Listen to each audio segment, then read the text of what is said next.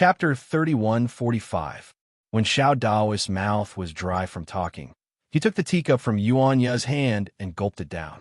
Then he passed the empty teacup back to Yuanya and said, "Tell the owner of the tea house that when I ascend to heaven, I'll definitely bring him along." Yes, Yuanya nodded honestly and turned around to leave. Xiaohua was a bit worried for Yuanya. He didn't know if the owner of the tea stall would think he was crazy and beat him out of there. Of course, Xiaohua's worry was unnecessary. After a while, Yuanya came back unscathed without any awkwardness or embarrassment. However, Xiaohua didn't doubt that Yuanya would repeat what he said to the owner of the tea stall. Under the scorching sun, the sound of cicadas could be heard from the banyan tree behind Xiaohua. However, the sound of cicadas couldn't suppress the sound of Xiao Daoist's stomach, especially after he drank a big cup of tea. Strange. What's wrong with today? Xiao Daoist was obviously a bit annoyed. Normally, after sitting for so long, there would be one or two people coming over. With his silver tongue, he would at least get a few copper coins. "Master, how about we go back first?" Yuanya understood Xiao Daoist's thoughts and reminded him in a low voice. "I don't believe it." Xiao Daoist originally wanted to go back, but after hearing Yuanya's words, his heart was filled with anger. Will there be business today? Could it be that I will be kicked out of Longevity Town after being disturbed by the monks of Shao Jin Temple last night? "Xiao Daoist, why don't you let me try?" Xiaohua said with a smile. "I'm unfamiliar. Maybe I can get something on credit?" "You?" Xiao Daoist shook his head and said, "You're even more unfamiliar? That year, I also dawdled for a long time before I got something on credit from the bun shop. Since I'm standing, I'll go for a walk. Maybe I'll get something." Xiaohua smiled and looked around, then walked away. "You?" Xiao Daoist raised his hand to stop Xiaohua, but when the words came to his mouth, he couldn't find any reason to stop him. He had only dug Xiaohua out of the stone. He knew better than Yuanya what the crystal stones were. It was already good enough that Xiaohua didn't ask him for the crystal stones. The perfunctory words he said yesterday were originally to coax Xiaohua like how he coaxed Yuanya. But looking at Xiaohua's words and actions this morning, he was not as ignorant as Yuanya. How could he possibly keep Xiaohua? Could it be that this old man made a mistake? Isn't he? Daoist Xiao looked at Xiaohua's disappearing back. Obviously, he wasn't going to the bun shop. Master, Yuanya, who was standing at the side like a statue, opened his mouth. "Why didn't you stop him?" He's very powerful." "Umph, how is he powerful? Do you think only the leopards in the forest are powerful in this world? If I can beat you, then I can beat the leopard? Is that awesome?" Daoist Master Xiao coldly snorted. If I were the same as before, even 10 Xiaohus wouldn't be my match." "Xiaohua is really amazing." Yuanya hesitated for a moment. "Those stones yesterday were not easy to move up." "Humph, you think this old man doesn't know?" Daoist Master Xiao snorted again. "Weren't you afraid that this old man wouldn't keep Xiaohua, so you helped him move them?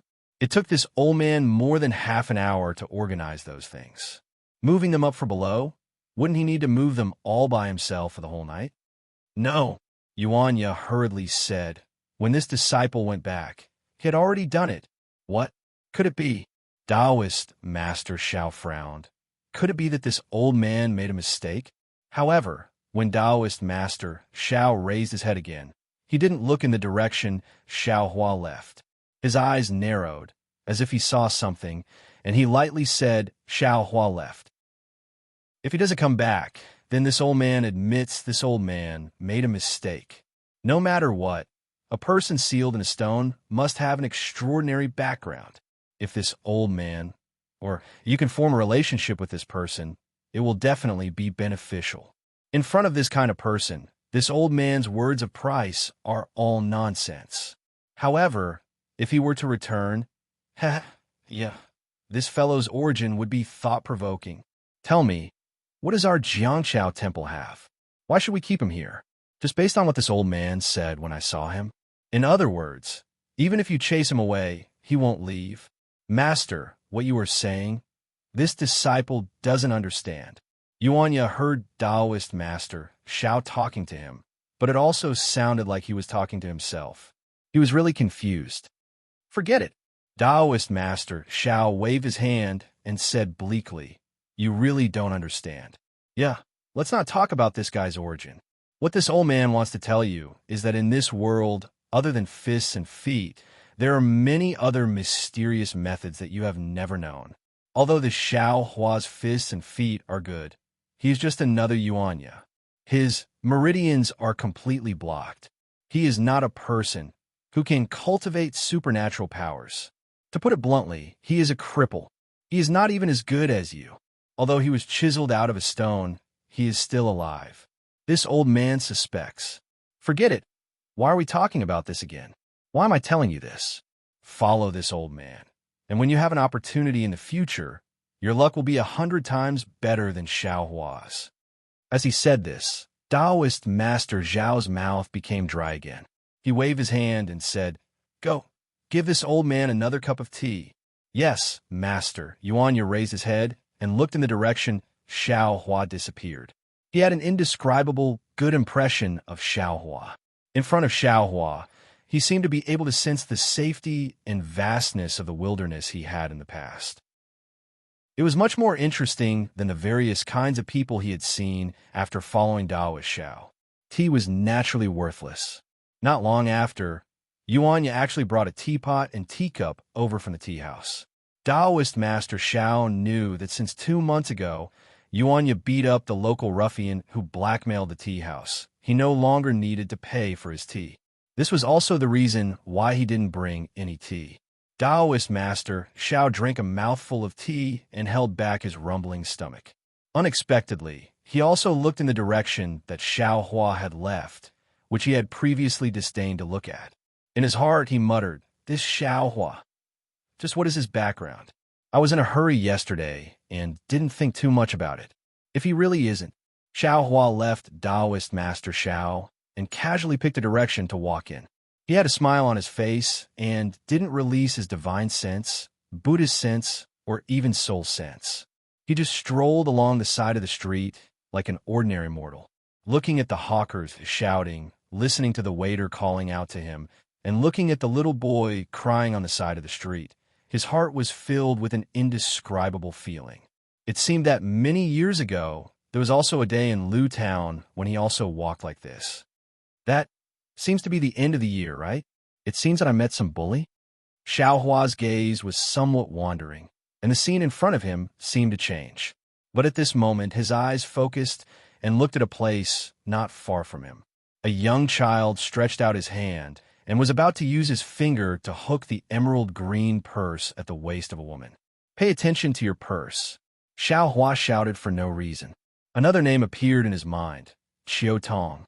When Qiu Tong's name appeared, his memories of Lu Town receded like the tide.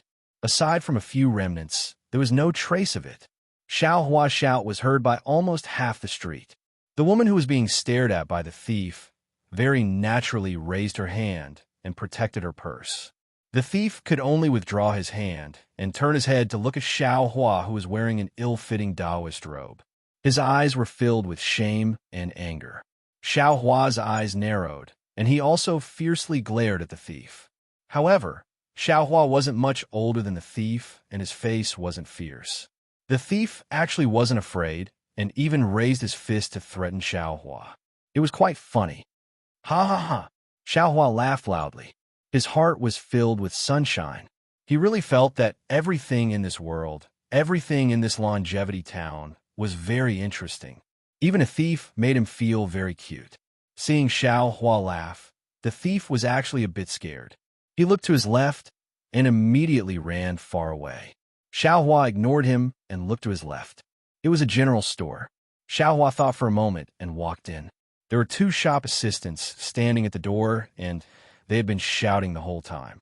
However, when they saw Xiao Hua turn around and walk in, one of them frowned and glanced at the other shop assistant. That shop assistant gave him a look, and the shop assistant immediately blocked Xiao Hua with his hand. He said with a smile, "Taoist sir, please wait." "Oh, what's wrong?" Xiao Hua was surprised. It's nothing." The shop assistant was still smiling. "My Gaolianxing General Store is a small business and has just opened today. I don't have anything to give out. Taoist sir, Please go somewhere else. Give out. Xiao Hua didn't know whether to laugh or cry. He lifted his hand and pushed away the shop assistant's arm. How could this old man want your charity? Little bastard. Hearing Xiao Hua call himself an old man, the shop assistant couldn't take it anymore. He rolled up his sleeve and said angrily, "Don't be so shameless. If you want money, go somewhere else. Don't think that you are a monk. If you stay a bit longer, this old man will beat you up." Ba. Just when Xiao Hua was frowning, a Buddhist chant came from behind him. Although Tan Yue is not a monk, you still have to listen to my Buddhist teachings. You have to treat people kindly. No matter what, this is still a Taoist friend. Like this old man, he is also a monk. How can you beat him up just like that? Oh, so it's Monk Mingyu. When the shop assistant heard, his face immediately changed. He hurriedly saluted behind Xiao Hua and said with a smile, "Sir, how come you have time to come to the secular world today?"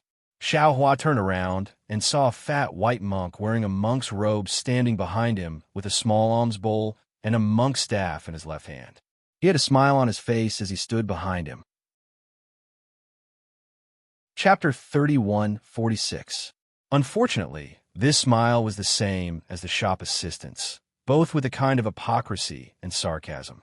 Buddha has said, "If I don't go to hell, who will?" You all have suffered in this mortal world. Although this old monk has already escaped from the sea of suffering, I still can't bear not to come and save you all. Yes, the great monk is merciful. My longevity town has Shao Jin Temple with a great master like the great monk. Only then can we have a peaceful life. Those demons and ghosts don't dare to disturb us. The shop assistant's mouth was sharp, and now it was like a lotus flower blooming from his mouth. Hearing this, Xiao Hua was flabbergasted. The great monk must already be thirsty, please. Another shop assistant hurriedly bowed and said, "Please come to my humble store to serve tea." This Zen Master Mingyu's face showed an awkward expression. This old monk still has to rush. However, without waiting for the monk to finish, a similarly fat shopkeeper immediately rushed out of the grocery store and shouted, Zen Master, please come quickly. Last month, when I went to Shao Jin Temple to worship Buddha, I didn't receive any guidance from the great monk. Now that you've come, you must stay in my humble store for a while. This little one here has the newly arrived daughter tea from Chanu country. It was picked by a young chick who was less than 16 years old. It's this year's new tea, just right for the great monk status. Moreover, this little one has already prepared everything for next month's visit to Shao Jin Temple. Facing the enthusiasm of the grocery store owner, Zen Master Ming Yu was helpless. That fat hand pulled on his robe. He couldn't break free. He could only reluctantly say, "This old monk will only stay for the time it takes to brew a cup of tea. Please." Seeing Zen Master Ming Yu relent, the grocery store owner was overjoyed. He hurriedly extended his hand to invite Zen Master Ming Yu into the store. Zen Master Ming Yu turned his head and asked Xiao Hua with a smile, "This fellow immortal clearly looks unfamiliar. Are you a traveling Taoist from outside? Do you want to go in with this old monk to taste the tea?" Seeing Zen Master Ming Yu's flaunting expression and the grocery store owner's disdainful gaze, how could Xiao Hua go in with them? He smiled. He wouldn't lower himself to the same level as these people. He waved his hand and said, "Forget it. How can the tea of the secular world enter this old man's mouth?" After saying that, he walked away. TSK. Zen Master Ming Yu naturally wouldn't speak. The grocery store owner sneered and said, "I've seen many traveling Taoists like you." He was not even comparable to ordinary beggars. Beggars could at least bow and kowtow. Taoist Xiao from Jiangshao Temple can still. At this point, the grocery store owner suddenly stopped talking. Looking at Monk Ming Yu's displeased expression, he hurriedly smiled and said, "Of course, Xiao Taoist is just a wild fox in from some Taoist temple. It can't be compared to Master's boundless Dharma. Fellow immortal Xiao, let's not talk about it." After being locked in a stalemate with this old monk for so long in that small Taoist temple, his illness has seeped deep into his bones, and he has reached the end of the wrong path. Monk Mingyu immediately hid his displeasure. He looked at Xiao Hua's disappearing figure with pity and said, But in this world, there are many people like that immortal friend just now. They have just stepped onto the wrong path, like a lost lamb. I can't bear to see them go further and further away. I always want to give them a reminder or a warning. Grandmaster is an expert. This little one admires you. The grocery store owner had a pious expression and respectfully welcomed Monk Mingyu into the store to serve him tea. This hidden immortal continent is actually different from Xiaoyu continent. Xiaohua also didn't take this matter to heart. While walking, he pondered, according to Su Zhuoyang, this hidden immortal continent is where Confucian cultivators live. It is reasonable to say that Buddhist sects should avoid it. At the very least, they shouldn't be so arrogant, right? But this monk Mingyu is openly walking around this longevity town. Moreover, from what the grocery store owner said, this small gold temple seems to be quite famous in Longevity Town. Those Confucian cultivators don't care. Also, these mortals in Longevity Town seem to have a very good impression of Buddhist sections. Even when they saw the demon just now, they weren't afraid. How is it that the mortals of Xiaoyu continent don't know the situation of Tao sects at all? It really is like the saying, the great Tao is 3,000. Not only for Tao sects, but also for Buddhist sects, Confucian cultivators, Tao sections. Amen. Even that demon seems to be within the great Tao. Xiaohua understood. What Buddhist sects emphasize is to enter the secular world. In this secular world, one can see through the secular world and comprehend the good fortune of Buddhism. But what about Confucian cultivators? Thinking up to here, Xiaohua stopped. He looked at the few children who were playing around and smilingly went over to ask.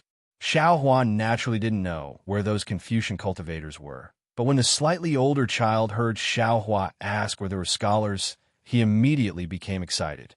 He smiled and pointed to the east of Longevity Town, saying that it was inside Longevity Academy.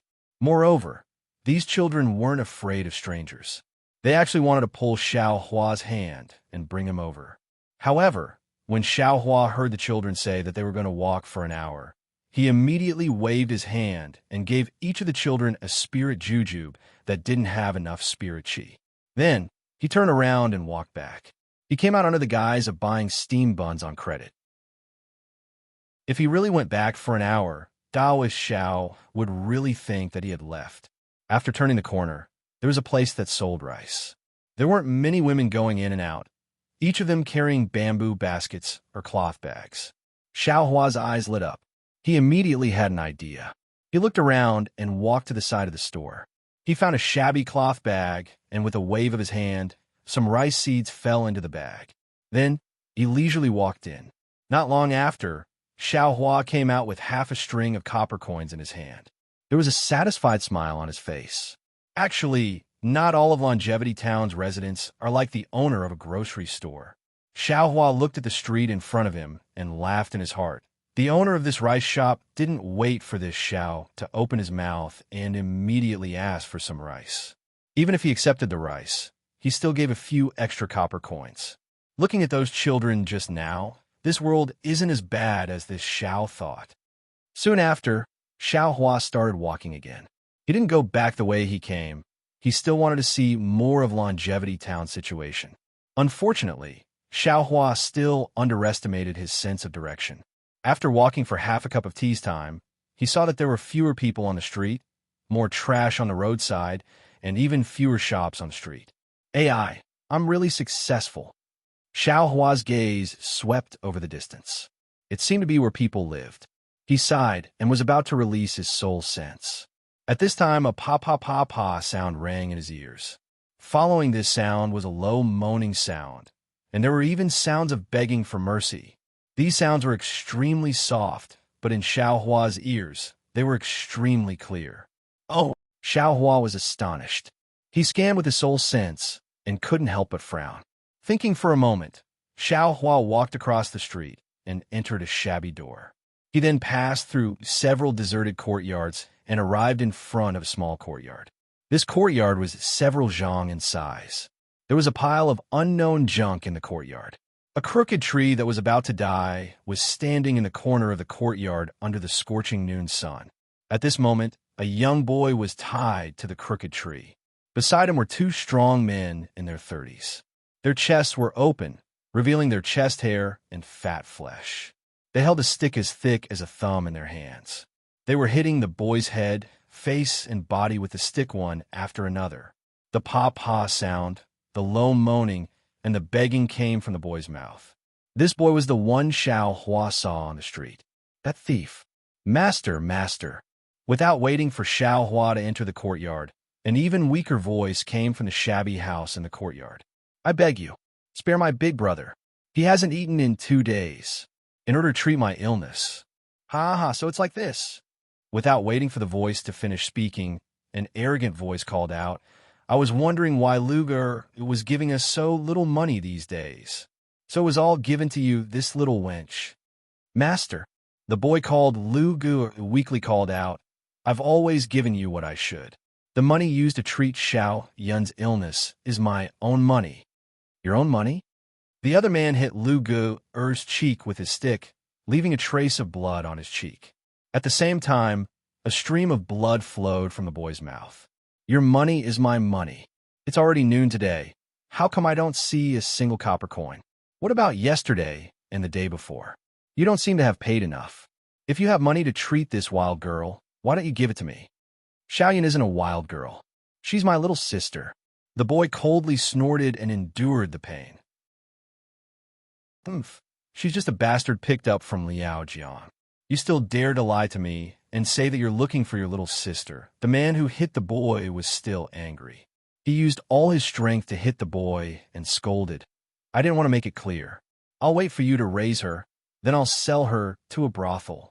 However, seeing how sick she is now, I'm afraid she won't be able to live for long. Third brother, why don't we?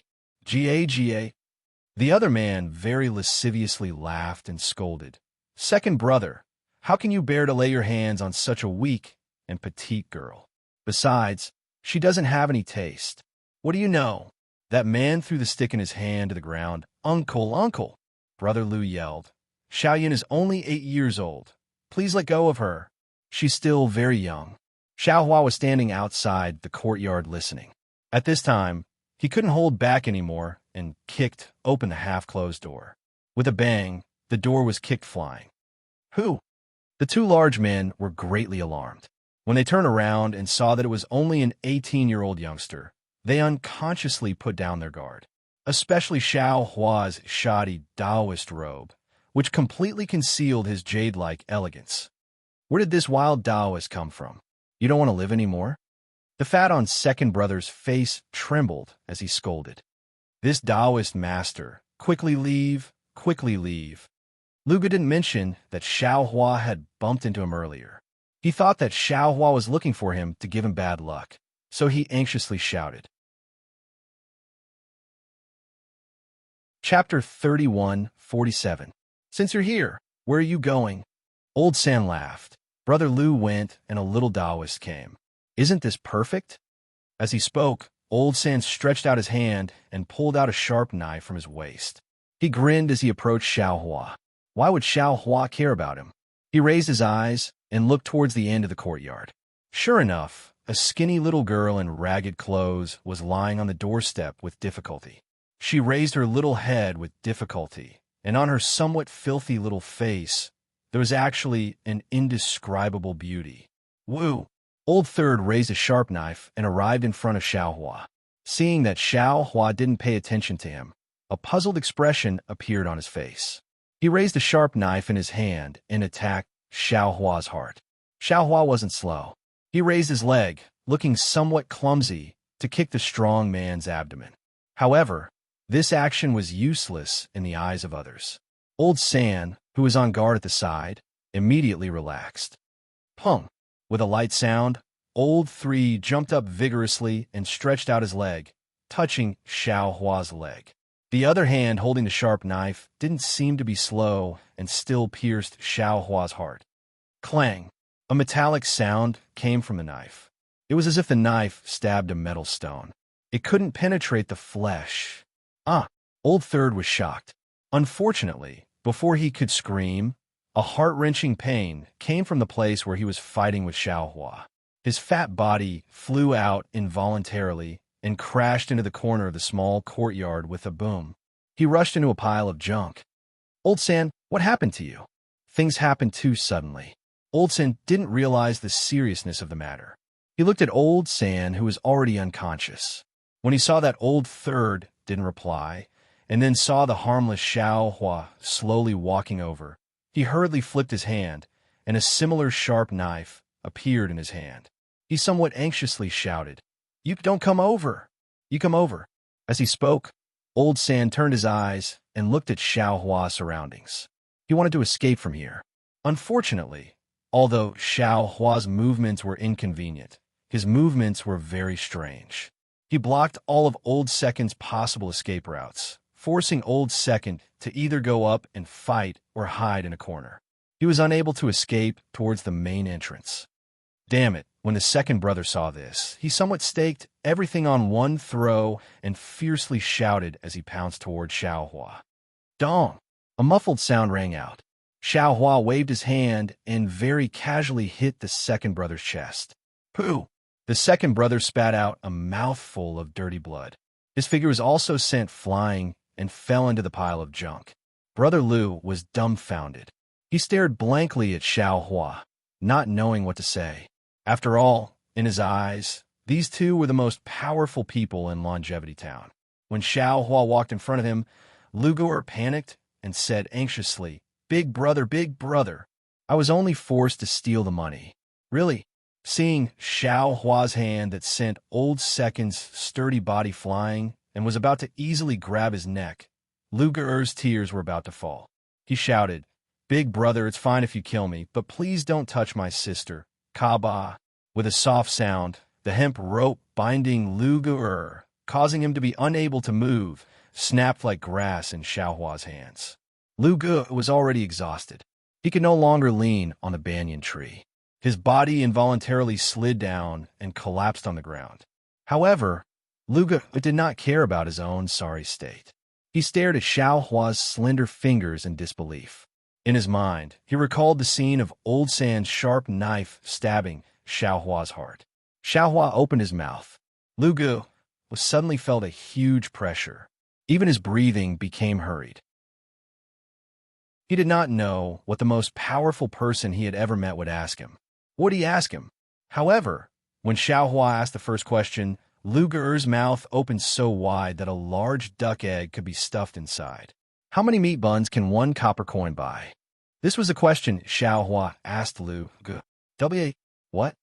Liu Gu'er blinked his eyes. He could not believe his ears. He felt that Xiao Hua was afraid that he would be scared silly. Big brother. Liu Gu'er stuttered. I am not stupid. Xiao Hua was a little impatient. He asked again, how many meat buns can one copper coin buy? Don't tell me you have never bought one before. Three.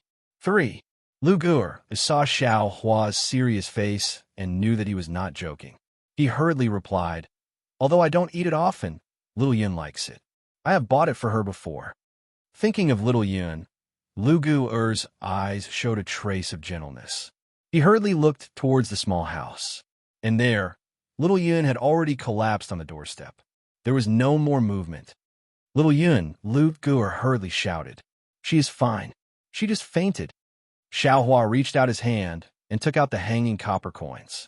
He took 3 of them and threw the rest in front of Liu Gu'er. He said, take these to treat your sister. Thank you, big brother. Liu Gu'er was really ecstatic. Wasn't it because he did not have money that the doctor did not come? With these copper coins, Little Yun's illness should not be a problem anymore. In the future, don't steal money anymore.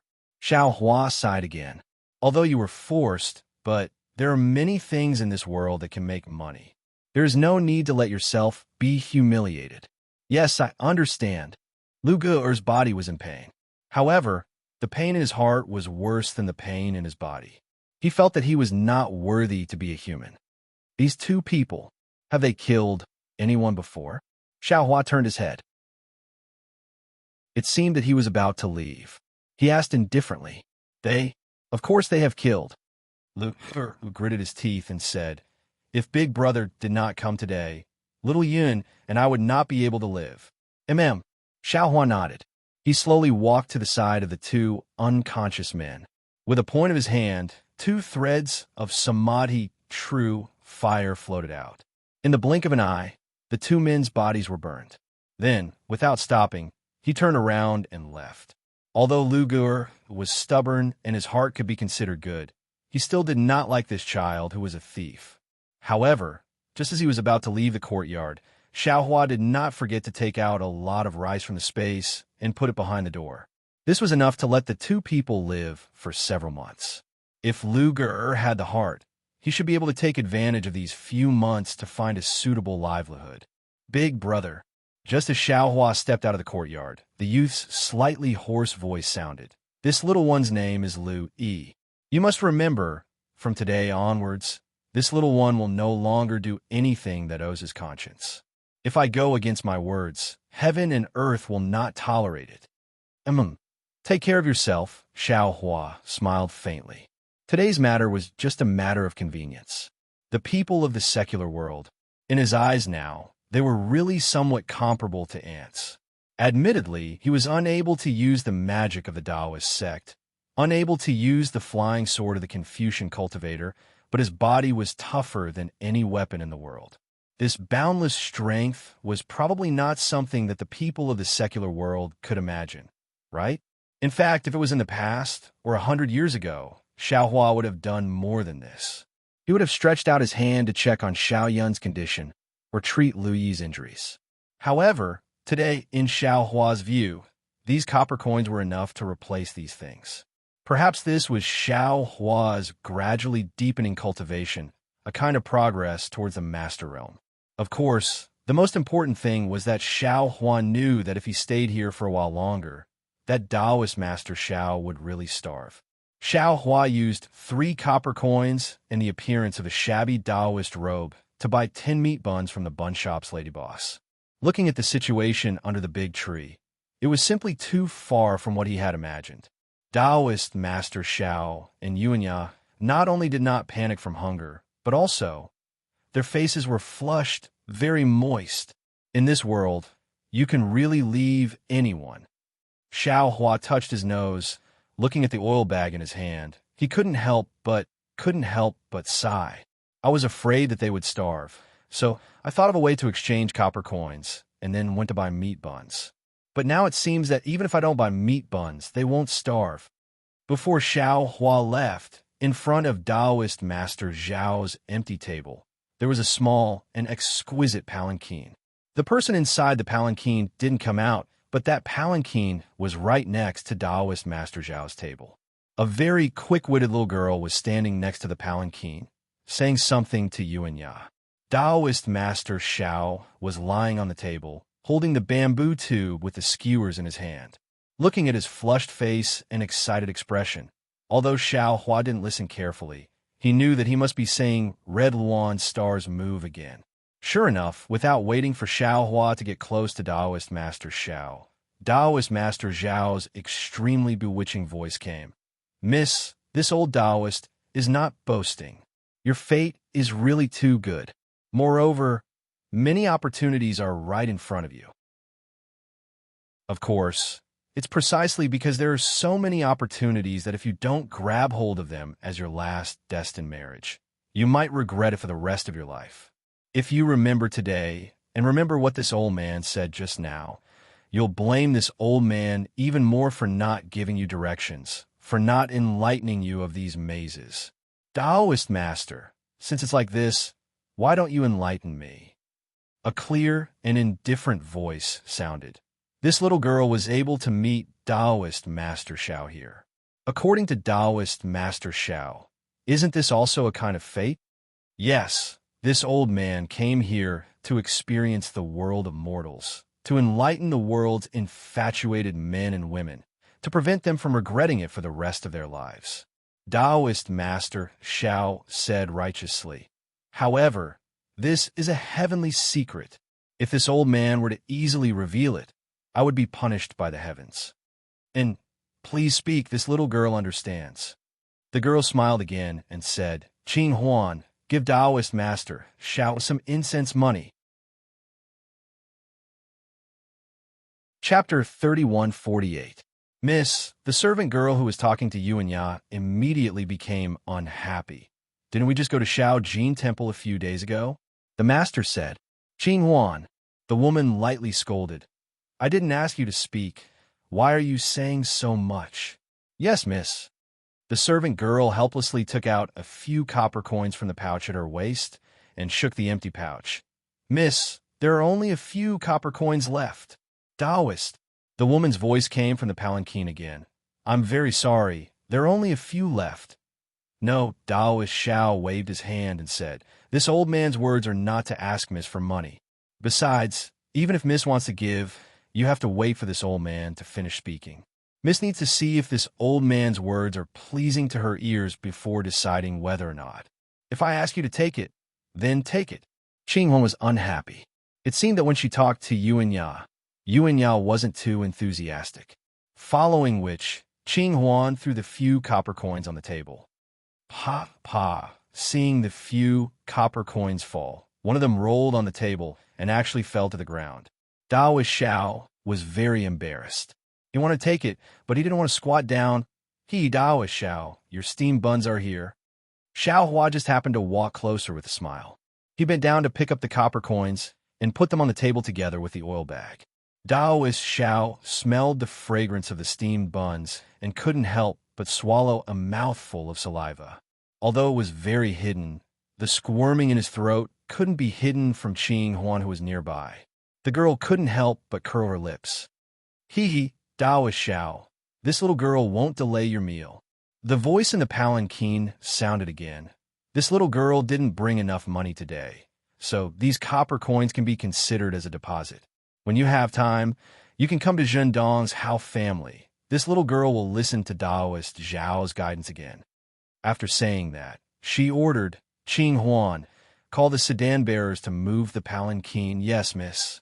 Qing Huan answered and hurriedly called the 4 strong men who were sitting under the shade of a tree to lift the palanquin and hurriedly left. Humph! Taoist Shao glanced at Shao Hua and said angrily, you don't come back earlier or later, always interrupting at the most crucial moment. However, while he was complaining, Taoist Master Shao had already put the copper coins into his cloth bag. He even took out a meat bun from his oil bag and took a big bite out of it.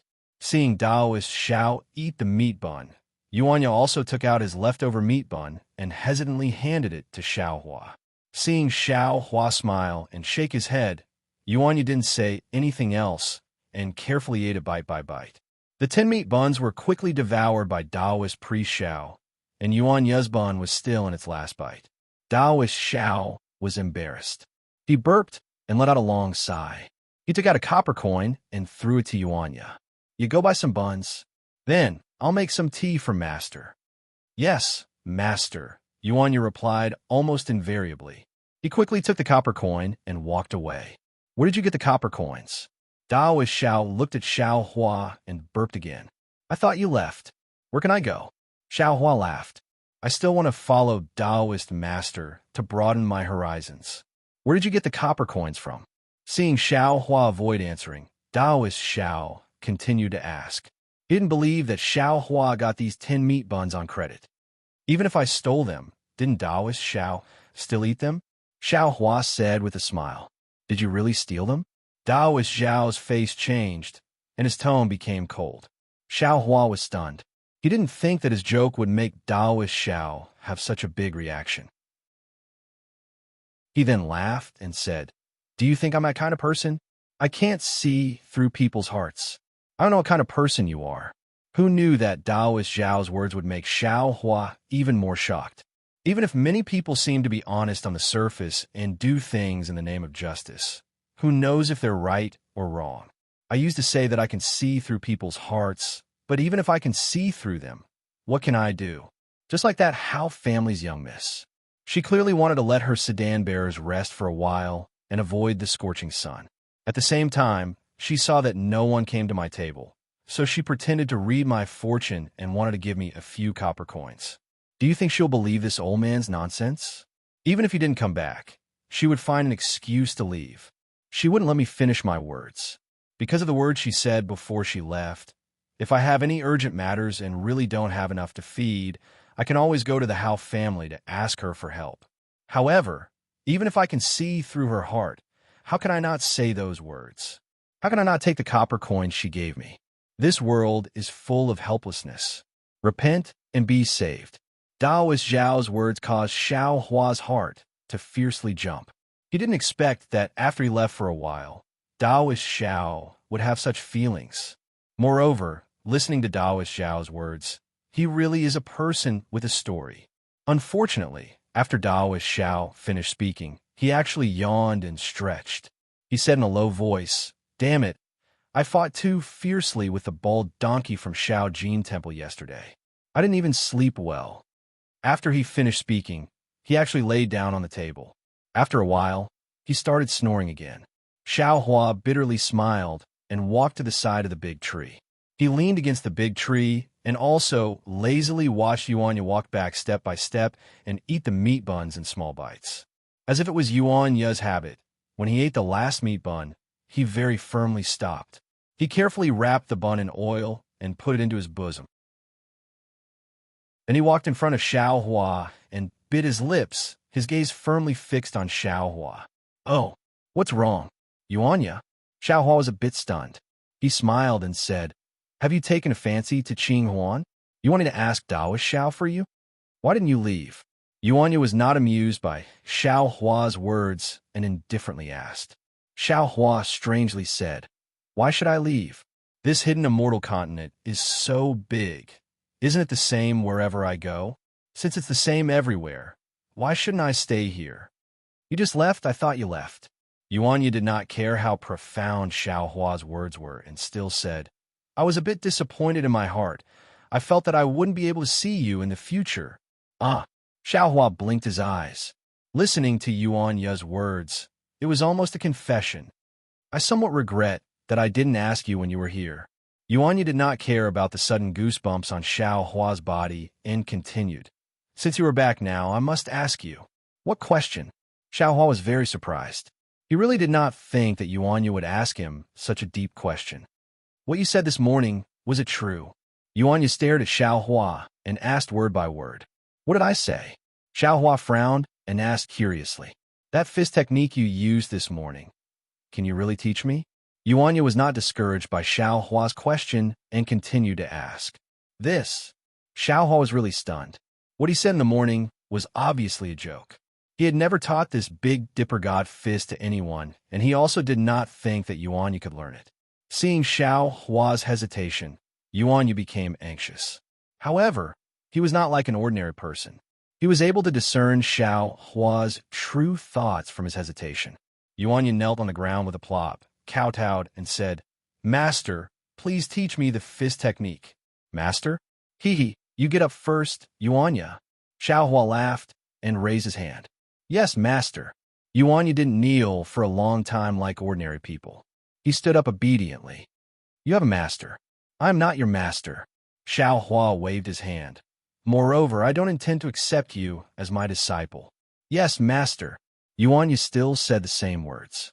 Xiao Hua shook his head and did not intend to correct this mistake. He only stared at Yuanya and asked, "If you want to learn this fist technique, you must tell me. Why do you want to learn it?" "Why do I want to learn it?" Yuanya was stunned. He scratched his head and said, "If I learn this fist technique, I will be more powerful. Naturally, I want to learn it. Why not?" Yuanya's answer was straightforward, leaving Xiao Hua speechless. Looking at Xiao Hua, who was lying on the table, Xiao Hua really felt that this was Xiao Hua's arrangement. "How about this? Tell me about your life experience.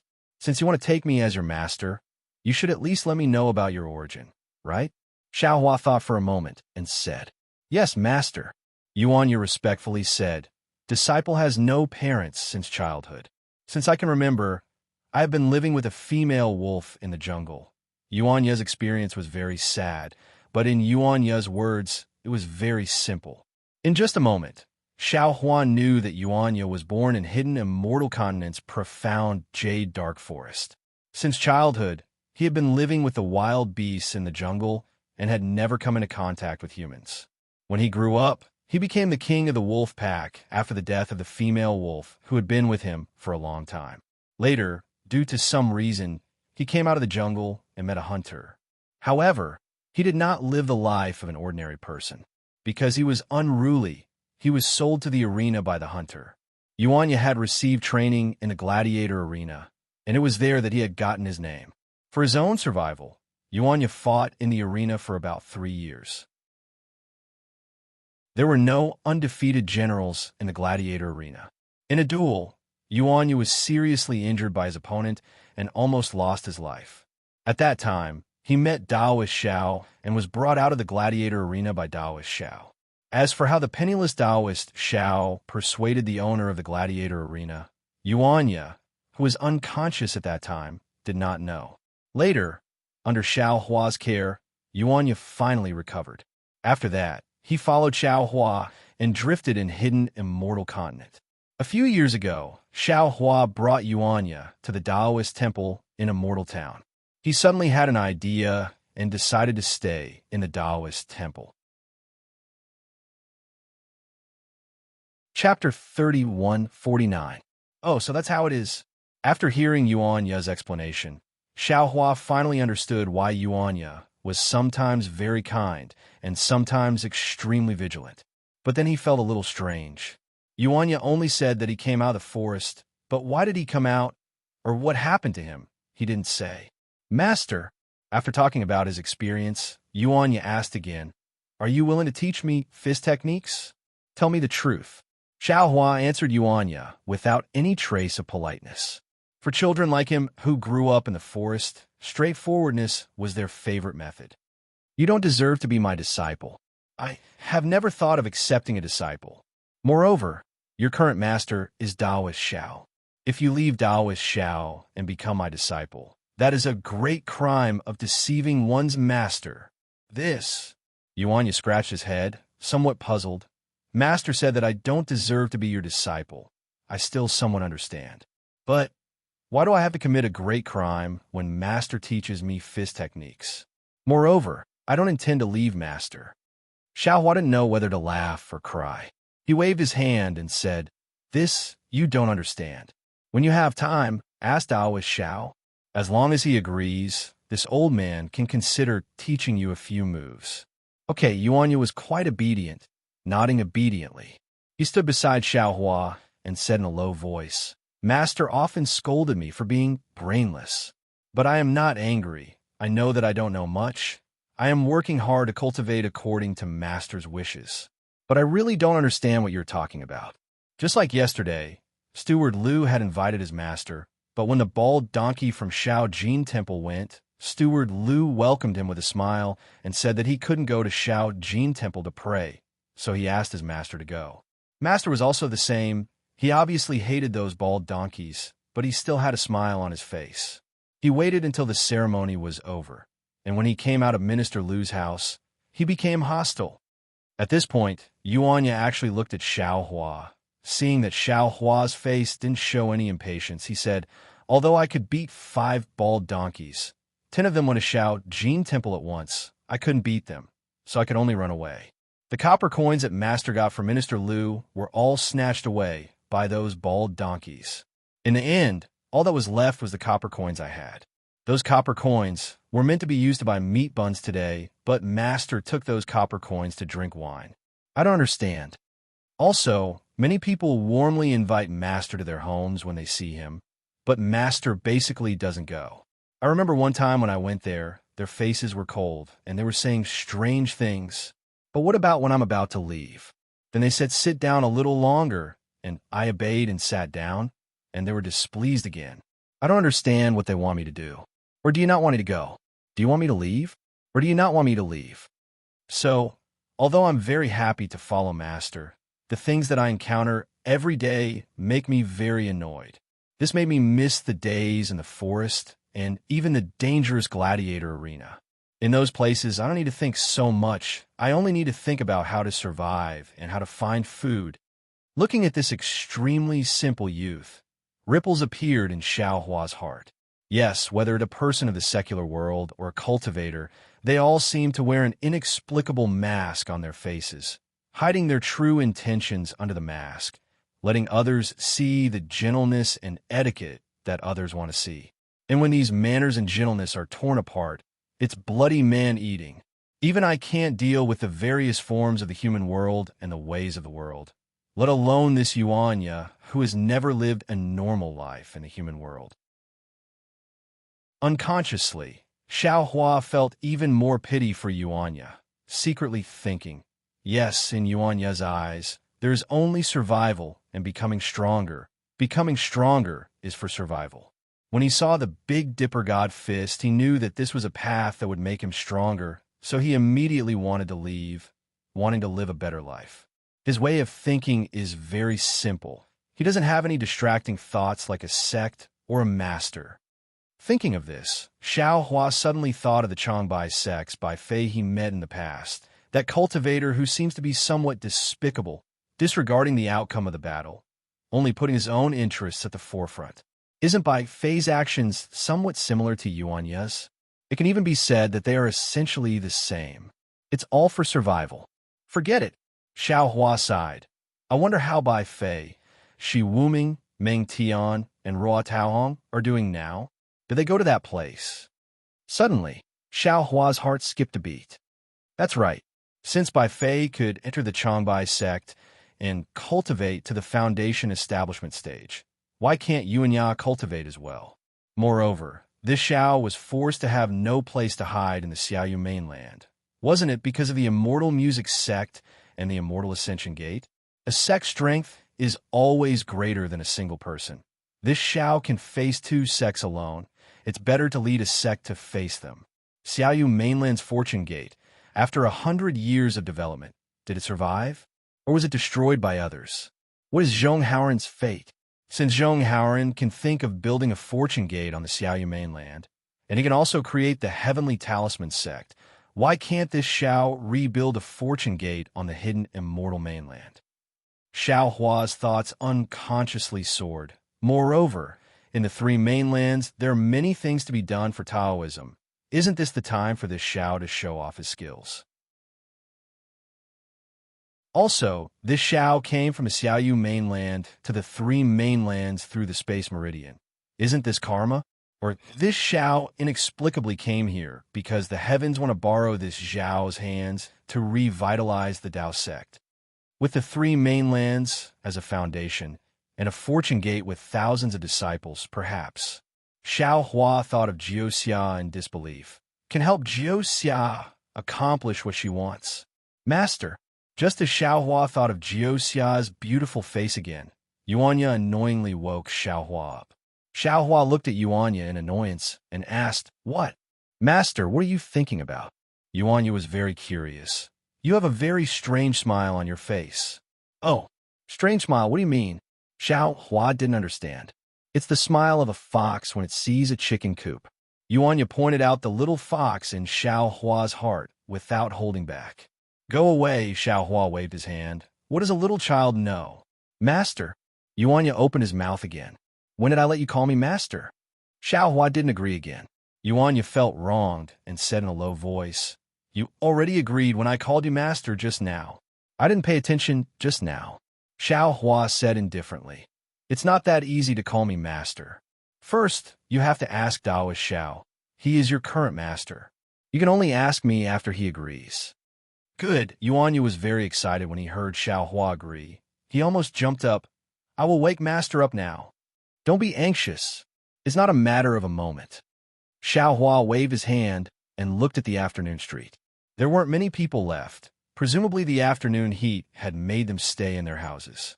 Even in the stalls and shops on the side of the street, whether it was the staff or the customers, they were all listless. I also want to know, what did Daoist Xiao teach you? Xiaohua glanced at Daoist Xiao, who was still sleeping on the table, and asked, This? Yuanya hesitated when he heard this. When Xiaohua saw this, he immediately smiled and said, If it's not convenient to say, then don't say it. No, Yuanya said with some distress. I was thinking, what did Master teach me all these years?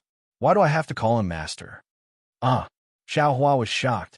Daoist Xiao didn't teach you anything. Master seems to have taught me a lot, but I have never seen anything like Master's martial arts. Yuanya said with some distress. He didn't even teach me anything that could increase my strength. This is also the reason why I want to learn from Master after seeing him display his martial arts. So it's like this. Xiao Hua understood a little. Maybe Daoist Xiao saved Yuanya because he wanted to make him his guard? Master, what else do you want to ask? Yuanya looked at Xiao Hua very carefully. A beast's instinct told him that this person in front of him was not only safe, but could also make him stronger. He had to seize this opportunity. Nothing. Xiao Hua looked at this young man who was not only simpler than cultivators, but also more simple than ordinary people. He really didn't know what he wanted to know. Oh, right. What instrument did you play last night? This Xiao heard. You seem to have something on your mind. Xiao Hua suddenly thought of the instrument Yuanya played last night. That instrument is called sun. It was given me by someone. It was rare for Yuanya to be a little embarrassed. His eyes, which had never changed, suddenly widened. It seemed that his mood had changed. But this is my secret.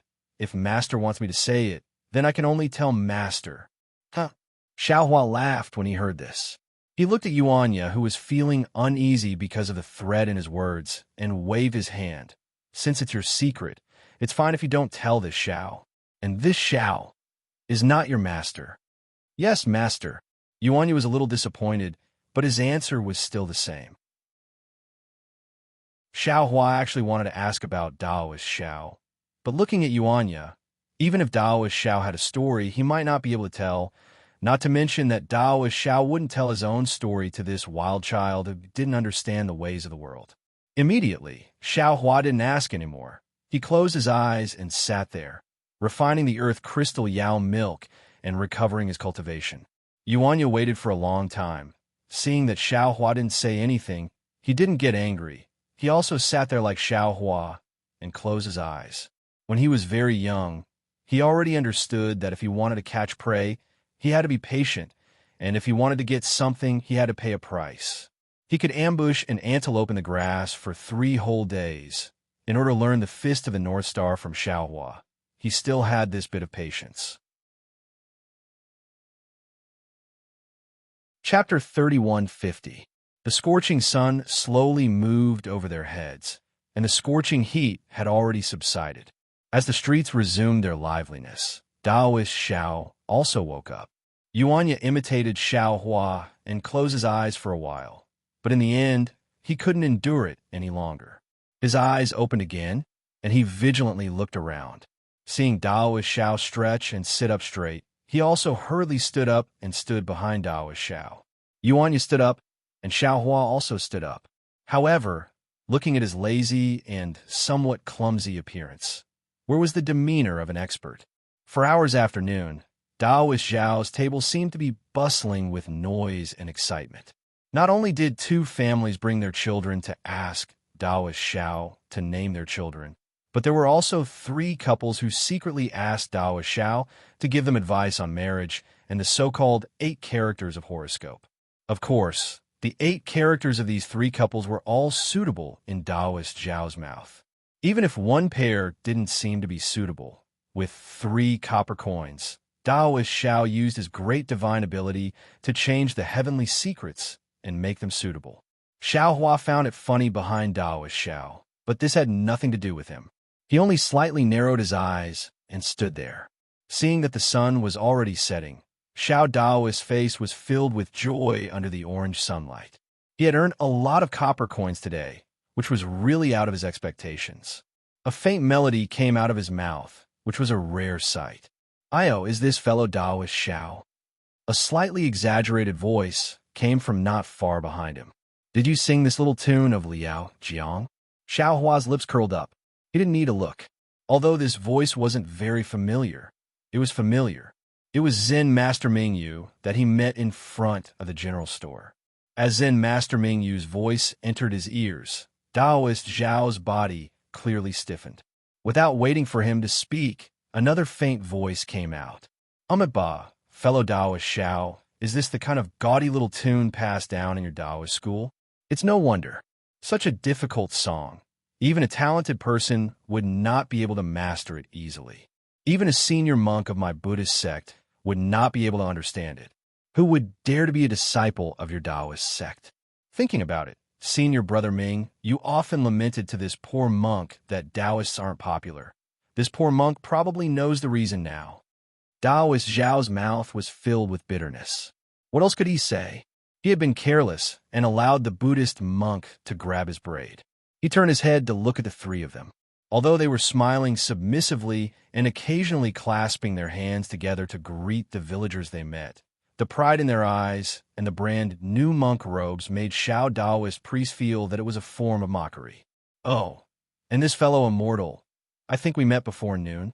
Zen Master Mingyu looked at Shao Hua again and said with a smile, "This poor monk sees that you are still young and inexperienced in the world. Don't be deceived by this Taoist. If you have time, I hope you can make a trip to my Shao Jin temple and see the brilliance of my Buddhist sect. Immeasurable Heavenly Lord, where are you three fellow immortals trying to deceive the ignorant? How many men and women have you fished up from the sea of sin today?" Taoist Master Shao straightened up and retorted without backing down, "Looking at your physiques, they're indeed stronger than I. It's quite suitable for us to fish someone out from this sea of misery. Alas, my Taoist sect emphasizes being detached from the world. I sang a few songs to experience the suffering of the people and also to improve my cultivation. Fellow immortals, it's said that the Buddhist sect emphasizes going ashore, treating the boundless mortal world as a sea of misery. You guys don't rest on the shore, but wander in the sea every day. How can you fish people out from the sea of misery? Could it be that you want to use silver to make boats? As for this fellow Taoist, he has long been a disciple of my Taoist sect. Even if you beat him to death, he won't go and learn any Buddhist doctrine." Xiao Hua heard Taoist Master Zhao's words and couldn't help but laugh. That's right, except for Zen Master Mingyu. The two monks behind him were fat and big, looking like wine sacks and rice bags. If it weren't for the fact that the Buddhist sect's days were too comfortable, how could they be like this? Without waiting for Zen Master Mingyu to speak, the other monks smiled faintly. "Even if my Buddhist sect uses silver to make boats in the sea of misery, it's still because my Buddha sacrificed himself. It's 100 times better than your Taoist sect using copper coins to make boats. Even if my Buddhist sect has disciples fishing people out from the shore, it's still tens of thousands of people. It's 1,000 times better than your Taoist sect's 3 to 5 lone men." You, Taoist Master Zhao's soft spot was obviously poked by the three monks. After being a loss for words, he coldly said, "Speaking of lotus flower tongue, I can't compare with the Buddhist sect that only relies on words to save people. However, my Taoist sect has always emphasized cultivation of Tao techniques. If you guys can do it, I don't even need to make a move. This good-for-nothing disciple of mine can also fight 1 against 3. Why don't you give it a try?" Xiao Hua, who was at the side, laughed in his heart. He really didn't expect that on the hidden immortal continent, the Taoist sect and the Buddhist sect would actually confront each other like this. Seeing the embarrassment on the faces of the three monks, Taoist Master Shao was very proud of himself. He didn't know how many times he had fought with the monks of the small gold temple, so he was very clear about each other's strength. He clearly knew that other than Zen Master Mingyu, the other two monks couldn't possibly be Yuan Ye's opponent. Furthermore, how could Zen Master Mingyu fight him on the street? He couldn't win against them with words, so he could only use a challenge to suppress the three of them. Unexpectedly, the three monks suddenly laughed, as if they had seen something very interesting. They looked at each other. Then Zen Master Mingyu opened his mouth and said, "Fellow Taoist Shao, is this a challenge from your Jiangchao temple to my small gold temple?" Oh, Taoist Master Shao had a bad feeling. However, now that the matter had reached this point, there were already a few villagers of the Longevity Town standing on the side. How could he shrink back? Seeing Taoist Master Shao nod his head, he stiffened his neck and said, that's right. Does Small Gold Temple dare to accept my Jiang Chao Temple's challenge?" Of course, Zen Master Mingyu laughed as if he saw a little lamb falling into a trap. He replied, "This old monk will represent my Small Gold Temple to accept the challenge from Jiang Chao Temple. 3 days later, it will be in front of my Small Gold Temple's mountain gate. However, it doesn't need to be 1 against 3. It only needs to be 1 against 1. Why 3 days later? Why not in my Jiang Chao temple? Taoist master Xiao hurriedly shouted. Since it is the Jiang Chao temple that issued the challenge, the time and place naturally will be decided by my small gold temple. This is the custom of the 3 continents. Could it be that Taoist master Xiao doesn't know? Besides, does Taoist master Xiao think that your Jiang Chao temple has a place to show off your martial arts? Zen master Mingyu replied with some disdain. Fine. Taoist master Xiao clenched his teeth, not knowing whether to agree or not. However, Xiaohua looked at Taoist master Zhao's slightly moving eyes and already somewhat understood what he was thinking. The small gold temple knew of Yuan Ye's strength, yet it still didn't need to fight 1 against 3. Something must have changed in 3 days. Other than running away, what other good plan could Taoist master Xiao have? Taoist master Xiao. This old monk will spread this matter throughout Longevity Town. If the Jiangchao temple doesn't show up in 3 days, then Taoist master Mingyu's face. Whatever Xiao Hua could think of, Zen master Mingyu naturally had already thought of it. Right after Taoist master Xiao opened his mouth, Zen master Mingyu immediately said, and his gaze swept across the surrounding villagers. Fine. Taoist master Zhao's teeth were about to be bitten off. His face was full of bitterness, but he couldn't not agree in front of everyone.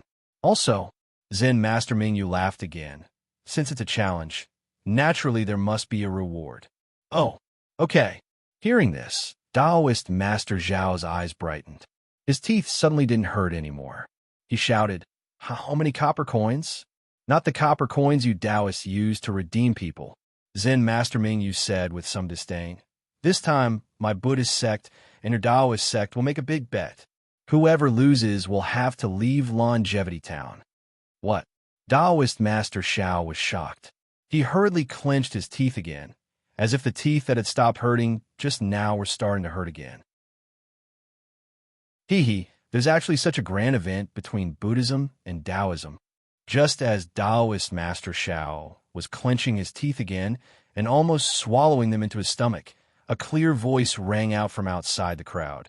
10 days later is the day of the decennial immortal and Buddhist ceremony between us Confucian cultivators and Buddhism, right? It's been a long time since my Longevity Academy and Small Gold Temple joined hands to discuss the friendship between Buddhism and Confucianism.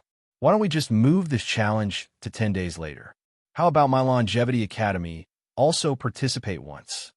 When Zen Master Mingyu and the others heard this, joy appeared on their faces. They looked towards the source of the voice, put their palms together, and said, So if it's Zhu Tanyue, this poor monk greets you.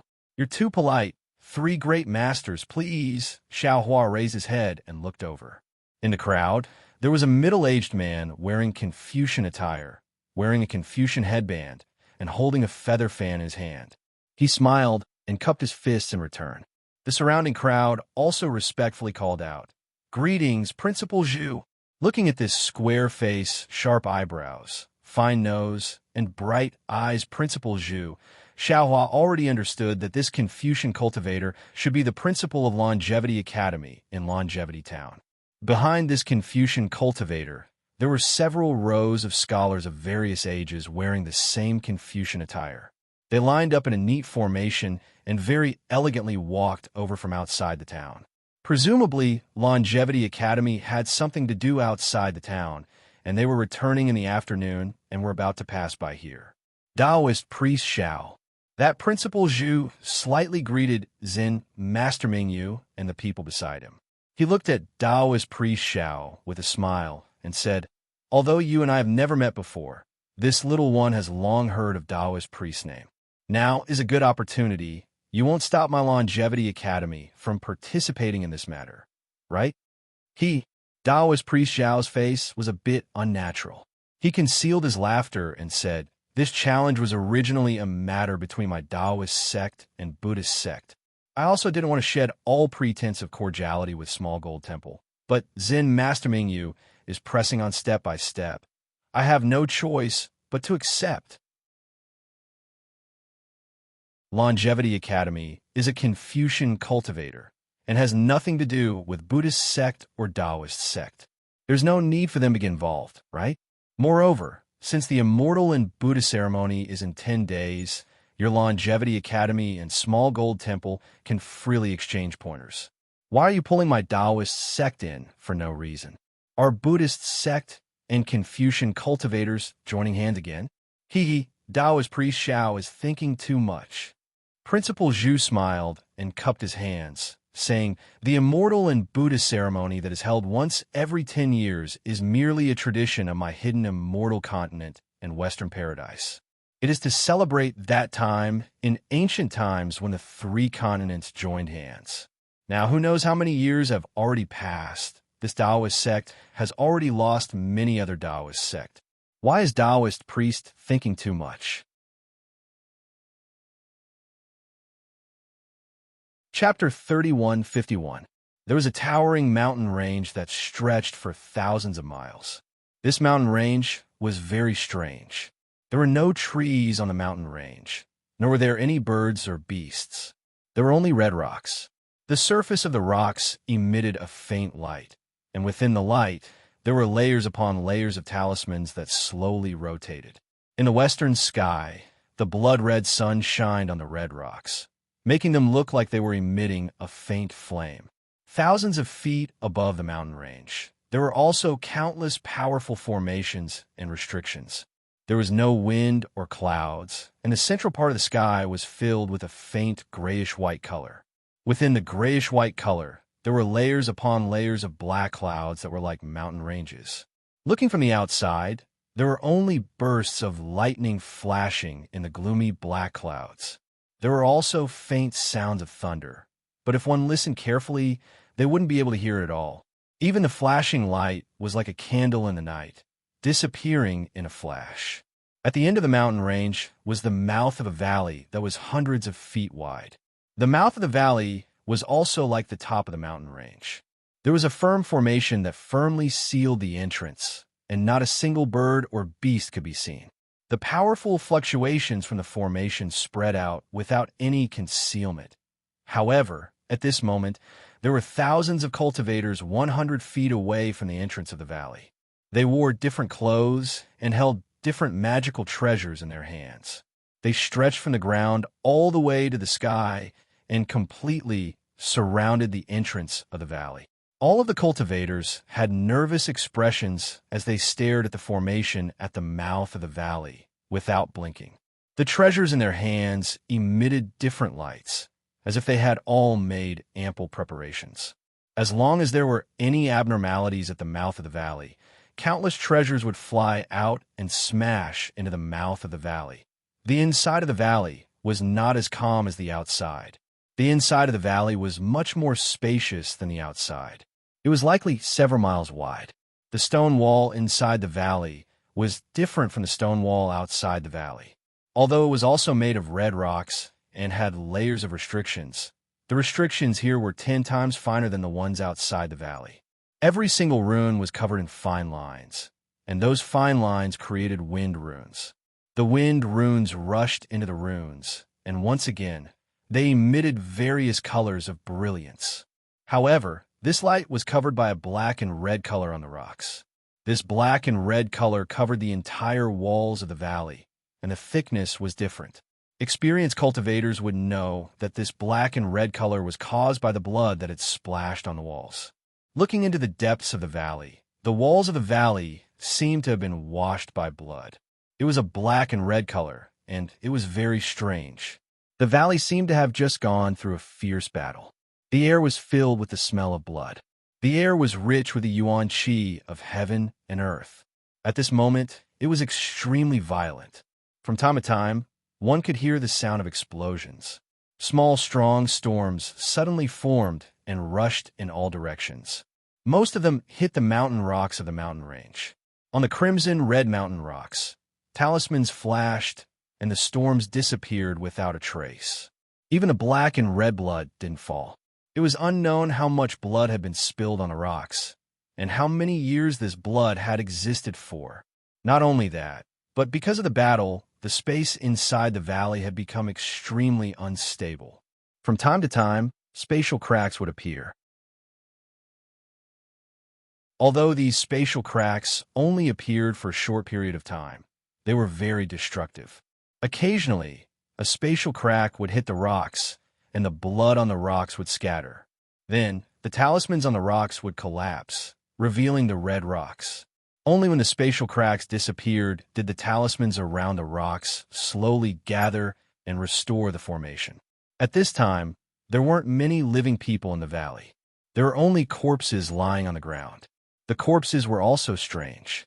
Half of them were human corpses, and the other half were not very similar to humans. Some of these corpses were very tall, some were very black, some had wings on their backs, and some had legs on their heads. There were even all kinds of strange shapes of birds and beasts. These corpses had one thing in common, and that was that there were traces of black gas or blood red light flashing faintly. These black gas and blood red light were between the scattered pieces of the corpses. Some of them were like earthworms that wanted to gradually enter the rocks, and some were like small snakes that wanted to swim to other places. However, without exception, they were all caught by the flashing restrictions on the ground. Traces of lightning-like brilliance flashed, and they were gradually strangled to death. There weren't many living people in the valley, and they all had magic treasures in their hands. Their bodies flashed with various colors as they flew rapidly in the air. From time to time, they avoided the spatial cracks and extremely strong hurricanes as they flew into the depths of the valley. Everyone's eyes were filled with vigilance, and their faces were filled with extreme exhaustion. However, their divine senses were like a spider's web, sweeping around inch by inch. They didn't dare to miss a single spot. The deepest part of the valley was an area with a radius of 10,000 feet. This space of 10,000 feet was like a giant cocoon, filled with black and red mist. This mist rolled violently like a cocoon squirming. Inside the black and red mist, there were countless broken limbs moving up and down from time to time. There were even some wailing heads that suddenly appeared and let out a shrill cry. However, before this shrill cry could be heard, a layer of violent fluctuations appeared outside the black gas, blocking it. The core of the black and red mist wasn't inside the stone wall, nor was it on the ground. Instead, it was at the center of this 10,000 feet wide area. The core was no longer covered in mist, but rather extremely condensed. Drops of sticky blood mixed with the black flames slowly flowed in the center. The black flames surrounded a hole that was several hundred feet wide. Almost endless black gas and black flames flowed out from this hole. They couldn't rush into the valley in time, so they condensed at the core. Bursts of obscure and indescribable sobbing sounds came from this hole. Aside from the black gas and the sobbing sounds, the depths of the hole were filled with blood-red light. It was impossible to see what was inside it all. At this moment, at the edge of the hole, countless thunderous sounds came from the void, and endless lightning flashed. Waves of slow, unparalleled, and inhuman force came from the edge of the hole and squeezed inwards. Under this pressure, the hole began to shrink bit by bit. Looking at the black-red ball of chi that had shrunk to about 1,000 feet in size, there were over 200 cultivators dressed in different Taoist robes, standing in the air. There were old and young cultivators, men and women, and some had simple faces and some had ferocious appearances. However, without exception, these cultivators were even more tired than the cultivators flying in the outer valley. The light around many of them had dimmed, and the treasures in their hands were damaged. Many of them had lost an arm or a leg. Among these cultivators in Taoist robes, there were more than a dozen young men in sword robes. They didn't have any treasures in their hands, but they stood straight as if they were treasures themselves. What was special was that strands of spiritual energy rushed in from all directions. There was a faint flash of light around them, and flying swords flew out from their bodies. The silhouettes of the flying swords flashed by and didn't linger for even a moment. Whether it was the cultivators in Taoist robes or the swordsmen in sword robes, their expressions were filled with vigilance and pride. Although they were staring at the black gas, there was a sense of relief in their eyes. Although these 200 cultivators appeared to be standing in a disorderly manner, it was actually a very powerful formation. Slowly and rhythmically, the natural energies of heaven and earth rushed into the formation from all directions, evenly and in an orderly manner, falling into the left side of different cultivators. As the spiritual energy rushed in, the formation seemed to be breathing and flashed with a faint, golden light. A faint rooster shape appeared, but there were many flaws in this rooster shape. It was clear that there were cultivators in those places, but they were no longer there. About 10,000 feet above the hundreds of cultivators, there were several people standing under an oval-shaped canopy. The cultivator at the front looked to be around 30 years old. His face was simple and his forehead was bulging. Under his thick eyebrows, his eyes were as bright as the stars in the sky. The cultivator's gaze swept across the formation as if his gaze could pierce through the black and red fog. He smiled and said to the 40-year-old cultivator next to him, "Vice Alliance leader Luo, the reason why the 3 cultivation countries were able to defeat the Devil Realm was all because of the Alliance leader's Pleiades Devil devouring immortal formation. I thank the Pleiades Devil-Devouring Immortal Alliance on behalf of the 3 cultivation countries and the country of sword cultivators." Vice Alliance leader Luo, who was in his 40s, had a very dignified appearance. Even though he did not speak, there was an indescribable presence about him that was like the light of the rising sun. This presence was not some sort of Dharma power or divine ability, but it made people feel close to him at first glance, as if he was the only friend they had in their lives. Vice Alliance leader Luo's movements were even more elegant. When the cultivator finished speaking, he immediately bowed and said, "Senior Xianqing, you are the Alliance leader, ah? You are too polite." Hearing this, Starry Sky panicked. Starry Sky had always believed that no matter if it was the 3 cultivation countries or the Pleiades Immortal Alliance, they were all part of my Taoist sect. Their inheritance originated from the ancient times. You and I are going to work together.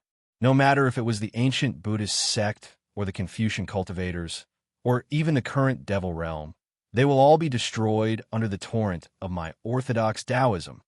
Haha, Vice Alliance leader Luo represents the Pleiades Immortal Alliance. Your ambition is really great. This 30-year-old cultivator was the alliance leader of the Morning Rain Continent's 3 cultivation countries, Taoist Xianqing. After hearing Luo Xingtian's words, he smiled and said, "I don't dare to think about these. I only want to be able to resist the invasion of the Devil Realm during my time as the alliance leader, protect the demon-resisting valley, and protect the 3 cultivation countries, as well as the country of Huan and other places." At this point, a hint of worry flashed across Taoist Xianqing's smiling face. He opened his mouth, wanting to say something, but hesitated. Chapter 31:52. How could Luo Xingtian not see it? He hurriedly smiled and said, "Senior Xianqing, we have already won the battle in the demon-resisting valley. The space meridian between the demon realm and the human realm has gradually closed under the power of the realm. Only the demon venerables of the demon realm have the power to resist such power, right? With their demon venerables bodies, they can't pass through the space meridian between the 2 realms. The curtain of the war is about to fall irrevocably. Senior, what are you worried about?" Sai Xingtian. Taoist Master Xianqing looked around and seemed to be a little worried. He said through voice transmission, "You have been in the 3 countries for less than 1,000 years. You didn't make it in time for the last battle in the demon-resisting valley, so you don't know. Last time, the 3 countries relied on the defense of the capital star formation to block the invasion of the demon realm. In the battle, 3 out of 60 people died. Among them, there were 2 void refinement realm cultivators, 17 spirit severing realm cultivators, and 44 nascent soul realm cultivators. Those below the nascent soul realm. Let's not talk about them." "Yes, about this." Luo Xingtian hesitated and said through voice transmission, I have also heard that the capital star formation is a defensive formation. It is not as good as the Pleiades demon-devouring immortal formation that I brought. But since the Pleiades demon-devouring immortal formation is an offensive formation, sacrifices are inevitable. Oh, Deputy Leader Luo, you are wrong. Taoist Master Xianqing shook his head and said, I am not talking about the problem of the offensive formation. The best defense is offense. I know this. And to be honest, if we still use the capital star formation this time, I am afraid that there will be more casualties. Hiss! Luo Xingtian took a breath of cold air and said anxiously, Senior, you mean the space meridian here is getting more and more stable? It could become a space passage? The strength of the demons attacking this time has increased greatly? That's right. Taoist Master Xianqing nodded. This is the problem that I found in the last 3 great battles. With that said, Taoist Master Xianqing pointed at the big formation below him and explained, there are 365 top cultivators of the 3 countries and the Huan country in this Pleiades demon-devouring immortal formation. They are all nascent soul realm cultivators, spirit-severing realm cultivators, and void refinement realm cultivators. But now 121 of them have died. Is twice as many as the last time. This can't help but alert me. If this continues to develop, after 1,000 years, won't these 300 cultivators be killed? Even if he could withstand it after 1,000 years, what about after 2,000 years? Do we still have enough cultivators to set up this array in the 3 kingdoms of cultivation? I really don't know. Senior, you're right. Luo Xingtian's expression changed as well. 1,000 years will pass in the blink of an eye. We have to plan ahead. Unfortunately, it is very difficult to travel from the Immortal Alliance to the 3 kingdoms of cultivation. Our Immortal Alliance has countless means, but none of them can pass through the innate restrictive formation of the Million Mountains. Even if we do pass through, more than half of them will die when we reach the world of soul cultivators. Less than 1 in 100 can follow me to the 3 kingdoms of cultivation. Alas, the method to build the transmission array in the 3 kingdoms of cultivation has been lost, let alone such a long transmission distance. Immortal Xianqing shook his head slightly and said, This is not realistic. When Luo Xingtian heard this, he smiled faintly and said, It's fine even if you don't have a teleportation array. Since Senior already knows about the changes in the space meridian, we should prepare as soon as possible. In fact, in Junior's opinion, the Imperial Demon Valley of the 3 kingdoms of cultivation is a solid barrier. Moreover, there are many restrictions in the space meridian. Ordinary demons, demon soldiers, and demon beasts can't enter. Those who exceed the strength of a demon commander can't enter either. Only demon generals, special demon soldiers, and demon commanders can pass through the space meridian. This is really beneficial for our human race. Senior, I'm afraid you don't know what kind of disaster will be if hundreds of millions of demon beasts or demon soldiers rush into the Imperial Demon Valley, right? Hee. Although I haven't seen it, how can I not know after hearing what Deputy Leader Luo said? If that happens, the Qi Refinement and Foundation Establishment disciples of the 3 kingdoms of cultivation will rush in. We don't have to rely on the cultivators above the nascent soul stage to resist. Yes, after today, Lord Alliance Leader has to think carefully about how to mobilize these low-level disciples. Luo Xingtian didn't hide it and transmitted his voice. Although the great war of immortals and demons in the Imperial Demon Valley is very important, the leaders of the various sects didn't participate, and the low-level disciples of the various sects didn't participate. Even many cultivators don't particularly understand the great war of immortals and demons. Except for the dozens of days of the great war of immortals and demons, the various sects didn't mention this matter. This is not good for the future war situation. Indeed, Taoist Master Xianqing nodded. With the experience of defeating the Immortal Alliance, the 3 kingdoms of cultivation will definitely. Not good. Just as Taoist Master Xianqing was speaking, the black-red fog suddenly froze, and the obscure sound also stopped. Then a red brilliance flashed out of the fog. Woo-woo. Ka-ka. A spear-shaped demonic weapon that was over 10 feet long suddenly shot out, emitting a terrifying whistling sound. Moreover, the demonic spear was so sharp and so fast that it pierced through the air, causing the already unstable space to collapse inch by inch. The person closest to the demonic spear was a young female cultivator. That female cultivator obviously discovered it later than Taoist Master Xianqing. When the demonic spear had rushed into the distance of 10 feet, she hurriedly rubbed her hands together, and a magic weapon, like a jade hairpin, rushed out. A blue wave emerged from the female cultivator's body, and the fine lines like scales protected the space of 10 feet around the female cultivator. However, before the demonic spear could hit this layer of protection, the collapsed space fluctuations had already rushed close. With a crisp ka-ka-ka sound, the scale-like ripples produced even finer cracks. Boom! A loud sound rang out, and the jade hairpin was immediately broken under the impact of the demonic spear. The female cultivator's face changed greatly, and her figure flashed, wanting to teleport out. However, the space around her was shrouded by the demonic spear. So how could she teleport? Swoosh, swoosh. A sharp sound rang out, and the female cultivator's protective magic weapon was broken. The flesh on her left arm instantly disappeared, and the demonic spear whistled past her. Alas, one force breaks 10,000 techniques. Taoist Master Xianqing's heart relaxed when he saw that the female cultivator only had her left arm broken. He sighed and said, "Changbai Sec's Fairy Liu has escaped a disaster. Fairy Liu has already reached the early stage of void refinement." Luo Xingtian next to him said with a smile, "But the one who threw the demonic spear should have the cultivation of a devil monarch. This guy can't pass through the space meridian, so I'm afraid he will use the demonic spear to vent his anger. This is probably the last blow before the space meridian closes." Yes, it should be so. Taoist Master Xianqing looked again. At this time, the entire great array was flashing with golden brilliance. Layers of protection appeared in front of the demonic spear out of thin air.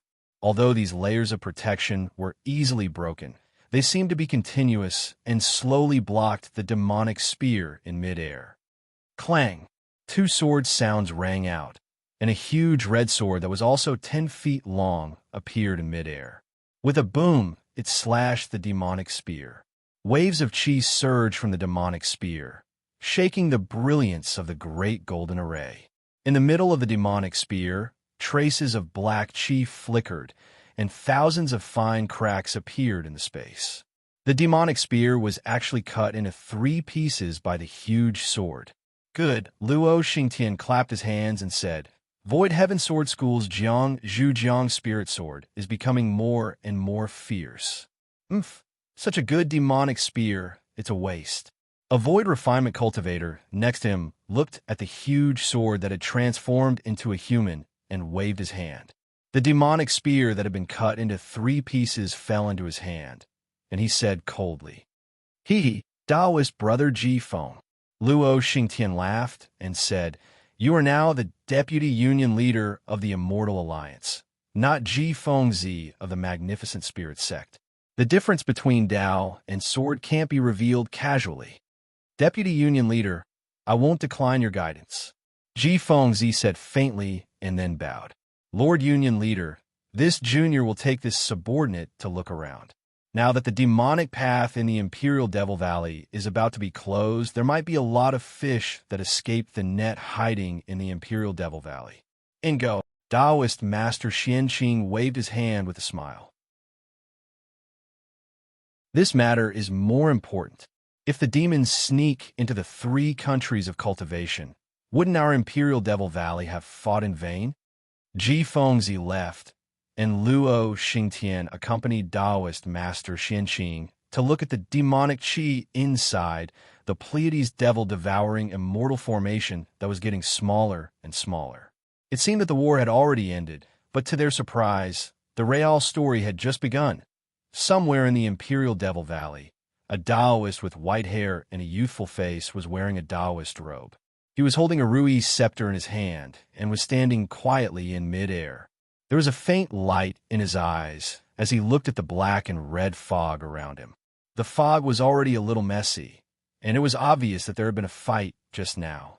Although the Taoist master wanted to stand upright in the air, he couldn't help but stoop a little. His white hair was a little messy, and his face, which was supposed to be as rosy as a baby's, was no longer clean. Instead, it looked a little flushed. The expression in the Taoist's eyes was a little inconsistent with his quiet figure. There were traces of anger, indignation, and even more fear. If one looked closely, although this Taoist was standing calmly in the air, his body was trembling uncontrollably. However, it was also covered by his wide Taoist robe, so it was not obvious. However, his hand that was holding the Rui scepter tightly and the veins on his forehead were gradually showing, and his emotions were exposed.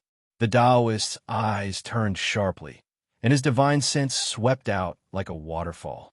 Then he raised his snow-white eyebrows, raised the Rui scepter, and said coldly, "Come out, this poor Taoist has already seen you."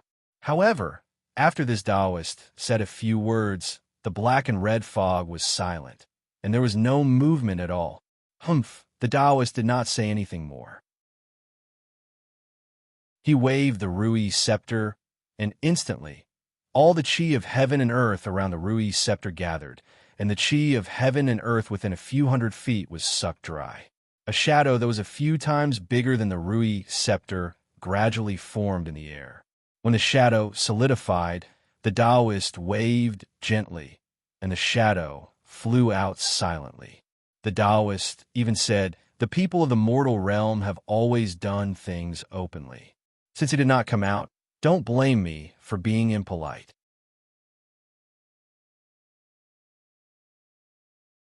Chapter 31:53. Just as the Taoist finished his sentence, the Rui scepter's phantom plunged into the black-red fog. A huge hole appeared in the fog due to the Rui scepter's phantom. Following that, an earth-shaking rumble sounded from the fog, sweeping away the black-red fog. At the end of the fog was an extremely burly man leaning against a mountain rock. He was 20 feet tall and emitted a pitch-black fog. The fog wrapped around the burly man, and in the black fog, some scarlet flames were emitted from the burly man's body. They entangled with the black fog, forming an armor similar to the black-red fog. The burly man looked similar to a human, but if one looked carefully, the edges of the burly man's body were formed from slightly retracting black fog. It isolated his true body from the heaven and earth spiritual energies of Demon Resistance Valley. There was also the burly man's face that was as black as charcoal. His scarlet eyes were filled with bloodlust. All of this meant that the burly man was not the person from a human world that the Taoist had mentioned in the sky. "Ha ha! Cough cough!" The burly man laughed loudly. Before he could finish laughing, he coughed and held his chest with his hand. He panted rapidly, as though he had suffered serious internal injuries. As he panted, sparks mixed with wisps of black fog rushed out of his mouth and nose. Upon closer inspection, the burly man's armor had indeed cracked in many places. However, it was obscured by the thick black fog, and at his waist there was a hole the size of a skull. Black blood was flowing out, and there were also sparks in the black blood. Ha ha ha! People from the human world are only SOSO. Taoist you! Who are you? Why did you only chase after me? The burly man didn't seem to be hurt by the Rui scepter's shadow. He jumped out of the black and red fog shakily and flew in the air with his body tilted. He said with a grin, but his words were very unfamiliar. He almost spat out each word awkwardly. "The rules of my human world state that we have to report our names in front of 2 armies. How can we be like your fiend world, fighting as soon as we arrive? If you hadn't ambushed I and injured I, how could I have chased after you alone?" The Taoist priest seemed to be a little impatient. After saying that, he waved the Rui scepter and shouted, "Both sides are grim fiends. It doesn't matter who I kill. Why bother asking for the reason? I am Reverend Sun Lu of the Changbai sect. Which devil of the devil realm are you?" As the Rui scepter moved, it stirred up countless amounts of heaven and earth origin energy in the air. An inexplicable trajectory appeared in the Taoist's hand as he waved the Rui scepter. The trajectory streaked across the space, tearing it apart. A half-acre Rui scepter phantom appeared once again, but this time it was even more powerful. It actually stirred up even more heaven and earth origin energy. It was like a kind of spirit tide, surging and surging towards the people of the demon world. Just in time. This venerable is the fiend world's fiend, General Chi Ko. It's precisely because I want to experience the methods of your mortal world's experts. As the burly man spoke, the black aura around him surged. His entire body seemed to expand, gradually growing to about 10 feet. A strange sound came from Chi Ko's mouth. His devil chi stretched out like tentacles, and he waved his hand with difficulty. A pitch-black devil blade flashed in his hand. With a light wave, the blade trembled slightly, and countless tiny spatial cracks appeared. There was also another strange mark on the tip of the devil blade. This Chiku actually wanted to use a devil blade to fight against a half-acre spirit tide. Hiss! Reverend Sun Lu sucked in a breath of cold air. His eyes flashed with a fanatical light, and the flush on his face became even more intense. However, just as the Rui scepter in his hand was about to burst forth with brilliance, he frowned slightly. His body suddenly became illusory. From behind him, a sharp black light flashed, and a crack appeared in the space where he was standing just now. This long crack flashed with a black and white brilliance. It was several feet long, and the brilliance of this crack rapidly closed, gradually disappearing. When Reverend Sun Li's figure flashed again about 10 feet in front of him, a strange hoarse voice sounded, "Hee, you really are a famous expert in the human world. Just now, there was a fool who called herself Nishan who died under my eroding ruler. You actually managed to dodge it?" Taoist Master Sun Lu looked over angrily. Behind where he had been standing, there was another slender figure. The figure's face was blurry, and he couldn't tell if it was a man or a woman. The figure was holding something similar to a tree branch in its hand, and it was saying strange things with a smug look on its face. Although that person's tone was not small, looking at his red, close-fitting armor, which was also tattered, and traces of dark red devil chi were constantly seeping out. Presumably, his injuries were not light. Io, something's not right. This neither male nor female demon glanced at his own devil weapon. Suddenly, he pointed at Reverend Sun Lu in disbelief and shouted, You were clearly injured by me just now. How could you dodge it? How can your body be tougher than my devil realm's devil generals?" When Chica looked at Reverend Sun Lu again, sure enough, Reverend Sun Li's hand was slightly covering a certain part of his Taoist robe. His body was also slightly trembling, as if he was really injured. "Kill!" Chica bellowed. Hundreds of strands of devil chi rushed out of his body, sealing off the area to the left of Taoist Master Sun Lu. That devil cultivator shook his shoulder, and red devil fire soared into the sky, transforming into a devil body. Under the branch-like devil weapon, the area to the right of Taoist Master Sun Lu was filled with ferocious flames. "Ha ha! Even if you all come, what can you do?" Reverend Sun Lu raised his head and laughed. Thousands of rays of light rushed out of his body. These rays of light were as small as silk, and they bloomed like bees. These rays of light intertwined together, like pythons winding around Reverend Sun Li's body. At this time, Reverend Sun Li's body also expanded, and a Dharma body of 10 feet in size gradually emerged. Roar! Like a dragon's roar, the rays of light around Reverend Sun Li's body turned into the shape of a dragon and twisted towards the jade scepter in his hand. But at this time, a strange change occurred. Reverend Sun Li's body suddenly trembled, and the surging dragon let out a miserable roar and quickly withdrew into Reverend Sun Li's body. Reverend Sun Li's face changed dramatically. and his fingers trembled, as if he wanted to take something. However, just as his finger moved before he could touch the storage bag at his waist, his expression suddenly changed drastically. His body, which was dozens of feet tall, flashed rapidly. Clearly, he wanted to turn into a void and fly away. At this moment, a pitch-black spearhead, which was emitting black chi, flashed out from the void behind his back and pierced into his heart with lightning speed. Bang! Reverend Sun Li's body flashed with brilliance. Obviously, his protective chi was unable to block the spearhead. His body shrank at a speed visible to the naked eye, and the dragon-shaped brilliance disappeared. Not only that, but the green brilliance on Reverend Sun Li's Taoist robe also flourished and blocked the spearhead. But the black chi on the spearhead was incomparably agile, like a spirit snake, and when it opened its mouth, it devoured the green brilliance completely. Therefore, the spearhead pierced deeply into Reverend Sun Li's back, as if it was piercing tofu. It pierced through Reverend Sun Li, and a small part of the spearhead came out from his chest. Reverend Sun Li staggered, and without turning his head, a huge shadow appeared on his jade scepter, and with a whoosh, it brushed behind him. Ka-ka-ka! An owl-like laughter sounded, and the spearhead on Reverend Sun Li's chest disappeared at the same time. A demon general, holding a long spear as thick as a bowl, appeared behind Reverend Sun Li. This demon general's face was black, and his flesh was blurred. It was impossible to see his true face. Facing the shadow of Reverend Sun Li's Rui, this demon general's face was full of astonishment. His figure retreated slightly, and his mouth spoke half-cooked words like, "Chi ku." The people of the human world are indeed our food. What I saw before was a weak body, and it was tasteless for me to chew.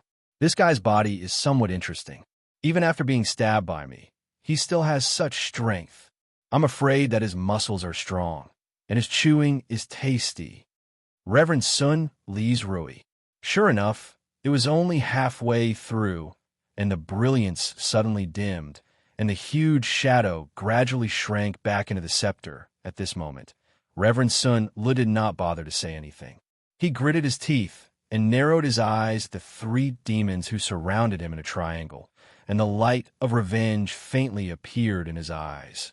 Reverend Sun Li, how is it? You've killed many disciples of my demon world, and now you know the taste of being killed. I remember that there's a saying in the human world, those who kill will be killed by others. Is it like this? Chi Ku coldly said, holding the demon's saber in his hand. You invaded my human world, killed my people, and ate my people. Killing you will be accumulating merit. Reverend Sun Li's voice was getting weaker, but his spirit was rising. Chi Ku, why are you being so long-winded with him? Capture his nascent soul, and we'll share his blood essence. The time for the demon gate to close is coming. The last man to appear raised his spear and said impatiently, "Good." Chi Ku smiled, and a long, blood-red tongue came out of his mouth and licked the side of his mouth with a whoosh. The thin and tall blood shadow, whose face could not be seen clearly, swung his hand, and a fishnet-like net, shining with blood-red brilliance and suffused with black gas, covered Reverend Sun Li's head. Reverend Sun Li's body gradually withered, and a five-colored brilliance appeared above his head. An infant's nascent soul, whose face was exactly the same as Reverend Sun Li's, appeared above Reverend Sun Li's head. Reverend Sun Li's nascent soul was wearing an extremely exquisite armor, and there was also a small scepter in his hand. Seeing the nascent soul leave his body, Chi Ku and the others unconsciously drooled. Go! The thin and tall blood shadow pointed his finger, and the black net fell towards the nascent soul. Reverend Sun Li's nascent soul did not seem to panic, nor did it prepare to teleport away, as the three demon generals thought. They only heard the nascent soul sneer, revealing endless ridicule. Chapter 3154. Seeing Taoist Master Sun Li's nascent soul suddenly grow, it was as if someone had blown a lot of air into his stomach. This is bad, this guy. How can he self-destruct his nascent soul? Chiku was shocked. There were too few self-destructing nascent souls. Who wouldn't want to escape if they could teleport? Chiku cursed and turned to leave. The large man holding the spear also spat and cursed. Bad luck. I didn't say I was going to capture your soul essence. If you explode your nascent soul, even your soul essence won't be able to escape. So how can you talk about reincarnation? You're harming others without benefiting yourself. As he spoke, he also wanted to leave. But just as the two were about to turn around, a faint golden light flashed from Taoist Master Sun, Li's nascent soul. The two unconsciously glanced at a dragon-shaped thing was held in Taoist Master Sun, Li's left hand. Long Yu. Both of them were shocked, and the same thought came to their minds. How can this thing fall into the hands of a human cultivator? That's right. The demon general, who was neither male nor female, yelled, "It's the Dragon Jade. If it wasn't for the Dragon Jade's dragon body, how would he have been able to block my attack? Quick! This thing is a gift from the heavens. It's our chance." Hearing this, how could Chi-Ku and the others shrink back? Although the self-destruction of nascent souls was a bit troublesome, it was impossible to take their lives. Chi-Ku shouted, "Daoisina, I'll let you see my means." As he spoke, Chi-Ku's entire body instantly became thinner. A pitch-black flame emerged from his hand, and his body suddenly turned into a cloud of mist. Faster than the wind, he slapped down on Taoist Master Sun, Li's nascent soul. The man with the long spear didn't hesitate. He put away the spear in his hand and punched himself in the chest. The bloody face completely rushed out, as if spitting out a mouthful of blood, also sprinkled towards Taoist Master Sun, Li's nascent soul. Since He and Sun Lu could see it, the blood shadow, who was neither male nor female, could see it even more clearly. He was even closer. Although he was extremely regretful of his slip of the tongue, he waved his hand, and the black flames turned into a black net about 10 feet wide. He wanted to imprison Taoist Master Sun, Li's nascent soul, before it exploded. Poof! He spat out a mouthful of blood essence onto the Rui scepter in Taoist Sun, Li's nascent soul's hand. With a loud bang, the Rui scepter shattered into powder. The Yuan Qi that burst out from the powder was like a fuse, igniting Taoist Sun, Li's nascent soul. It's too late. Without waiting for Chi-Ku and the other two to think, Taoist Master Sun, Li's Yuanying flashed a few times before exploding with a bang. This was the self-destruction of a Yuanying. In an instant, it set off a boundless hurricane within the valley. The already unstable space at this moment, Walala. The window paper that was already riddled with holes was blown apart by the hurricane. Several huge holes were formed in the air nearby. If it was an ordinary Yuanying self-destruction, the power might not be so great. However, Taoist Master Sun Lu was not an ordinary Yuanying cultivator. He had the Dragon Jade in his hand. Not only was his body tougher than a demon general's, the amount of heaven and earth spirit chi his nascent soul could hold was several times that of an ordinary person. In particular, this nascent soul was as tough as the body. When it exploded, the power was more than 10 times that of an ordinary Yuanying. In addition, the 3 demon generals had set up a restriction around 10 feet around them. In this small space, the power of Taoist Master Sun, Li's nascent soul self-destruction was too powerful. On the ground behind Taoist Master Sun, Li's nascent soul, a hole suddenly appeared and gradually tore open. Just as the hole appeared, a golden light flashed, and the Dragon Jade in Taoist Master Sun Li's hand shot into the gradually expanding oval-shaped hole without anyone noticing. Under the effect of the power of space, the hole gradually shrank, and when it was only about 10 feet away, a naked skinny man flew out from the hole and floated straight into the distance, then slowly fell down. He and the other 2 from the demon realm were greedy and wanted to take the initiative, but if they knew the common sense of the human realm, they would know that they had tried to steal a chicken only to end up losing the rice used to lure it. Just as they saw that the situation was hopeless, they turned around and tried to hide in the void, but the strong energy storm and the swift and violent self-destruction had already caught up with them. They were already seriously injured and were at the end of their rope.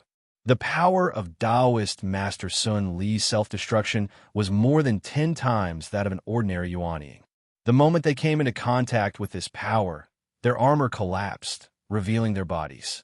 Just as they tried to resist, it was as if they were hit by an infinite hammer. They only lasted for a moment before they turned into a pool of flesh and blood. When the three bodies collapsed, a faint blood shadow flashed out and tried to escape again, but the hole that just formed mercilessly sucked 2 of the blood shadows in. 2 screams came out from the hole, and in the blink of an eye, there was no more sound. The last blood shadow looked at the hole not far away in panic, and quickly flew into the depths of the valley. Just as the blood shadow flew away, the hole that Taoist Master Sun Lu had torn open on the ground slowly closed and disappeared. However, Taoist Master Sun Li's self-destruction was really powerful. In the void, after the hole closed, countless space bubbles expanded and expanded like bubbles. In just a few breaths, puff, puff, puff, several deep piercing sounds could be heard, and several space cracks were pierced through, and rays of light rushed into the void, whoosh, whoosh, whoosh. From 3 consecutive holes, a small marten rushed out and fell into the mountains. A small black dog appeared in the sky, tens of thousands of miles away, and also fell down. As for another hole, between 3 towering mountains, a sword embryo fell like a meteor. At the same time, far away in the sky, there was another hole that had been blasted open. Suddenly, a red light flashed, and a small 4-tailed fox jumped out from the hole. The small fox looked around in surprise, as if it was lost. Just as the fox was about to turn around and jump into the hole again, an incomparably majestic aura came from the hole. The fox's eyes seemed to be filled with panic, and it didn't dare to jump into the hole again. It looked up and directly flew into the hole that had been created by the self-destruction of the spiritual energy. In the blink of an eye, it disappeared. The majestic aura quickly arrived at the edge of the hole. At this time, the hole had already shrunk to about a foot. A golden light swept out from the hole, and then with a sigh, a small silver-white wolf jumped out from the hole. It sniffed the air with its nose and directly flew into the hole. However, when the silver wolf flew out, the hole was extremely far away from the fox's previous location. Before the hole closed, another hole appeared beside it. Just as this hole appeared, a ray of light came from the other side of the hole, and a beautiful voice came from there. Quick, there's a passage here. Hello, is there anyone home? Then a childish voice came, and then a delicate little girl stuck her head out of the hole. After looking, she immediately shrank back. Goddess, this place is very strange. Oh, it seems like it's a human world. The little girl shrank back, and another woman flashing with 5-colored light appeared in front of the hole. The woman looked and shouted in ecstasy. Human world? What human world? The little girl called clearly didn't understand. Quick, let's go. The woman called Empress waved her hand, and the same 5-colored radiance enveloped the little girl. The 2 of them rushed into the crack and landed in midair. Let's hurry over while the crack in space hasn't closed yet. Thank you, the merciful Holy Mother. You're really merciful. When I find it, I'll thank you again. A multicolored brilliance flashed across the sky, and the woman disappeared. The crack that had already closed suddenly swelled again for some unknown reason. However, it was only the last time that it swelled, and its position moved a few miles away. At the same time, a human figure in a black cloak flashed out of the space. This human figure only appeared on a corner of the cloak when the crack was squeezed together. This human figure didn't stop at all and squeezed through with all his might. Who? With a soft sound, the crack disappeared. After the last black figure walked out of the crack, the holes in the void finally regained their calmness, gradually closing up one by one. After half a cup of tea's time, just as the last hole was about to close up, a faint shadow, flashing with white holy light, once again crawled out of the hole. Similarly, it was extremely surprised as it looked left and right. Two winged figures appeared on its back, charging out of the hole diagonally. Just like the previous few groups of unfamiliar guests, it flew out of the hole that was about to close up. Not long after, the yuan qi of heaven and earth at the place where the nascent soul exploded became more and more chaotic, and the space became more and more unstable. Spatial cracks appeared one after another, but the original hole, along with Taoist Sun Lu, Qi He, and the others, had disappeared without a trace. No one knew that so many things had happened in the void in the time it took to finish a cup of tea's worth of tea's time. So many variables had come to this place. How many stories were there behind all these variables? After another incense's time, a dozen rays of light flew over from the distance. When they reached the sky, they stopped, revealing the true faces of these people. Most of them were like Taoist Sun Lu, disheveled, and many of them had injuries on their bodies. At the front was a middle-aged man with a dignified appearance. He was dressed in a white robe, and although there were some bloodstains, they were smooth. The man scanned with his divine sense and frowned. He looked around and whispered, "This should be where the spiritual energy exploded just now. Judging from this aura, it seems to be Taoist Sun Li's side." Beside him was a middle-aged Taoist who was dressed in the same robe as Taoist Sun Lu. He sighed and said sadly, reporting to the Swift Wind Alliance leader, "This is the aura of my sect's martial nephew Sun Lu."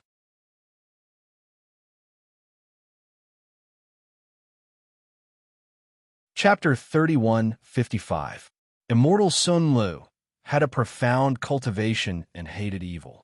He was the backbone of the immortal allies. Now that he is gone, there will be one less person who could destroy evil and promote good in this world. The patrolman was Ji Fengzi. He looked at the messy, spiritual qi under his feet and looked up at the void cracks in the sky that could close at any time. He said sadly, "The Utopia faction sacrificed a lot to defend against the invasion of the demonic realm. Apprentice Nephew Huaishu, the people of the immortal allies have witnessed your sect's performance. When the war is over, the immortal allies will reward you handsomely." Immortal Huaishu cupped his hands in front of his chest and said sadly, "Defending against the invasion of the demonic realm is the most important task of the immortal allies. All the other sects and factions are doing their best to defend against the invasion of the demonic realm. Our Utopia faction is just one of them. I don't dare to accept such a reward from the Alliance leader." My fellow cultivator wants you. You don't have to be so modest." Another old man with white hair and a ruddy complexion flew to them and said with a smile, "Judging from the aura, besides the aura of martial nephew Sun Lu, there are also 3 auras of people from the devil realm. Martial nephew Sun Lu killed 3 people from the devil realm by himself. This power is beyond our reach. Now that martial nephew Sun Lu has fallen, this glory will naturally fall to your Utopia faction. We won't make a fuss about this." Ji Fengzi nodded slightly and said with a smile, "Apprentice Nephew Feng from the Celestial Ascension sect is right. Immortal Sun Lu exploded his original soul and even gave up the 6 paths of reincarnation just to kill 3 people from the demonic realm. If the immortal allies don't reward him for his sacrifice, wouldn't they be disappointed? Then, thank you, Alliance leader." Immortal Huaishu thought for a moment and nodded slightly. "I will go back and search for Immortal Sun Li's natal spiritual tablet. Don't be so anxious. Apprentice Nephew Huaishu, you just stay here and see if Immortal Sun Lu has left anything." Ji Fengzi waved his hand, and a sword light flashed under his feet. When he was about to leave, he suddenly thought of something and gave Immortal Huaishu a few words. Then he said to the people beside him, "Okay, the gate of the demonic realm should be closed now. Let's search again to see if there are any survivors of the demonic realm." "Yes, thank you for your concern, Alliance Master." Taoist Huaishu cupped his hands in thanks. Ji Fengzi waved his hand and said to the 2 people next to him, "Feng Shu, Chan Si Miao, you 2 go back and pass down the order. Ask all the disciples above the gold core stage who haven't entered the demon-resisting valley to go to the demon-resisting valley and search for our fellow cultivators one by one. Oh, right. Everything you find must be handed over to the Immortal Alliance, and the Immortal Alliance will return the items to the various sections. The Immortal Alliance token will have other rewards. Yes, Junior obeys. A middle-aged man, about 40 years old, who looked as handsome as Feng Shu flew over and said with a bow. Feng Shu from the Immortal Ascension sect and Chan Si Miao from the Immortal Music sect received orders from the Deputy Alliance leader Ji Fengzi and returned to the Immortal Alliance's temporary encampment in the middle of the Imperial Devil Valley. Immediately after, he issued an Immortal Alliance order, summoning all the Golden Core stage and above disciples of the various sects to enter the Imperial Demon Valley and conduct a search. It turned out that the guards outside the Imperial Demon Valley were all disciples of various sections. At this time, most of the disciples had entered the Imperial Demon Valley, and only a few disciples with insufficient cultivation were scattered outside the valley. The search had been going on for 10 days. The battle in the Imperial Demon Valley was very tragic. If the people of the Devil Realm were not killed by the cultivators of the human realm, then the cultivators of the human realm were devoured by the people of the Devil Realm. There were no casualties. Instead, they picked up a lot of magic treasures and other things that were lost. What? You found a naked person? Therefore, when a disciple came forward to report that he found a naked cultivator, Feng Shu of the Immortal Ascension sect was extremely surprised and blurted out. But then, Feng Shu realized his gaffe. He looked at Chan Si Miao of the Immortal Music sect, who had a smile at the corner of his mouth, and laughed at himself. Look at me. My head has been so tight these days. I almost forgot myself. Then he looked at the disciple who came forward to report and scolded. What's so strange about being naked? It's just that his clothes were torn in the fight.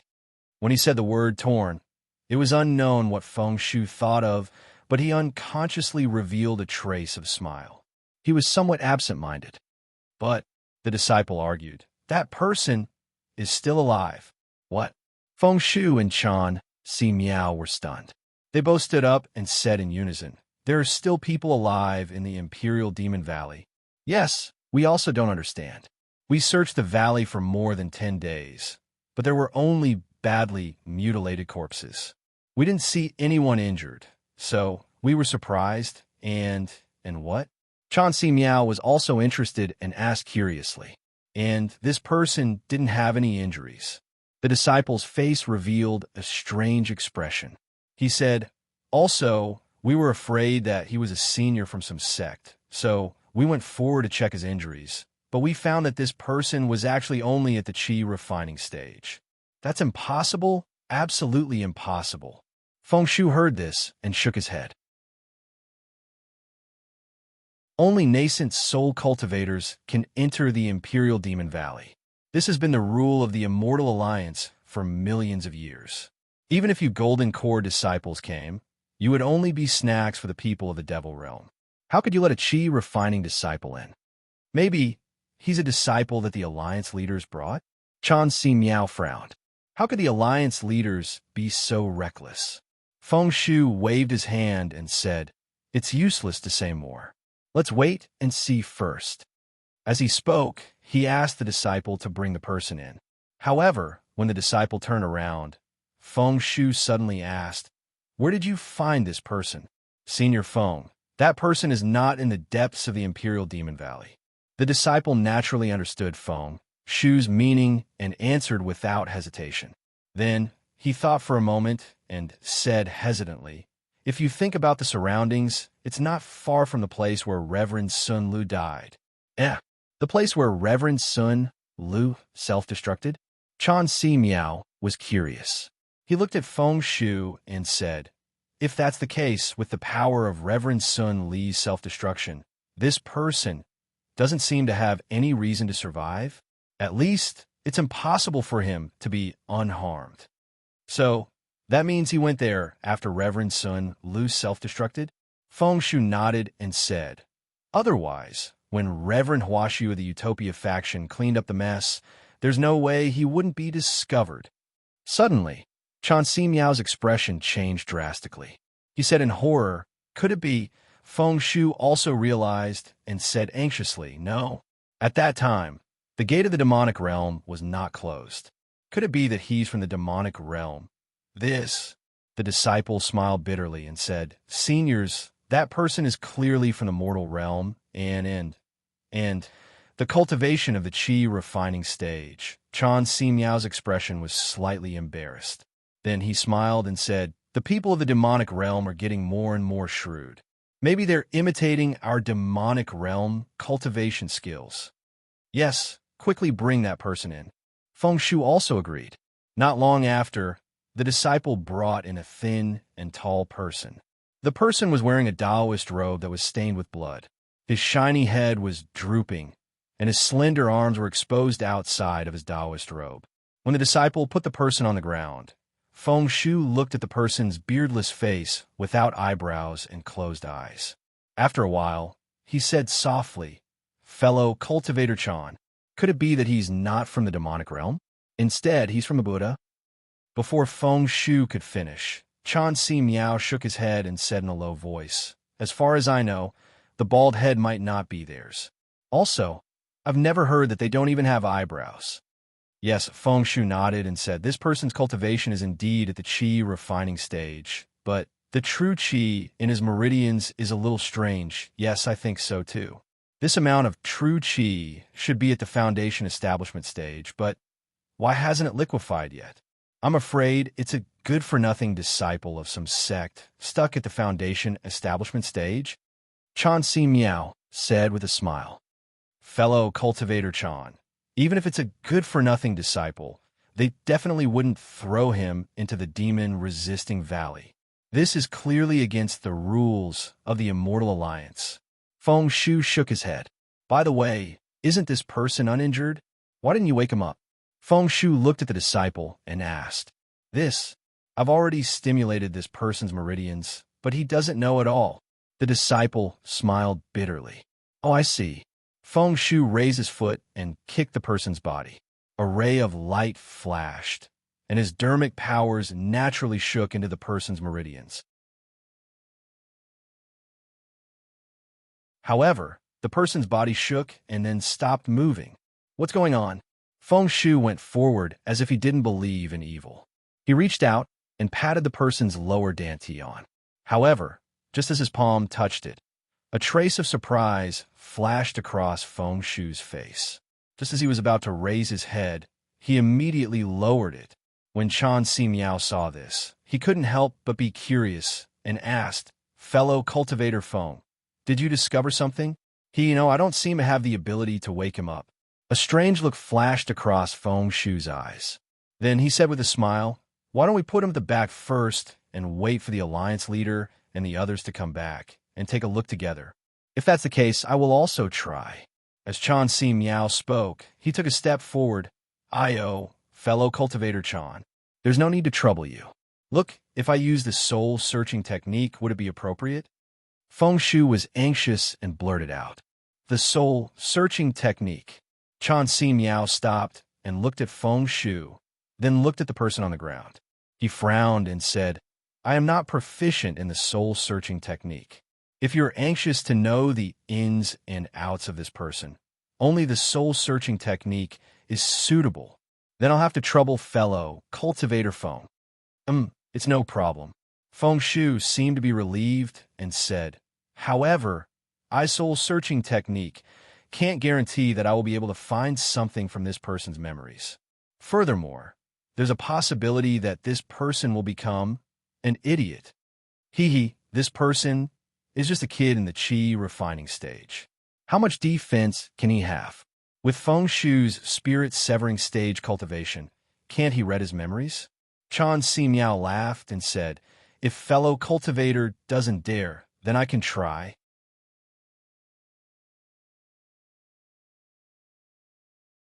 Chapter 3156.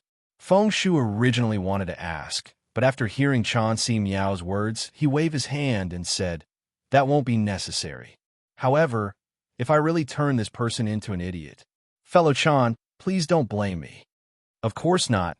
soul-searching techniques have always had a chance of failing. Even if the alliance leader were to come in person, he might not be able to guarantee a 100% success rate. So please proceed, fellow Taoist Feng. Chan Si Miao replied with a smile. Feng Shu nodded and glanced at the person on the ground. His right hand formed dozens of complicated seals, all of which hit the person's head. Then he suddenly stretched out his right hand, and his index finger moved the surrounding yuan qi of heaven and earth.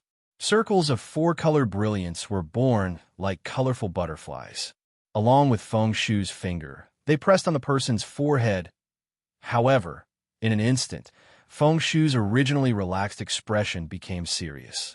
Slowly, it turned into a kind of mockery. He snorted from his nose and took out his index finger. He turned to look at Chan Si Miao and shook his head. I have embarrassed myself.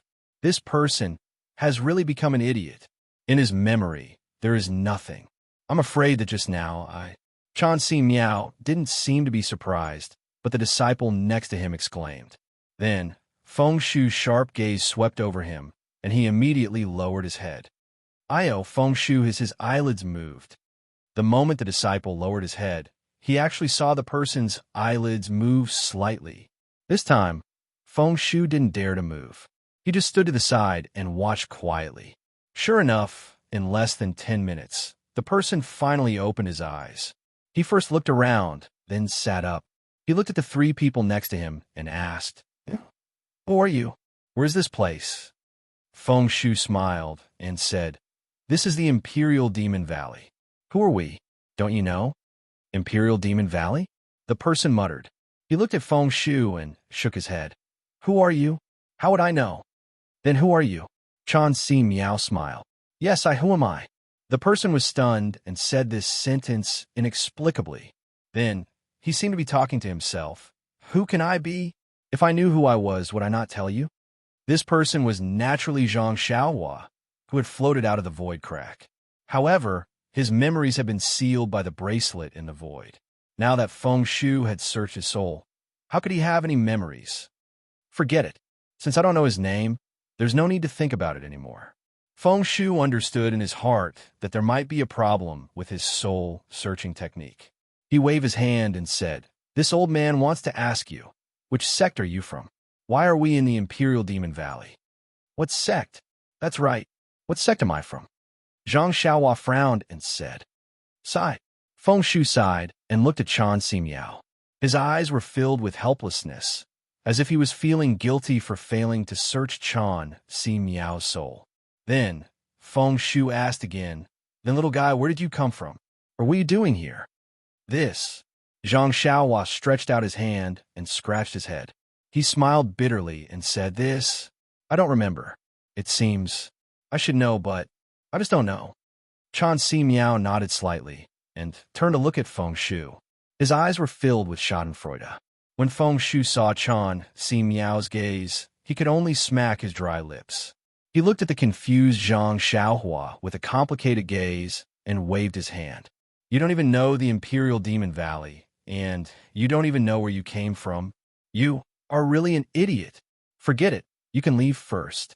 Then he said to the disciple beside him, Take him to rest and wait for orders from the Alliance. Yes, this disciple understands. The disciple bowed and quickly left with Zhang Xiaohua. When the two of them were far away, Feng Shu's face was filled with smiles. He turned to Chan Si Miao and said, Fellow Chan, cough cough, I've embarrassed myself in front of you. Not at all. People make mistakes and horses stumble. This soul-searching technique has always been like this. It's convenient, but it's very harmful. I believe fellow Feng is thinking for our immortal alliance and is anxious to know this child's origin. That's why you came up with this plan. Chan Si Miao replied with a smile. Hee hee. Fellow Chan's words are exactly what I'm thinking. Feng Shu sighed. It's really strange that such a person with such low cultivation suddenly appeared in the Imperial Demon Valley. I'm afraid he's a monster from the demon realm. That's why. As Feng Shu spoke, he wanted to say something but hesitated. If that's the case, fellow Feng can rest assured. The people of the demon realm have been fighting with our human realm for so long. The meridians and bodies of the people of the demon realm are completely different from those of the human realm. This person is obviously from the human realm. Moreover, his meridians have the Qi refinement realm's true Qi. How can the demon realm imitate this? Hearing Chan Si Miao mention the true Qi in Zhang Xiaohua's meridians, the corner of Feng Shu's right eye twitched slightly.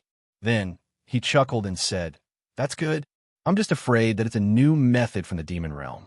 That's why I'm anxious. I know. Fellow Feng, you don't have to worry about it. If the alliance leader asks, I will definitely bear with it." Chan Si Miao said with a righteous look. "Then, I'll thank fellow Chan." Feng Shu bowed.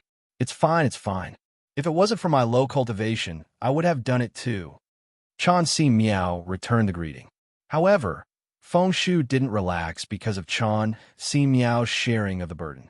Instead, he looked outside and said hesitantly, But what? Could it be that fellow Feng is worried about me? Besides, it's just a little Qi refinement kid." Chan Si Miao was displeased. No. Feng Shu hurriedly waved his hand.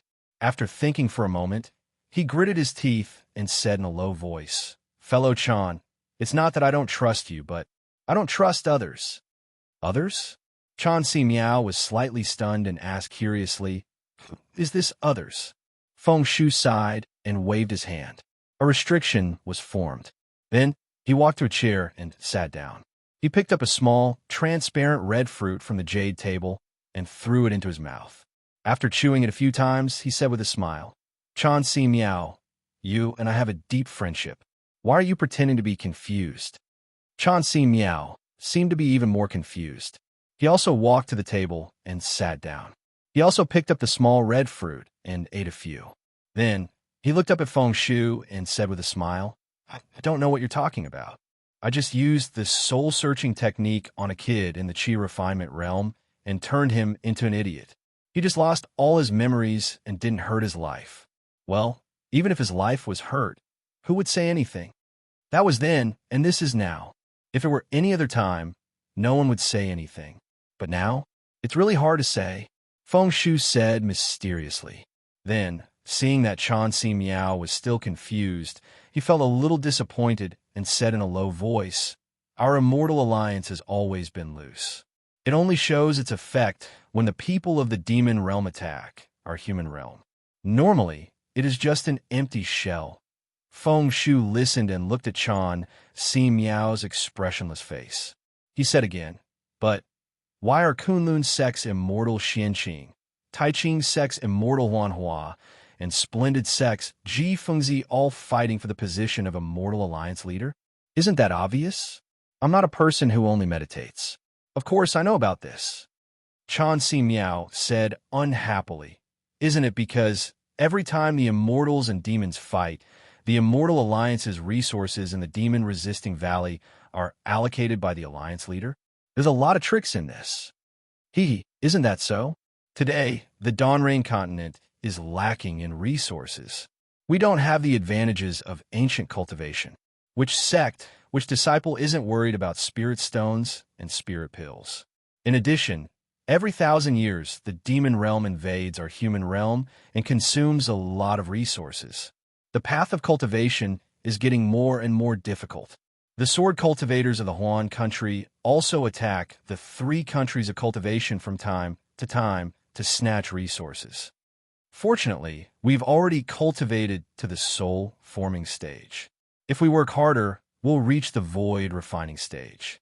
It's just that the minor heavenly tribulation from the soul-forming stage to the void refining stage is not easy to pass. Once we pass it, it'll be easier for us to reach the void refining stage and form synthesis stage." Feng Shu nodded slightly and changed the topic. "But us younger disciples are in trouble." "Exactly. Every time the immortal alliance fights against the demon realm, it consumes a lot of resources. But who can say for sure? After every war, the alliance leader's sect always has 1 or 2 outstanding people. What does this mean? Also, the fellow cultivators who died in the demon-resisting valley. For example, Sun Luzhenren from the Utopia faction exploded his nascent soul. His magic weapons, elixirs, rare materials. Who knows if they're all destroyed? The Vice Alliance leader only asked Sun Luzhenren to take care of them. There's bound to be a mistake. If they're picked up by other disciples and handed to the Immortal Alliance, who would know that they belong to Sun Luzhenren from the Utopia faction? But those things belong to Sun Luzhenren himself. Sun Luzhenren probably doesn't know about them. Even if he wants to ask the Immortal Alliance for them, he has no basis. Chauncey Meow said disdainfully. But he can't blame the Immortal Alliance. He might blame the disciples who are searching for them. He might even blame you and me. Feng Shu said mysteriously. How is that possible? Chauncey Meow almost jumped up and said, what does this have to do with us? Ha. Fellow cultivator Chan, I'm just guessing. Sun Luzhenren might not think so. Feng Shu waved his hand and said, however, while we shouldn't have the intention to harm others, we should always be vigilant. What do you mean? Chauncey Meow asked curiously. We're indebted to the Vice Alliance leader of the Strong Wind Alliance for giving us the task of searching. I wonder how many people are jealous. Fellow cultivator Feng, you mean? Chauncey Meow seemed to understand. He stared at Feng Shu and asked without blinking. Seeing Chauncey Meow's reaction, Feng Shu's expression didn't change. He nodded slightly and said, yes, just as I thought. This chi refining kids matter is not a big deal. But if someone uses it as an issue, this issue is very profound. Is this necessary? Chauncey Meow almost jumped up.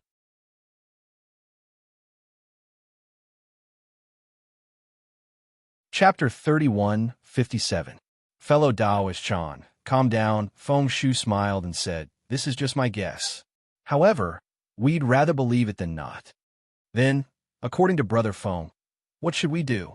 Chauncey Meow seemed to have sensed the seriousness behind this matter and subconsciously changed the way he addressed Feng Shu. Sigh, this matter is my fault in the end. If I wasn't too confident, why would I be so long-winded? Feng Shu said apologetically. However, since things have already come to this, I think it's better to avoid trouble. What do you mean? Chauncey Meow seemed to have understood something. This person is just a kid in the Qi refinement realm. Even the lowest level disciples like us won't take him seriously. How can he attract the attention of the people from the Immortal Alliance? We'll just instruct the disciple, just now, to say that he is the personal attendant of the Deputy Alliance leader or someone else, and let him leave on his own. Isn't that enough? Could it be that the disciple will confront the Deputy Alliance leader? We'll remind him again and say that it's the Alliance leader's verbal order. Even if he has 10 guts, he won't dare to say it out loud. Wonderful. Chauncey Meow clapped and praised. We'll do as Brother Feng says. However, we still have to remind this little cultivator more. He has lost all his memories and doesn't know any vital points. He can't talk nonsense. That's easy. I've already thought about it. Give him a little benefit. He's just a kid in the Qi refinement realm. He's like an ant.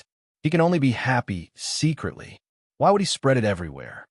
Feng Shu smiled and said, since fellow Taoist Feng has thought about this matter so carefully, then I'll let you handle this matter. He's just a kid in the Qi refinement realm. How can two soul formation cultivators like us waste time with him? Chauncey Meow said with a smile. Well, that's good. Since fellow Taoist Chan has no objections, I'll deal with it now. The sooner I do this, the sooner I'll be at ease. Feng Shu stood up and smiled bitterly. It's my fault. Sigh. If I didn't use the soul-searching technique, why would there be so much trouble? Chauncey Meow's face was full of sympathy. The ancients have a saying, the more you do, the more you make mistakes. The less you do things, the less you make mistakes. Fellow Taoist Feng, have you forgotten?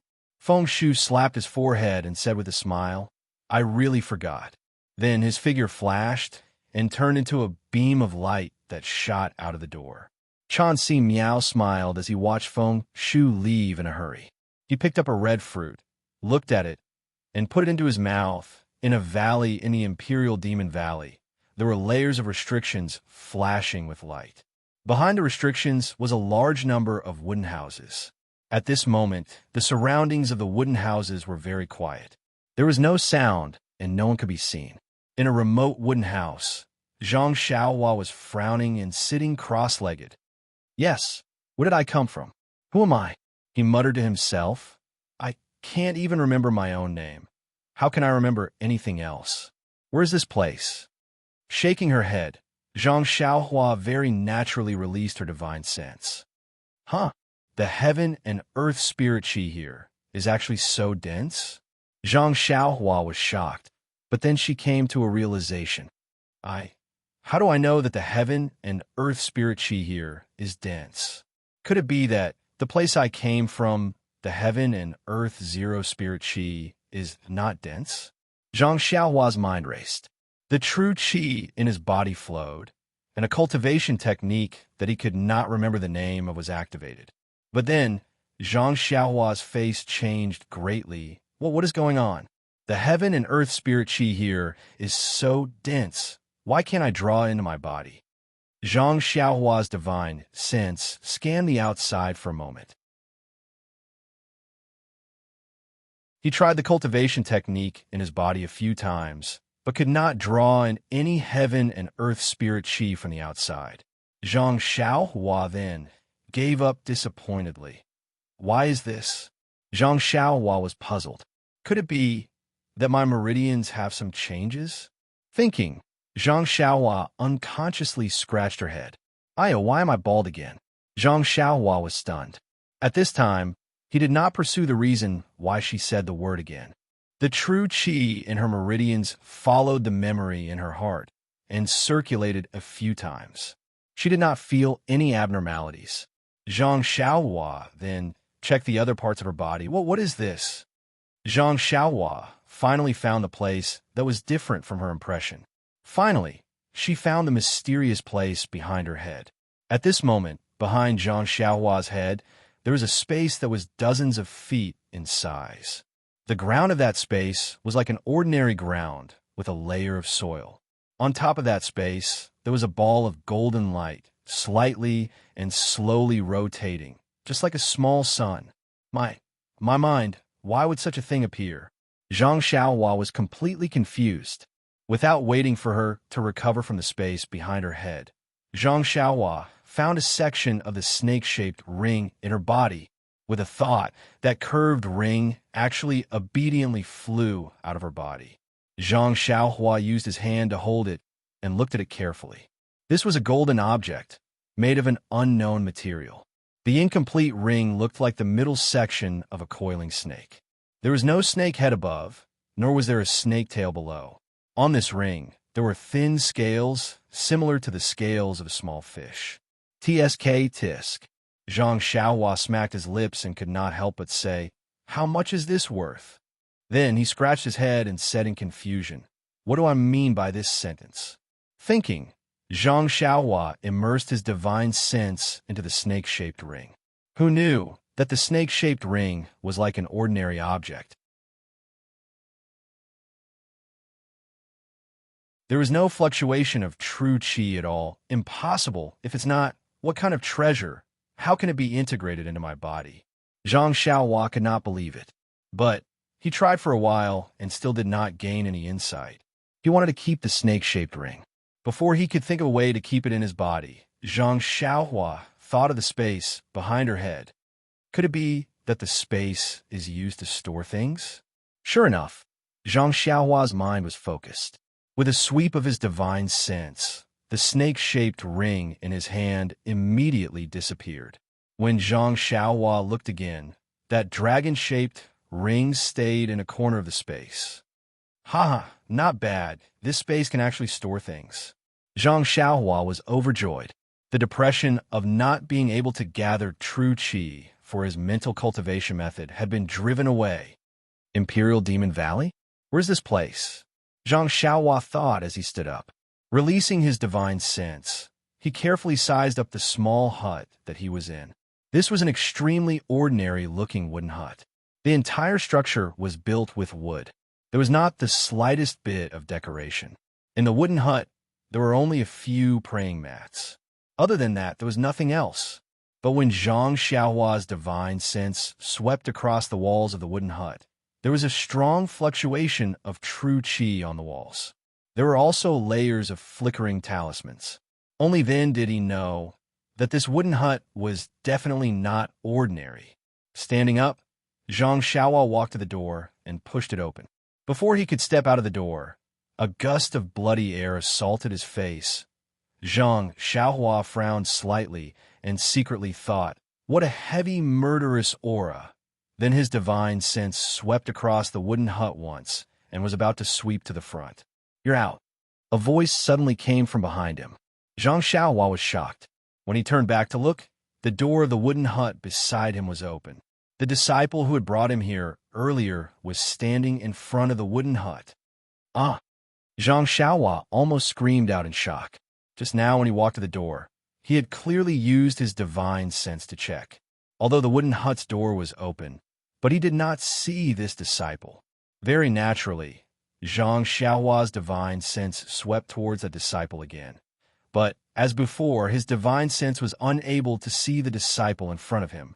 Seeing Zhang Xiaohua's divine sense sweep over, that disciple frowned slightly. Following that, he released his concealed cultivation. A strong pressure came over, almost like a mountain smashing onto Zhang Xiaohua's body. In an instant, it made Zhang Xiaohua dizzy and almost unable to stand steadily. "Oomph," that disciple snorted coldly. When the sound entered Zhang Xiaohua's ears, it was as if it was ringing in his heart, causing Zhang Xiaohua's heart to clench. "You have no respect for your elders. How can you spy on others like that?" After that disciple taught Zhang Xiaohua a lesson, he immediately retracted his divine sense. He was still that ordinary-looking disciple. "Yes, senior brother, you are right." Zhang Xiaohua bowed and said, "This one does not know proper etiquette. I have made a fool of myself in front of senior brother." Zhang Xiaohua saw that the disciple was quite young and subconsciously said this. "Senior brother?" When that disciple heard this, he almost laughed out loud. Pointing at Zhang Xiaohua with his finger, he said, "How can you call me senior brother?" Zhang Xiaohua was flabbergasted. He looked at that disciple and was very puzzled. "Oh, I forgot." The disciple suddenly realized something and said, "Now that you... Haha, I better tell you this. It's extremely rude to use your divine sense to check other people's cultivation. If you did that to me, the punishment just now was considered light. This one is wrong. Please forgive. Senior." Zhang Xiaohua said sincerely. He did not pay attention to the difference between divine sense and divine sense.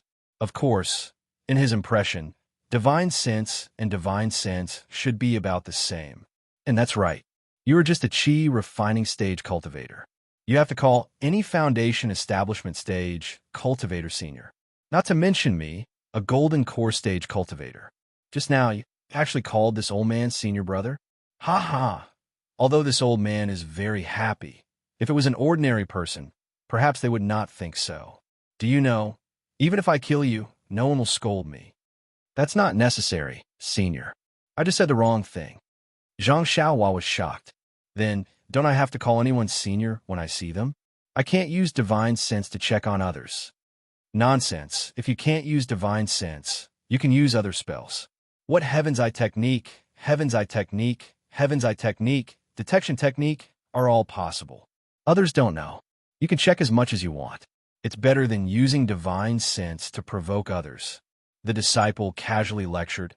Even if you were a low-level qi refining stage disciple, you should have already learned these basic spells. If you can't remember, go back and ask your master carefully.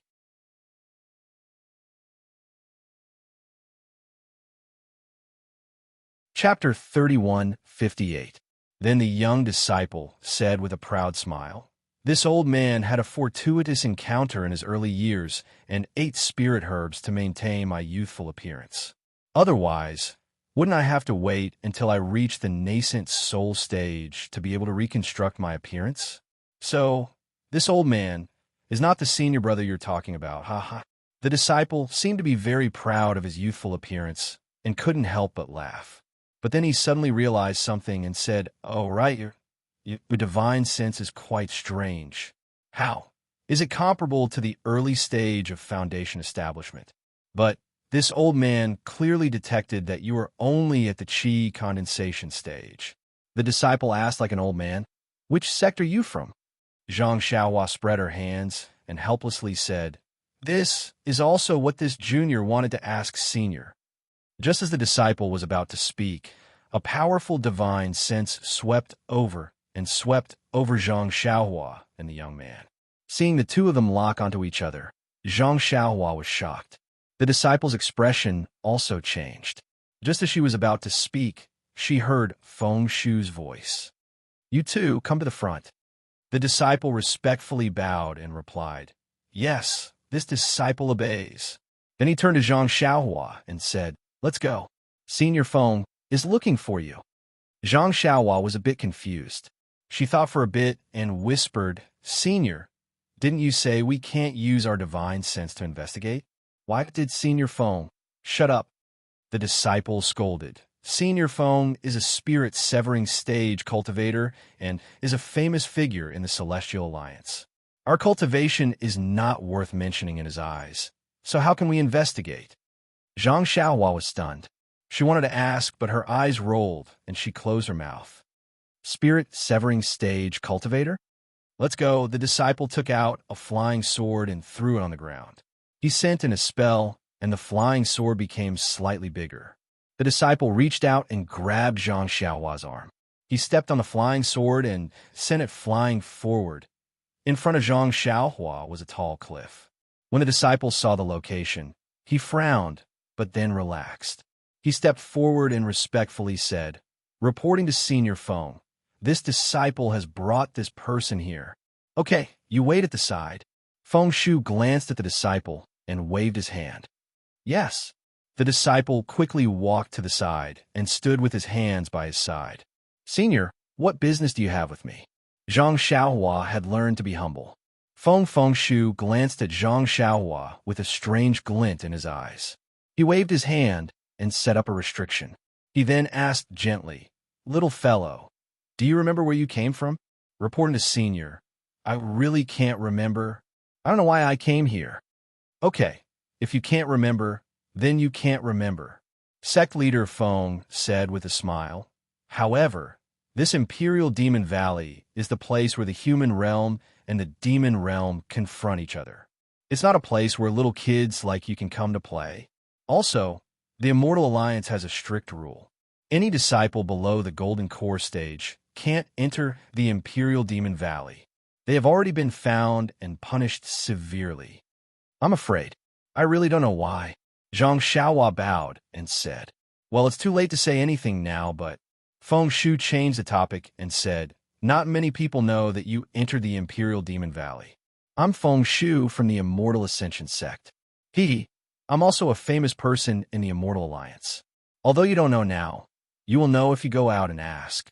I like you and don't want you to delay your cultivation, so..." When Zhang Xiaohua heard this, she was surprised. She bowed again and said, "Senior Feng, thank you for your kindness. I will never forget it." "Haha, it's okay. I like to guide the younger generation. When I saw you, I felt that we were fated. However, although the Demon Gate of the Imperial Demon Valley has been closed, I still have some things to take care of. You can't stay in the Imperial Demon Valley for too long, otherwise. I will guide your cultivation properly." Xiaohua Zhang was a little dumbfounded. This happiness seemed to have come too quickly.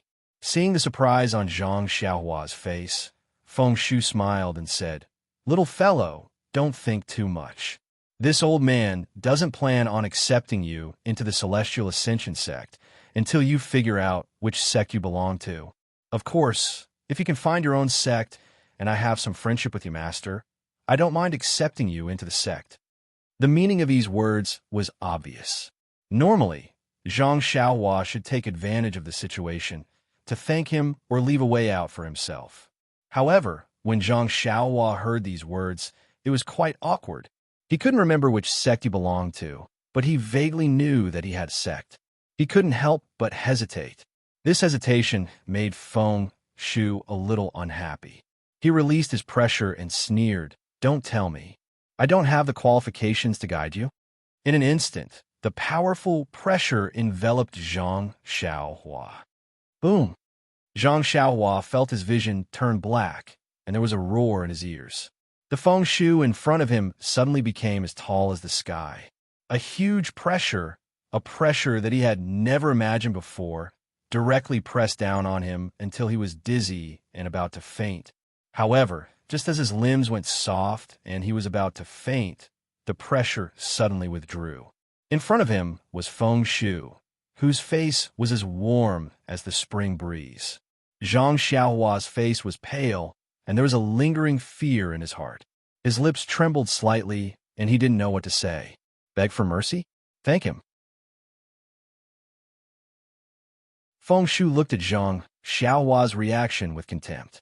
He was about to say something, but suddenly his expression changed slightly. He raised his head as if looking in a certain direction.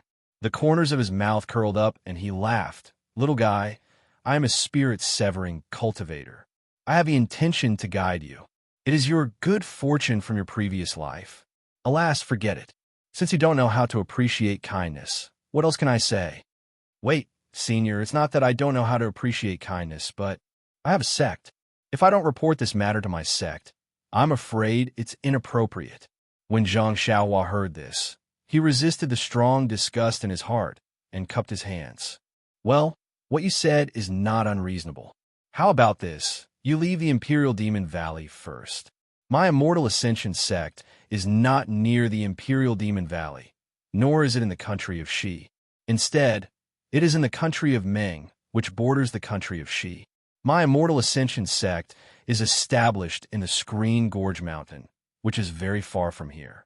This storage ring has a token of my Immortal Ascension sect, as well as some spirit stones and magic weapons. This token can represent your identity and is useful when using the transmission formation. You have to keep the magic weapons well, and don't let others see them." As Feng Shu spoke, he took out a storage ring and said, "Well, after you leave, if anyone asks, you have to evade. Just say that it is a secret of the Immortal Alliance. If you really can't avoid it, just say that you are the descendant of the Immortal Alliance's Master Xianqing. No one will dare to ask again. Country of Shi? Country of Meng? Screen Gorge Mountain? Storage ring?" Zhang Xiaohua was really confused. He really didn't understand these things. However, looking at the small storage ring in Feng Shu's hand and thinking about how Feng Shu had shown him his power just now, Zhang Xiaohua didn't dare to hesitate anymore. Although he muttered in his heart, he still took the storage ring and put it on his hand very naturally. Then, he carefully remembered Feng Shu's words and bowed. "Thank you for the arrangement, Senior. Well, there is a set of ordinary clothes in the storage ring. You can wear it. I don't have a Taoist robe for you." You should understand what I'm saying. You mustn't reveal to others that it was me who did it. Otherwise, I don't need to warn you about the consequences. Just the fact that you entered the Imperial Demon Valley without permission, even if I kill you later, absolutely no one will care." Speaking up to here, Feng Shu's face revealed a trace of coldness. "Yes, I know." Zhang Xiaohua didn't quite understand why Feng Shu was trying his best to help him, but at the same time, he was afraid that others would see that he was helping him. Could it be that I really have an outstanding aptitude, which made him have a heart of appreciation for talent? Zhang Xiaohua's little tail unconsciously stood up, but if he didn't think so, what else could he think? Zhang Xiaohua originally appeared naked in the Imperial Demon Valley. Not to mention that he didn't have any money. Even if he didn't have an inch of clothing, he still had it. What else was there for him to think about? If he didn't listen to Feng Shu's arrangement, maybe he would be killed with a wave of his hand. Oh, in fact, there was no need to look back at all. He was afraid that the coercion would be able to settle Zhang Xiaohua. Oh my, just the disciple's cultivation was much higher than Zhang Xiaohua's. What Feng Shu and the Alliance Master that they mentioned, wouldn't he be able to kill someone with just a glance? I'm also not a charming beauty. What's there to be afraid of? Io, Zhang Xiaohua suddenly realized and seemed to think of another possibility. So, he felt that Feng Shu's gaze was a little wretched. What are you looking at? As long as you know it's fine. Hurry up and change your clothes? Alliance Master, they seem to be coming back. You have to get out of the valley before they do. Feng Shu glared at him and scolded. But Zhang Xiaohua looked at Feng Shu with an awkward face and said embarrassedly, Senior, if you look at me like this, I'm sorry, ah? Feng Shu didn't expect Zhang Xiaohua to say so. He had a strange expression on his face and said with a smile, You little brat, I've lived for thousands of years. My grandson's grandson's grandson is much older than you. As he spoke, he waved his hand and removed the restriction. He turned to the disciple next to him and said, You're the head of the Qiu family in the Sword River Valley of the country of Xi, right? That disciple said respectfully, Senior Feng, I'm Qiu Feng of the Sword River Valley. Yes, that's right. Bai Kongzi of the Suyin faction once told me about you. You've reached the gold core realm at the age of 540. Your future is limitless. Qiu Feng was excited. He bowed and said, I don't dare to mention it in front of you. Senior Bai Kongzi, you flatter me. Haha, being neither arrogant nor humble is the key to cultivation.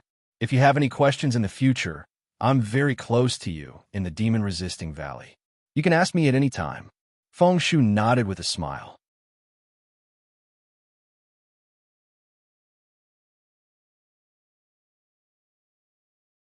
Chapter 3159. Qiu Feng's expression was even more exaggerated. No, not to mention that he was only the head of a cultivation family. Bai Kongzi, who Feng Shu mentioned, was only a nascent soul cultivator. Although Feng Shu used to be friends with Qiu Feng and liked him a lot, it was unrealistic to give him guidance and support. After all, Bai Kongzi was the head of the Suyin faction and couldn't give the Qiu family too much. Recommending Qiu Feng to the demon-resisting valley was already very generous. If he or the Qiu family wanted to stand out among the cultivators in the Immortal Alliance or the Immortal Cultivators, then the guidance of a soul formation cultivator was a one-of-a-kind opportunity.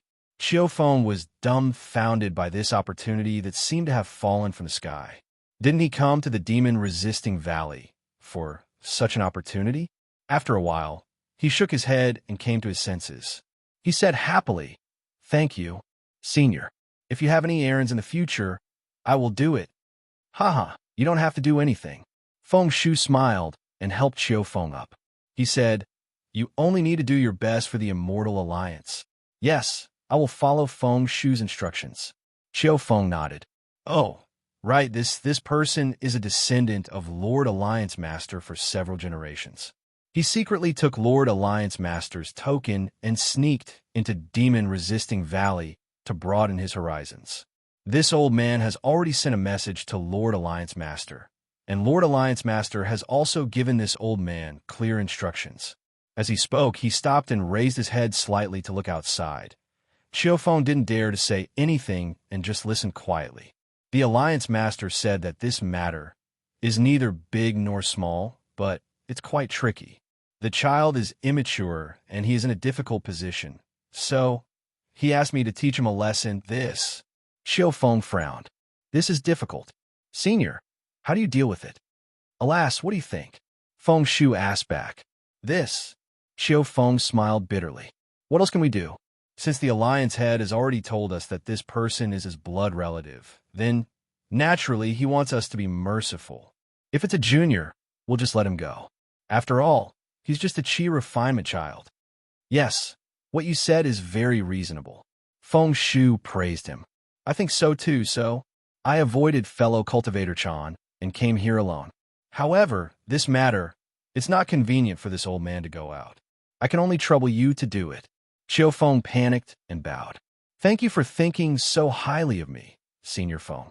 This matter, this junior will deal with it immediately. I can rest assured with you in charge. Feng Shu nodded in satisfaction.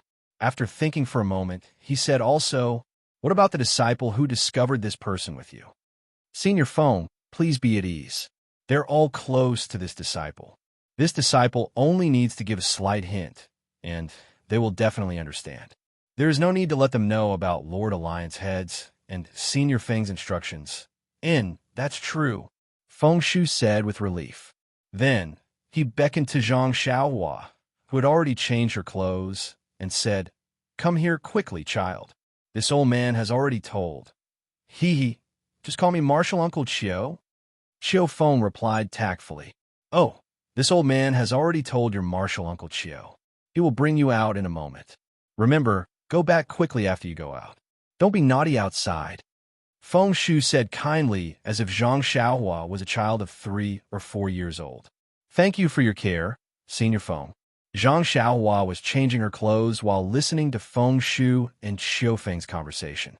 She knew that Feng Shu was just lying to Chiu Feng. She was grateful, but she also felt even more uneasy. Did she have any reason to deserve this soul formation expert's protection? "Thank you for your trouble, Martial Uncle Chiu." Zhang Xiaohua cupped her hands and thanked Chiu Feng. She wanted to call him Senior, but she was the descendant of that Lord Alliance head.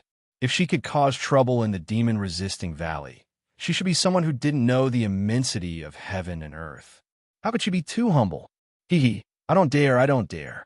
Just now, I was rude to you. Please don't blame me, Martial Nephew." Chiu Feng smiled and helped Zhang Xiaohua up. However, when his eyes fell on Zhang Xiaohua's hand, the corners of his eyes twitched. He then looked away and said with a smile, "Hurry up and leave. Lord Alliance Head and the others will be back soon. If he sees you, I'm afraid he will lose face." Feng Shu said with a smile. "Yes, this disciple will leave now," Chiu Feng said, and threw out his flying sword. He grabbed Zhang Xiaohua's arm with one hand and channeled the magic power under his feet. The flying sword turned into a rainbow and headed straight for the entrance of the demon-resisting valley. A trace of an unfathomable smile appeared on the corners of Feng Shu's mouth as he watched Chiu Feng and Zhang Xiaohua leave, and then his figure transformed into a ray of light that shot towards another direction like a bolt of lightning. When they arrived at the entrance of the demon-resisting valley, Zhang Xiaohua finally understood why Feng Shu kept reminding her. It turned out it was not easy to get out of the demon-resisting valley. At the entrance of the demon-resisting valley, there was a large array that stretched from the top of the valley all the way to the ground, covering the entire entrance of the valley tightly. Hundreds and thousands of disciples were floating above and below the array, holding all kinds of colorful magic treasures in their hands as they patrolled in midair. This was also because the gate to the demon realm had already been closed. If a few days ago the disciples on duty would probably cover the sky and cover the earth, now that the gate to the demon realm had been closed for a few days, the disciples were sent out in batches to search for it. However, there was no abnormal movement. Naturally, the defense of the entrance of the valley was slack. However, when they saw Chiu Feng's sword light flying over, 2 disciples did not dare to be negligent and responded. "This, Junior brother, may I know what business you have?" A late-stage Golden Core elder asked with cupped hands. "Senior brother, please check the token." Chiu Feng did not beat around the bush. He shook his hand, and a yellow light flew to the disciple. The disciple caught it and checked it with his divine sense before passing it to the person beside him. The 2 of them checked it together and nodded. They threw the token back and said with a smile, "So it's Junior brother Chiu Feng. May I know who the person beside you is?" However, when they saw that Zhang Xiaohua was only at the qi refining stage, they frowned. "Haha, it's not convenient for me to reveal the identity of the disciple beside me. I'm here to send this disciple out of the valley." Chiu Feng took his token and cupped his hands. "This." The disciple on duty did not feel awkward and said with a bitter smile, "Junior brother Chiu, aren't you making it difficult for me? This person is only at the qi refining stage. How can she enter the demon-resisting valley? You're bringing her out so easily. If there are any consequences, I can't bear it." The demon-resisting valley does not allow qi refining stage disciples to enter, but is there a rule that forbids them from leaving? Chiu Feng said with a smile. "This." The 2 disciples on duty were also at a loss for words. It was true that the demon-resisting valley forbade Qi refining stage disciples from entering, but there was no rule that forbade them from leaving. However, since they could not enter, how could they leave? Haha, since the Immortal Alliance does not forbid Qi refining stage disciples from leaving the demon-resisting valley, I'm sure it won't be difficult for the two of you to send this person out. But how did this disciple enter the demon-resisting valley? The other disciple on duty asked with a frown. Did the senior brother on duty check every disciple who entered the valley? Qiu Feng asked confidently. Of course, only Golden Core Stage disciples can enter. This is the rule of the Immortal Alliance. We have to fulfill our duty. The two disciples on duty said in unison. Haha, not necessarily. Qiu Feng looked around and saw that the other disciples on duty were already looking in this direction. He did not hold back and said with a cold smile, "The higher-ups of the Immortal Alliance, have you checked their followers and disciples one by one when they entered?" The two disciples on duty looked at each other. I did not say a word. They looked at each other with bitterness in their eyes. So, Qiu Feng's mouth moved slightly, but no sound came out. Zhang Xiaohua, who was next to him, only saw the slight change in the expressions of the two disciples on duty. She could not hear what Qiu Feng said. "Sai, is this true?" One of the disciples on duty asked after Qiu Feng finished speaking. "Senior brother, if not, how do you think I, a mere Golden Core Stage disciple, have the guts to do this? Moreover, if there is a mistake in this matter, it will embarrass them. Wouldn't we be asking for trouble?" The two disciples on duty looked at each other again. Then, Zhang Xiaohua felt a pressure that was even stronger than Qiu Feng's. It was so strong that she could not breathe. In a hurry, an even stronger divine sense swept over. Compared to this divine sense, Zhang Xiaohua's pitiful divine sense almost did not have the courage to use it.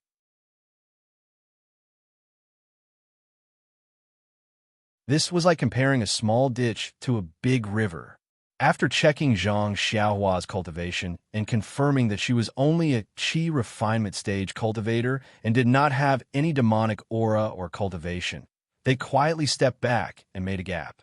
Qiu Feng was overjoyed when he saw that the two disciples on duty didn't say anything and didn't send him off respectfully. He cupped his hands and bowed slightly. Then he activated his magic power, and the sword light flew toward the array.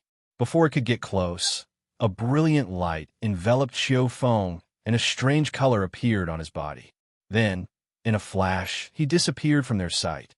"Senior brother Mu, how much of what Qiu Feng said is true?"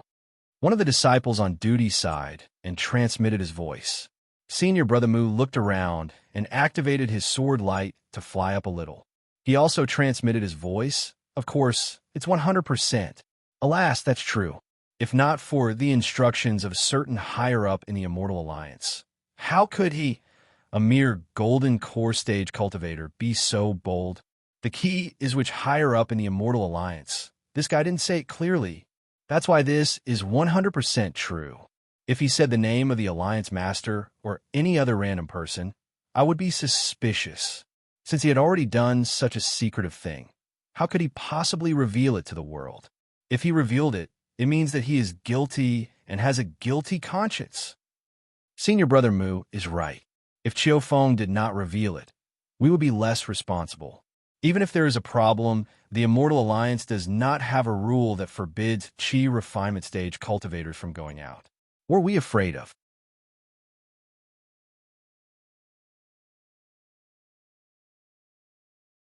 Chapter 3160.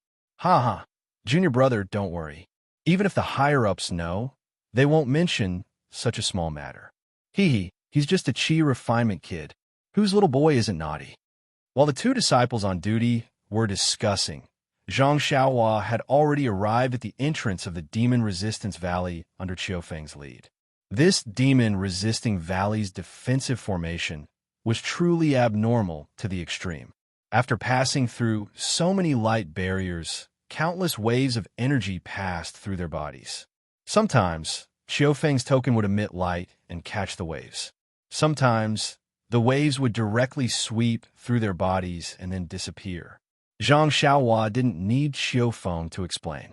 She knew that this was definitely the formation, checking whether the people who entered the formation were from the demon realm or not.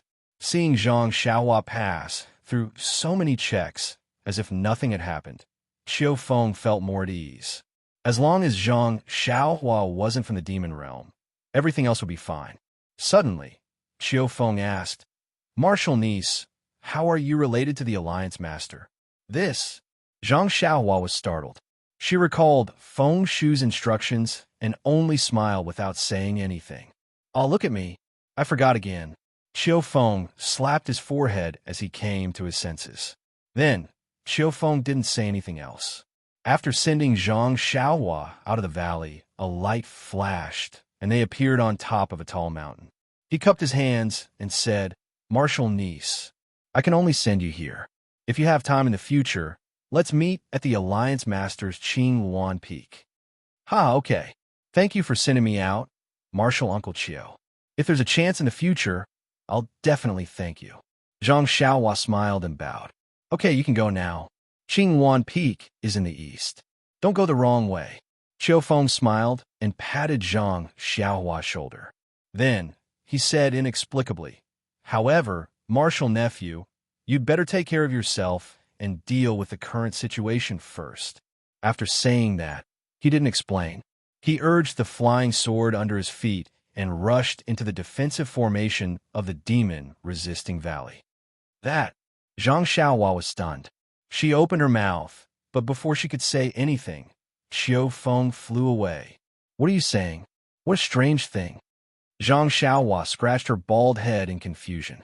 There, it's this young senior. Just now, a sword light came out from the demon-resisting valley. It's in this direction. There's no one else around. Isn't it him? Quick, ask Senior if he has anything good. Just now, the sword light returned. Could it be for this senior? Before Zhang Xiaohua could come back to his senses, a group of cultivators in strange clothes surrounded Zhang Xiaohua. They were old and young, handsome and ugly, and they were both men and women. Their bodies were shining with all kinds of brilliance. They were all dressed in strange clothes. They were both men and women. Zhang Xiaohua looked around in horror. She didn't know what to do. Seniors, why are you doing this? Zhang Xiaohua had learned her lesson. Since she couldn't check other people's cultivation, she could only call them seniors. As expected, everyone was stunned when they heard her call them seniors.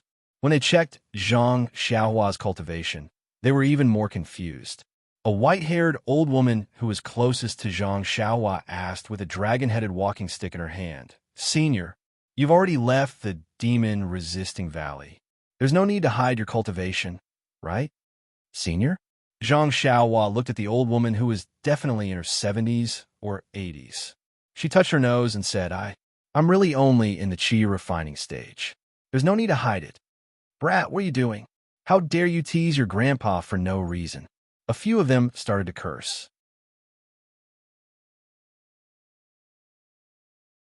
Many of them shook their heads slightly and turned around to ride their sword lights away. Seeing that almost everyone had left, the white-haired old woman smiled and said, "Young man, what's your name? Which sect are you from?" Zhang Xiaohua rolled his eyes and cupped his hands. "I'm Wu Ming, a disciple of Su Yin faction. How should I address you? Senior?" "Oh, so you're a disciple of Su Yin faction," the old woman said with a kind face.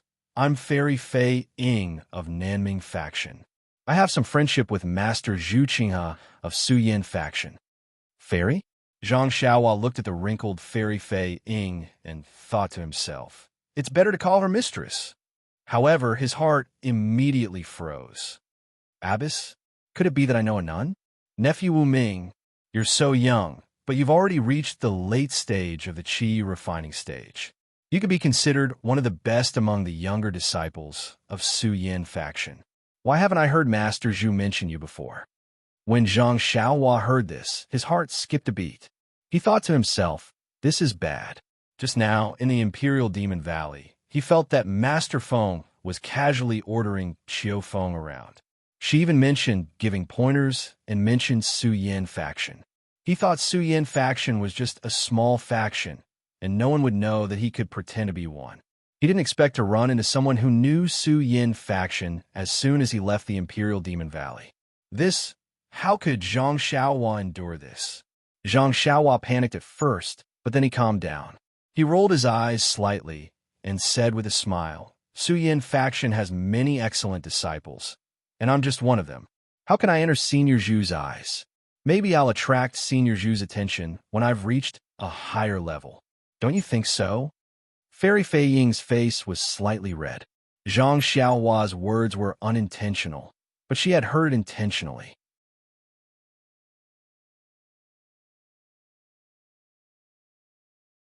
How can the foundation building cultivators go in without a token? It would be strange if they didn't lose their lives. But, come to think of it, how did I get in there myself? Why don't I remember it all? Just as she was thinking, Fairy Fei Ying said, Master Wu, are you still going to wait here? No, Fairy, you can wait here. With the elders here, how can I have a chance? Zhang Xiaohua smiled and declined. Oh, I see. Fairy Fei Ying heard and smiled. If you're going to wait here, then I will go to Jingbua City to take a look. Since Master Wu wants to return to Zhongxiu Mountain and needs to use the transportation array of Jingbua City, why don't we go together? With me bringing you along, it will be faster. Io. Zhang Xiaohua groaned inwardly when he heard that. He didn't want to be with them. He just wanted to quickly find a place and find some people to figure out where he was and where he came from. Then he could make plans. Fairy Fei Ying followed her all the way, and she might expose herself. Thinking of this, Zhang Xiaohua couldn't help but regret. Why did she try to be smart? Why did she acknowledge Su Yin faction as her sect? But if she didn't acknowledge a sect, how could she do it? Fortunately, there weren't any disciples of Su Yin faction outside the Imperial Demon Valley. If she acknowledged someone else, wouldn't she be exposed long ago? Zhang Xiaohua was in a dilemma.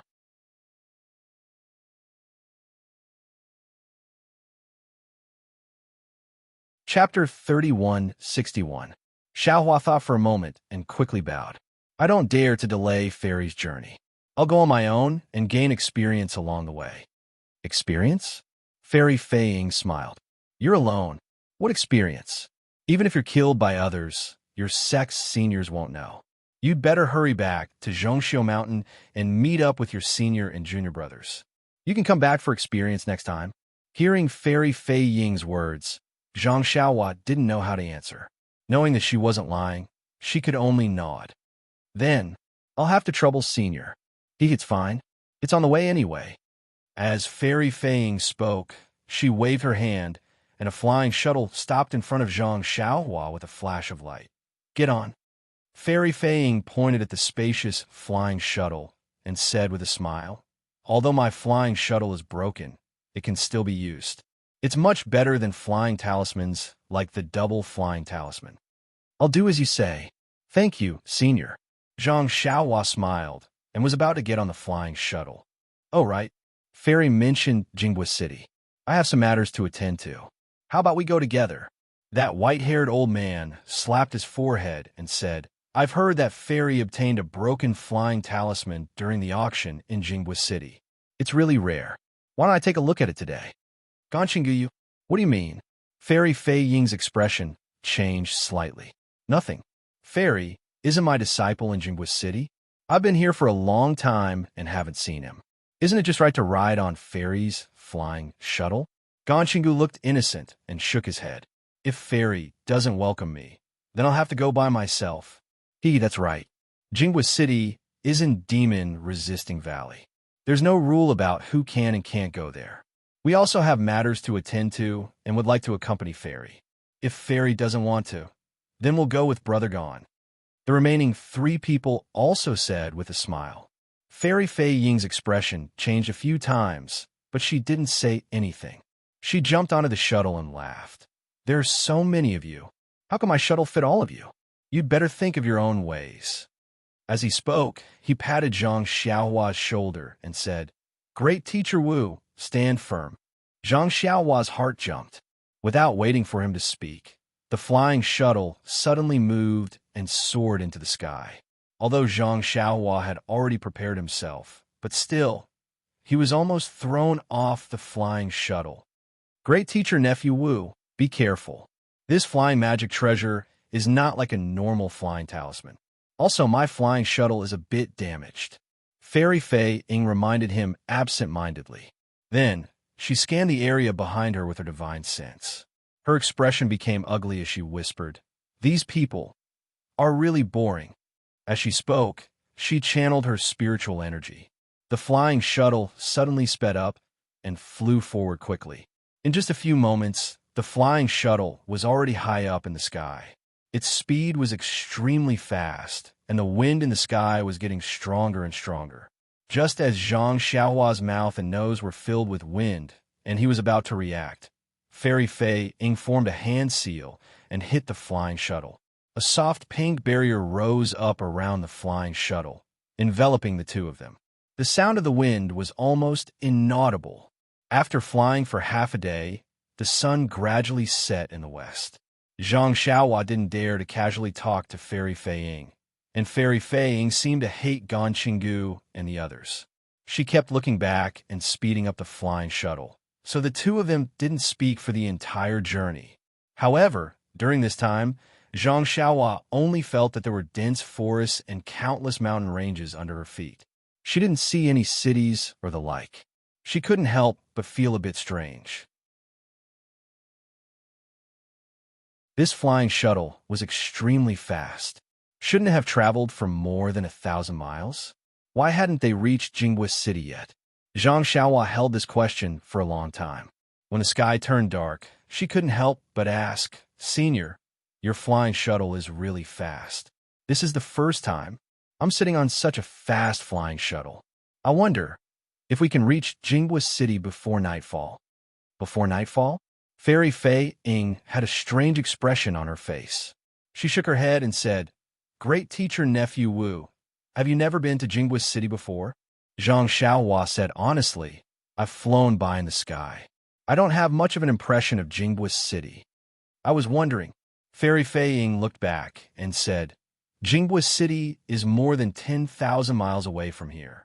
Although my flying shuttle is fast, we can only reach it tomorrow afternoon." "Ah!" Zhang Xiaohua almost exclaimed. It was just a city. How could it be so far away? Bad. Before Zhang Xiaohua could ask again, Fairy Fei Ying's face was filled with anger. When Zhang Xiaohua looked back, she saw a faint red radiance appear behind the flying shuttle. It was chasing after the flying shuttle at high speed. Fairy Fei Ying gritted her teeth secretly. The spiritual power under her feet surged even more fiercely. Zhang Xiaohua only felt the flying shuttle under her feet shake. It seemed to have sped up a bit. After a while, the radiance behind them got closer and closer. Zhang Xiaohua asked curiously, "These people, why are they chasing so fast? Senior, why don't we wait for them?" Fairy Fei Ying snorted coldly and didn't answer. She looked back and took out something from her waist. She threw it in front of the flying shuttle and made a hand seal. Zhang Xiaohua suddenly felt her body become light, as if she was about to float. The flying shuttle suddenly sank. The thing that Fairy Fei Ying threw out just now was like the radiance emitted by the flying shuttle. It flew straight in the direction of the flying shuttle. Not long after, a few whoosh-whoosh sound could be heard. A few radiances flew over Zhang Xiaohua's head without even looking down. When the radiances were far away, Fairy Fei Ying didn't say anything. She surged her spiritual power, and the flying shuttle slanted and flew in another direction. "Io, Senior, didn't we agree to go to Jingbo City?" Zhang Xiaohua didn't know where Jingbo City was exactly, but she had a bad feeling in her heart. "Hee, great Master Wu, I'm a little tired. Why don't we rest for a while before going?" Fairy Fei Ying looked at Zhang Xiaohua with a polite attitude. Zhang Xiaohua shook his head. "Please forgive me, Senior. I've been out for a long time. I don't dare to delay any longer. If Senior doesn't have time, I can go by myself. Maybe I'll meet those seniors just now. They can even give me a ride." Let them give you a ride?" Fairy Fei Ying laughed so hard that she almost bent over. Then she suddenly stopped laughing and looked into the distance. She asked curiously, "They?" Zhang Xiaohua was surprised. Just as he was about to turn around to look, he suddenly felt a sense of danger. He moved his feet and used an extremely beautiful movement skill. With a whoosh sound, a red brilliance flew close to his waist and barely passed by him. What kind of movement technique is that? Fairy Fei Ying asked in surprise. What are you doing? Zhang Xiaohua looked up and saw nothing but darkness. She immediately understood. She turned around and said angrily, Senior, is this a sneak attack? Sneak attack? Ha ha ha. Fairy Fei Ying sneered. You're just a Qi refinement junior. Do you think you're worthy of being sneak attacked by me? Zhang Xiaohua didn't dare to be careless. He released his divine sense to prevent Fairy Fei Ying from doing anything else. Then, he looked at the faint radiance on the flying shuttle and complained in his heart. Although he didn't know what was going on here, looking at the radiance that covered him, how could he not know that this thing was very difficult to deal with? After thinking for a while, Zhang Xiaohua cupped his hands and said, Senior, aren't you a master of my sect? Before Zhang Xiaohua could finish, Fairy Fei Ying laughed and said, I know Zhu Chenghe, but Zhu Chenghe doesn't know me. Don't you think we're old acquaintances? Zhang Xiaohua felt bitter in his mouth, but he still smiled and said then, Senior, are you misunderstanding me? I just went to the demon-resisting valley. I don't have a single cent on me. Senior, are you looking for the wrong person? Hee, young man, you're not telling the truth. Fairy Fei Ying saw this and pointed at the flying shuttle. The radiance on the flying shuttle gradually dimmed. She said, You're really an idiot. How can you casually get on someone else's flying shuttle? Especially someone with a higher cultivation level than you? You really are a first-time disciple of Su Yin faction. Seeing Zhang Xiaohua's gloomy face, Fairy Fei Ying's benevolent face also showed a sinister smile. Forget it. I'm too lazy to talk nonsense with you. Quickly throw your storage ring over and let me see. If there's anything I like, I'll kill you and send you into the 6 realms of reincarnation. If there's nothing, don't blame me for being ruthless and pulling out your soul so that you can't reincarnate. Zhang Xiaohua looked at Fairy Fei Ying's benevolent face half a day ago. His heart was cold. Only now did he know what the reason was. It was because of the storage ring he put on his finger. This thing, he didn't have any impression of it. Of course, he didn't know how precious it was. Zhang Xiaohua's eyes narrowed as he tried to think of a way to escape. I'll let you know, Fairy. This storage ring was bestowed by our sect this time. There's nothing good inside. If Fairy wants this storage ring, I'll give it to you. However, I hope that Fairy will be magnanimous and spare my life. Zhang Xiaohua's eyes narrowed as he thought of a way to escape. Ha ha ha ha. You're still not being honest at this time? The sinister look on Fairy Fei Ying's face disappeared. She regained her benevolent smile and said, A storage ring is so precious. I've never seen one before. How many does your Su Yin faction have? How could they give it to a little Qi refining cultivator like you? Do I still need to tell you the origin of this storage ring? Sigh. Zhang Xiaohua sighed. He raised his hand and took the storage ring. He said, Senior, are you sure you got this from the demon-resisting valley? Ha, do you still need to ask? It's not just me. Didn't those old things who were chasing us see your storage ring? If it weren't for you, would they ignore the demon-resisting valley and follow you to Jingba City? Fairy Fei Ying said. She waved her hand and a suction force pulled the storage ring in Zhang Xiaohua's hand.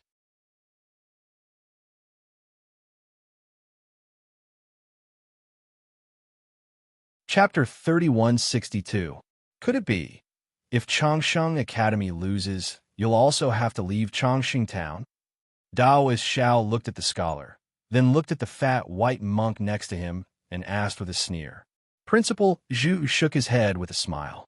This bet is between Jianqiao Temple and Shaojin Temple. It has nothing to do with Changsheng Academy. Of course, if Jianqiao Temple doesn't agree, then just pretend I didn't say anything. Daoist Xiao was very hesitant. Changsheng Academy was different from Shaojin Temple. It didn't have any direct conflict with Jianqiao Temple. Many scholars even greeted Daoist Xiao politely when they saw him. Some young scholars even went to Jiangqiao Temple when they were watching the tide from the riverside.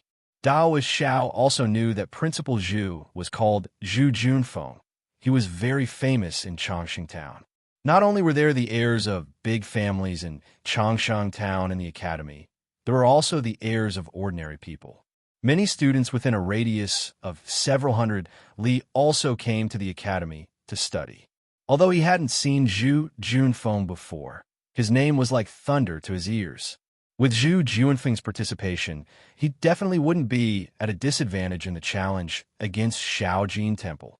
But the problem was that the Chongqing Academy was a real academy and a real Confucian cultivator. Not only was it more powerful than the Daoist school, which pretended to be a sheep's head and dog's meat, but even the Shaojin Temple couldn't be compared to it. If he played along with these two schools, wouldn't he become the laughingstock of the immortal and Buddha ceremony? However, thinking about Shaojin Temple's monk Mingyu's confidence and the surrounding people's gazes, Daoist Xiao braced himself and said with a fake smile, Chongqing Town is originally Chongshang Academy and Shaojin Temple's Chongqing Town. My Jiangqiao Temple is just an outsider. Since Chongqing Academy wants to hold an immortal and Buddhist ceremony with Shaojin Temple, why ask Jiangqiao Temple? Does that mean Daoist Xiao agrees? Monk Mingyu was a bit unhappy at first, but after listening for a while, he changed to a smile and asked, does it make a difference whether I agree or not? Daoist Xiao rolled his eyes in annoyance. He looked at Xiao Hua and Yuanya behind him and said, however, the rules of this challenge need to be set by Jiangqiao Temple. Daoist Xiao is overstepping. Zhu Junfeng was still indifferent. The feather fan in his hand flickered a few times as he said, the challenge was issued by the River Tide Temple. The time and location were proposed by the Little Gold Temple.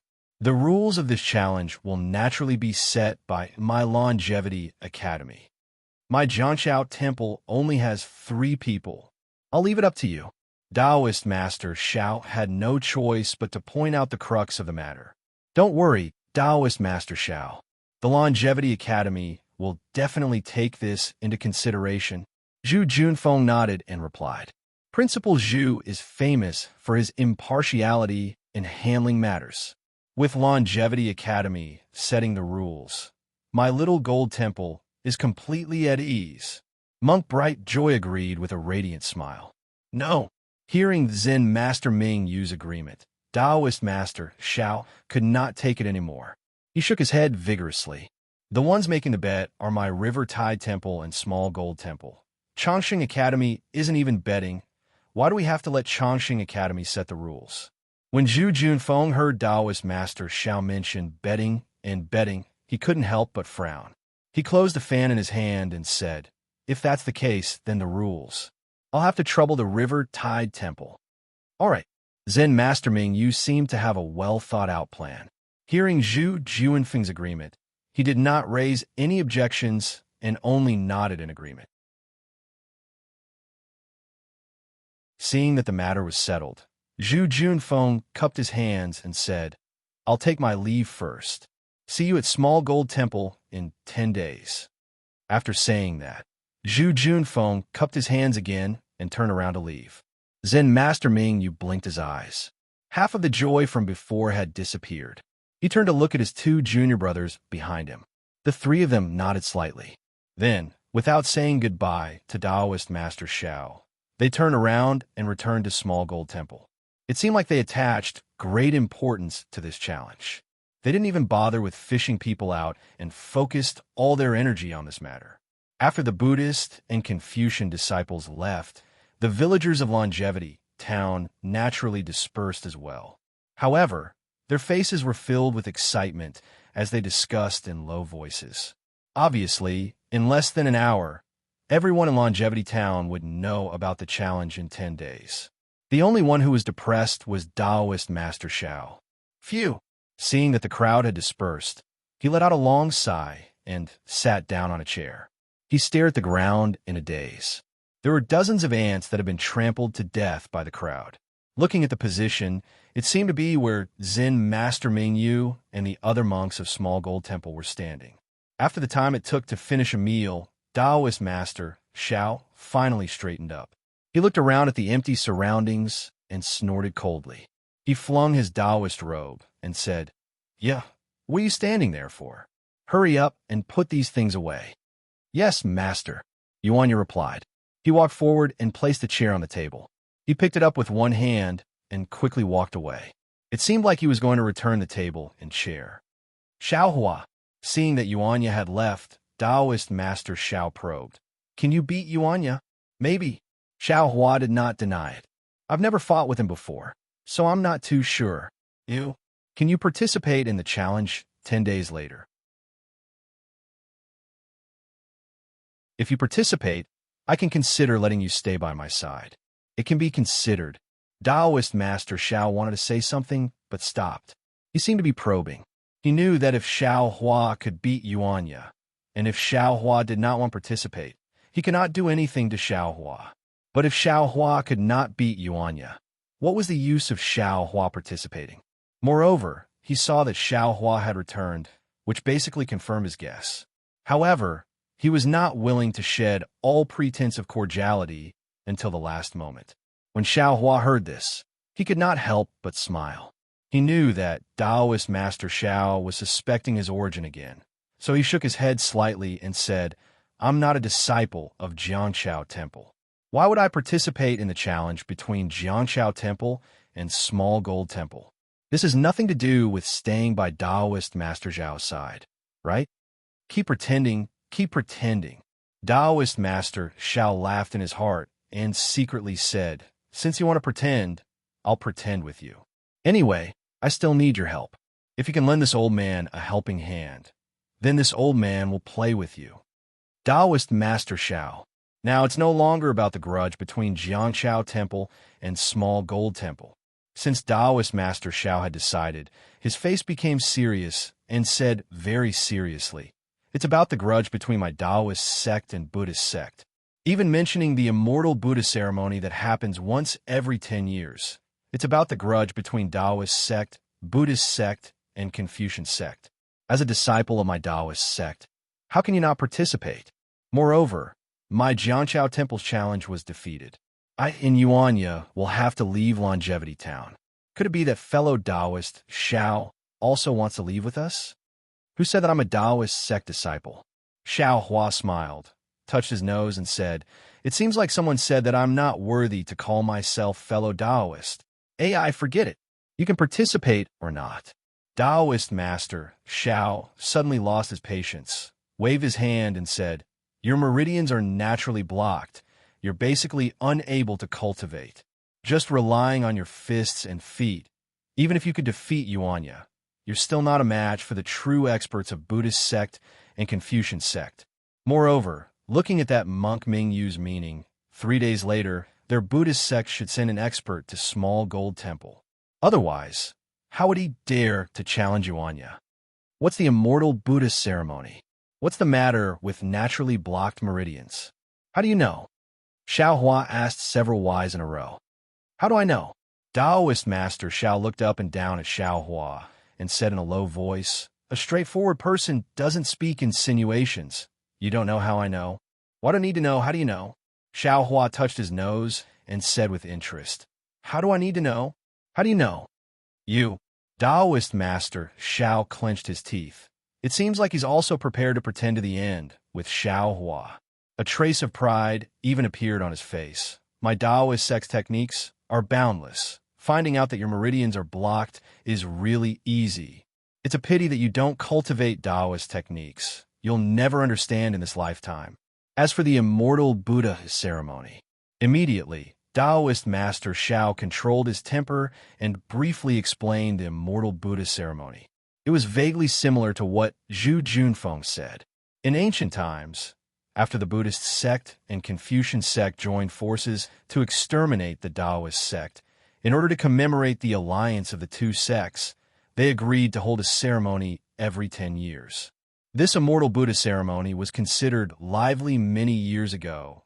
Confucian sect and Buddhist sect often used this as an opportunity to exchange pointers and cultivate, and even held hundreds of activities to strangle the Taoist sect. But later on, as the Taoist sect disciples disappeared, it gradually became deserted. Longevity Town was a small town in the country of Shi. If Zhu Junfeng didn't specifically mention it, who would have thought that 10 days later would be the day of the immortal Buddha ceremony that was held once every 10 years? After Taoist Master Xiao finished speaking, Yuanya also returned. Let's go. Taoist Master Xiao was very dull, as if this conversation with Xiao Hua had completely worn out his patience. He swung his Taoist robe and said, I'll go back and discuss it, but after waiting for Taoist Master Xiao to take 2 steps, Yuanya reminded in a low voice, Master, the rice and noodles in the temple. I'm afraid there's not enough. This disciple has to go buy some. And you go and put some on credit. Taoist Master Xiao very naturally ordered, but when he saw Yuanya's awkward expression and his feet that hadn't moved, he helplessly took out a few copper coins from his sleeve and threw them to Yuanya, saying, I only have these copper coins. You go first deal with tomorrow. Yes, master. Yuanya took the copper coins and turned to leave. I'll go. Xiao Hua hurriedly called out to Yuanya. You've already put them on credit many times. I'm afraid you don't have any face. You wait here for a moment. I'll go and try. All right. Taoist Xiao nodded his head and signaled Yuanya to give the copper coins to Xiao Hua. When Yuanya gave the copper coins to Xiao Hua, he unexpectedly took out a cloth bag from his sleeve. Obviously, he had already prepared to go to the rice noodle shop today. Xiao Hua naturally didn't need the two to wait for long. In just a moment, he came back with a small bag of rice. So much. Looking at the small amount of rice, Taoist Master Xiao was a little surprised. Looking at his face, and then at Yuanya, puzzled, he said, You don't look as handsome as Yuanya, do you? It's not that this Zhao's face is big. Xiao Hua laughed. It's that Taoist Master Zhao's face is big. This Xiao went over and gave the copper coins, saying that Taoist Master Xiao would challenge Xiao Jin Temple and Chongqing Academy in 10 days. The rice and noodle shop owner's eyes immediately lit up, and she didn't want this Xiao's copper coins no matter what. She even gave the rice that was just delivered from outside the town to Taoist Master Xiao, clearly saying that she didn't want half a copper coin.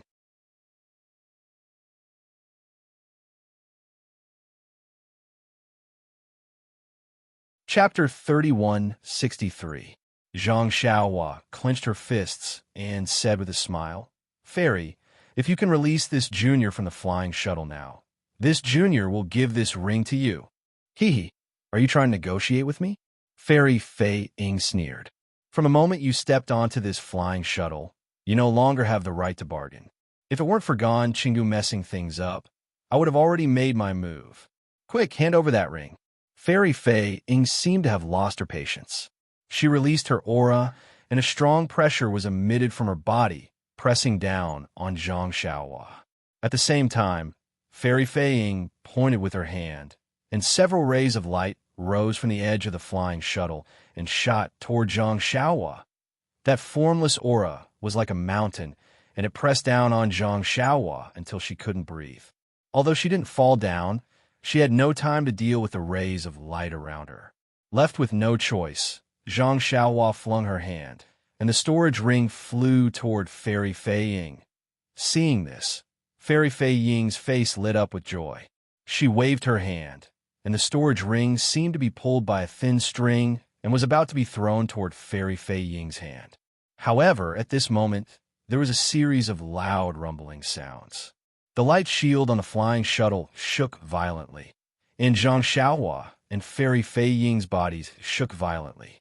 With a loud bang, the light shield on the flying shuttle burst like a bubble, and the whistling night wind immediately blew onto Zhang Xiaohua's bald head. At the same time that the light shield of the flying shuttle burst, several strong pulling forces hit the storage ring and immediately stopped it from flying toward Fairy Fei Ying. Zhang Xiaohua looked up and saw Gan Qinggu and the other 3 standing around the flying shuttle. They were standing on rays of light and looking at Fairy Fei Ying mockingly. You! Fairy Fei Ying panicked. She didn't care about the flying shuttle anymore, and her body flashed, and she reached for the storage ring that was very close to her. How dare you? Gan Qinggu shouted and pointed his finger. An item that looked like a hammer smashed toward Fairy Fei Ying like a meteor, making a piercing sound as it flew through the air.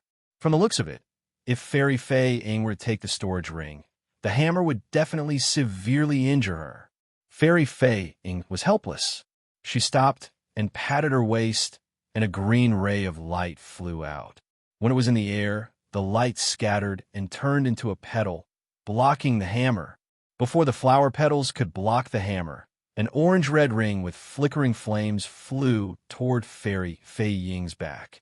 Fellow Taoists, seeing this, Fairy Fei Ying's expression changed slightly, and she didn't dare to get close to the storage ring.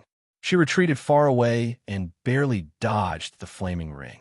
She said loudly, "Let's talk things over. I know I was wrong. This storage ring, how about the 5 of us share it equally?" Haha, you old beggar. I hinted to you earlier, yet you ignored me and even used a pretense to trick me. If it wasn't for fellow Taoist Kwang noticing and us rushing back in time, wouldn't you have already taken the storage ring for yourself? Now that you see how powerful we are, you are begging for mercy? Don't you think it's too late? Fairy Fei Ying smiled apologetically. I was blinded by greed. Please forgive me, fellow Taoists. We put ourselves in each other's shoes. This storage ring is too attractive. Just as Fairy Fei Ying was explaining, she suddenly screamed and fell from the flying shuttle. Zhang Xiaohua was shocked. He looked over and saw an extremely small bug with a pale yellow glow crawling out of Fairy Fei Ying's forehead. It spread its wings and flew toward a tall and thin elder beside Gan Qinggu. Fairy Fei Ying's eyes widened in shock. She looked over and saw an extremely small bug with a pale yellow glow crawling out her forehead. Fellow Taoist Feng is indeed powerful. Is your brain corrosion be already at the 4th stage? Even that old beggar Fei Ying's protective true qi couldn't block it? No.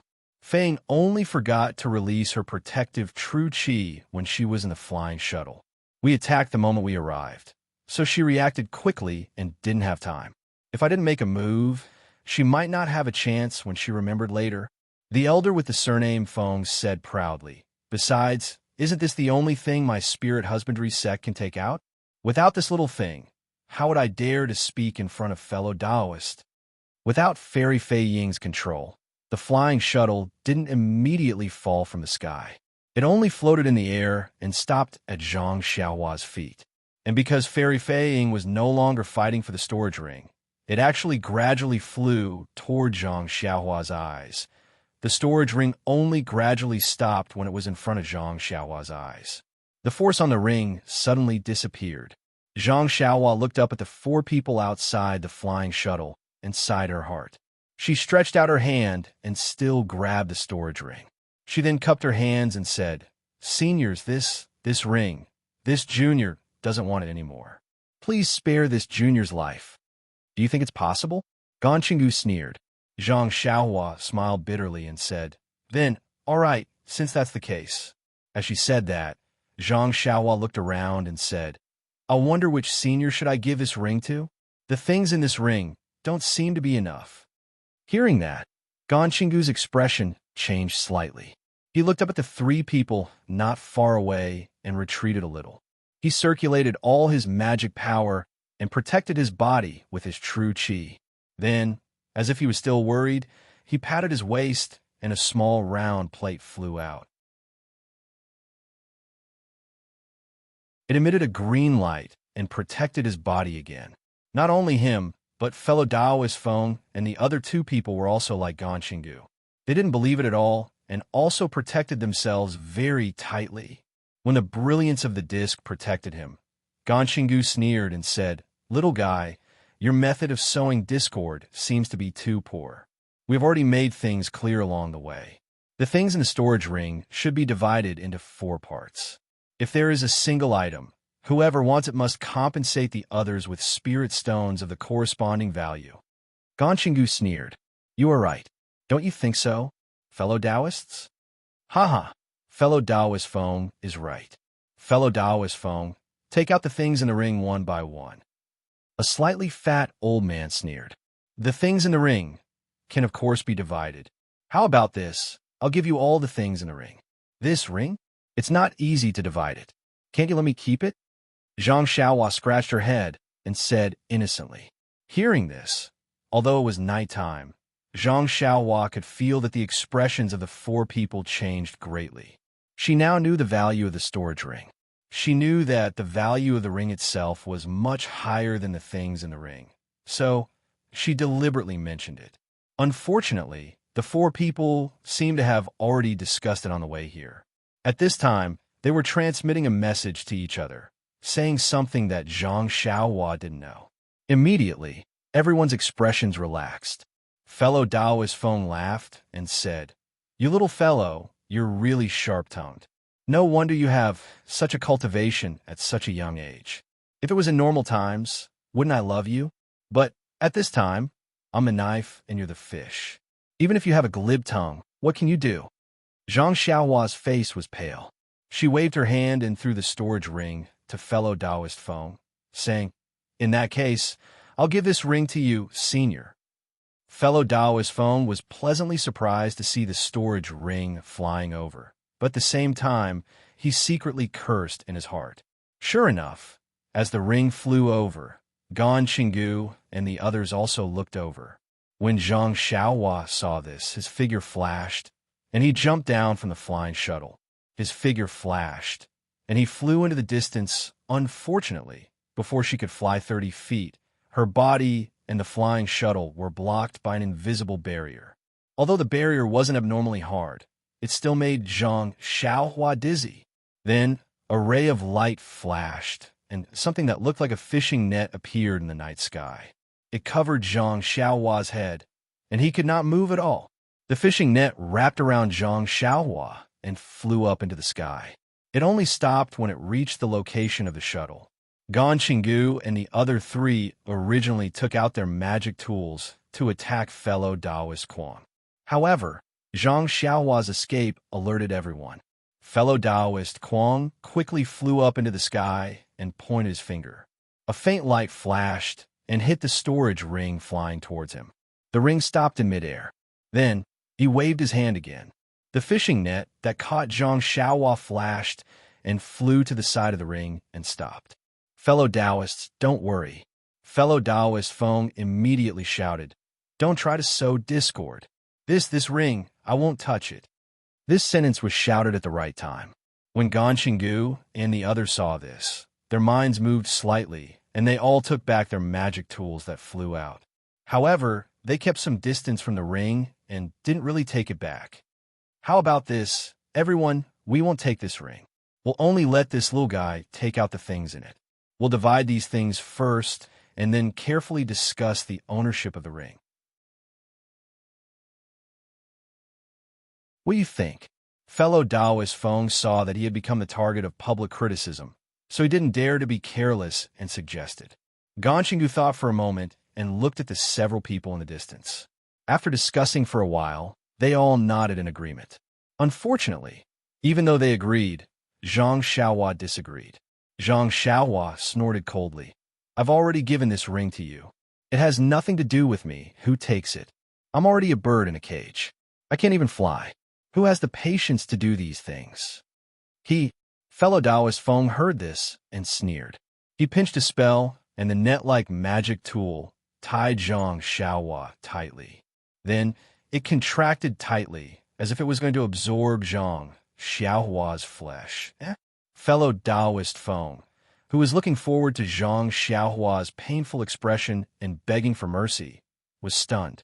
His magic tool, which had worked repeatedly, was actually wrapped around Zhang Xiaohua's clothes and couldn't be absorbed into her flesh.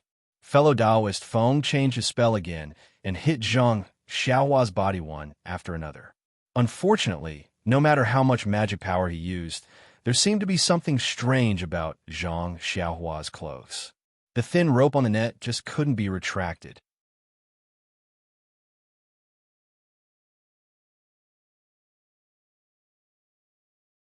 Chapter 3164.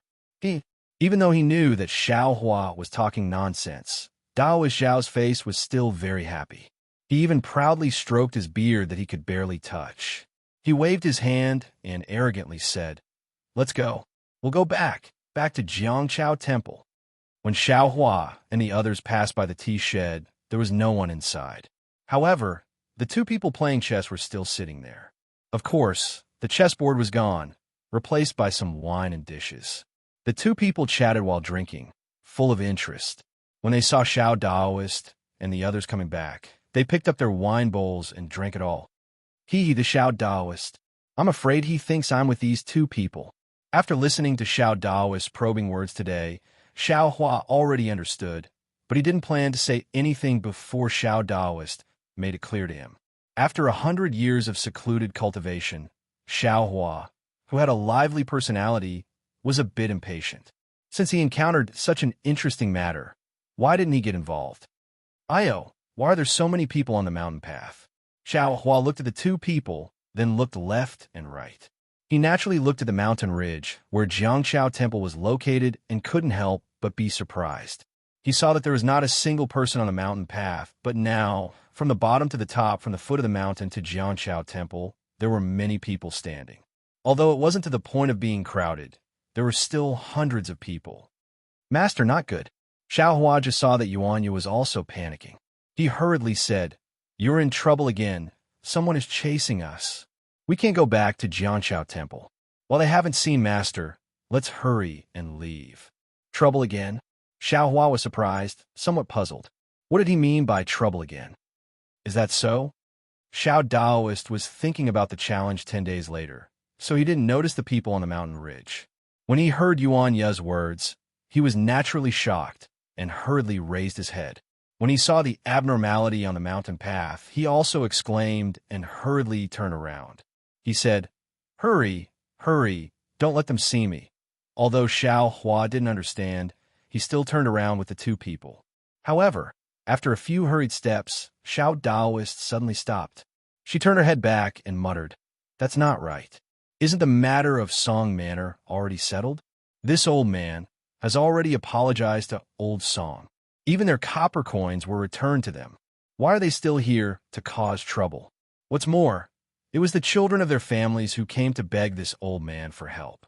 Didn't this old man just follow their wishes and matchmake the two of them? It's not this old man's fault. Master, if he's not from the Song Manor, could it be someone else?" Yuanya reminded him from the side. "In the past few days, you haven't accepted those copper coins from others that shouldn't be accepted? Let this old man think." Daoist Xiao seemed to be unable to make up his mind. He lowered his head and pondered. After a while, he raised his head firmly and said, "Of course not. This old man has his own principles when it comes to giving advice on marriage. It relied on great magic power. That day, there were some problems with the Song family's 8 characters, but when this old man was calculating the heavenly mysteries, he was able to reverse their incompatibility. Only an ordinary person like Old Second Song would not be able to understand the heavenly mysteries. This old man wasted his magic power in vain and did not receive any money. This kind of thankless task, how could this old man do it again and again? This old man definitely did not." Then, Yuanya looked at the people on the distant mountain with some hesitation. He was puzzled and said, "What are these people doing at the Jiangchao Temple? This time, there seems to be more people than last time. Master, let's not go back. Go to the Longevity Town and find a place to hide? We don't want it to be the same as last time. They didn't ask for any details and beat you up. This disciple will have to protect Master again." But Daoist Zhao's face was somewhat red and his neck was thick. He argued, "This old man really didn't do anything these past few months. Why don't we just go and take a look?" Xiao Hua laughed at the side. "Last time, Daoist Xiao was afraid that you were in the Jiangchao Temple and could not escape. This time, you were at the foot of the mountain. If the situation is not right, yes." Daoist Xiao understood. "Yeah, you go and investigate." At this point, Daoist Xiao waved his hand and said, "Forget it. Let this old man go. If I let you go, I'm afraid that you won't be able to find out anything." "Yes, Master." Yuanya agreed and obediently followed behind Taoist Xiao. Halfway there, Taoist Xiao was a little hesitant. He even wanted to change his clothes and go forward. Unfortunately, other than his Taoist robe, the three people did not have any other clothes in their bags. He could only take off his Taoist hat and go up the mountain with his hair draped over his shoulders. When he caught up with the old man who was walking at the end of the mountain path, Taoist Xiao gathered his courage and bowed. "Immeasurable deity, I am here to greet you. May I ask if you are from the Longevity Town's Song Manor?" The old man was originally climbing up the mountain while panting. When he heard the footsteps behind him, before he could turn around, he heard Taoist Xiao's extremely polite greeting. He hurriedly stopped and replied before he could catch his breath. "Greetings, Taoist Xiao. This old farmer is from the Longevity Town's General Ridge, not from the Song Manor." Phew! When he heard that the old man was not from the Song Manor, Taoist Xiao let out a long sigh. He looked at the old man who was gasping for air and asked curiously, "It's already late. What are you doing here in the Jianchao Ridge instead of resting at home?" "Of course I'm here to visit the Jianchao Temple." At this time, it was really late. The old man could not see Xiao's Taoist robe clearly. He smiled and said, "Other than the Jianchao Temple, what else is there to see in the Jianchao Ridge?" "Jianchao Temple?" Taoist Xiao's expression changed. He asked tentatively, "The Jianchao Temple is just a small Taoist temple. What's there to see?" "The Jianchao Temple." The old man's face showed a strange expression. It was as if he had just seen Xiao's Taoist robe clearly. He stopped mid-sentence and asked curiously, "Taoist Xiao? Oh, you're the Taoist Xiao of the Jianchao Temple?" Yes. I am Taoist Xiao of the Jianchao Temple." Taoist Xiao hesitated for a moment and finally had the courage to admit it. "Xiao! Taoist Xiao! You're Taoist Xiao?" When the old man heard this, he suddenly shouted, "Fellow villagers, Taoist Xiao of the Jianchao Temple is here." No, I'm Taoist Xiao." At this time, Taoist Xiao did not dare to show off in front of Xiao Hua and hastily denied it. But how could the old man listen to him? He was excitedly shouting and waving his arms. Taoist Xiao is here." Quickly, when the people in front heard the three words Taoist Xiao, they immediately exploded and turned around.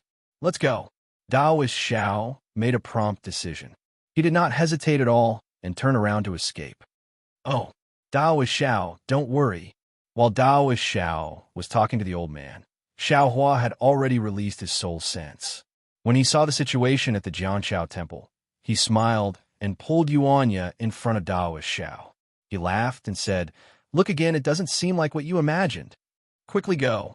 Taoist Xiao ignored Xiao Hua's laughter. "They've already chased after us. What else can there be?" "In front. Is that Taoist Xiao?" An extremely pleasantly surprised voice came from the mountain path below Xiao Hua and the others. "This is bad." Taoist Xiao saw that there were people in front and behind him. His expression changed greatly. How could he tell the surprise in this voice? He hastily waved his hand and said, No, I can't wait. It's him. Before Taoist Xiao could finish his words, an old voice called out from behind him. "This is Taoist Xiao of the Jianchao Temple. This old man saw him in town this afternoon. Are you sure you didn't make a mistake? This Jianchao Temple is Taoist Xiao?" If Xiao Hua had used his soul sense to see that everyone who entered the Jianchao Temple was piously prostrating themselves in front of the statue, he wouldn't have understood what was going on. But when he saw where this voice came from, Xiao Hua immediately understood. Wasn't this Mu Chu Fan the pitiful man who prayed for his wife's life last night? Xiao Hua knew about the effects of the Wu Yao pill. But if he hadn't personally checked the woman's pulse last night, Xiao Hua wouldn't have been sure that he could save her from death.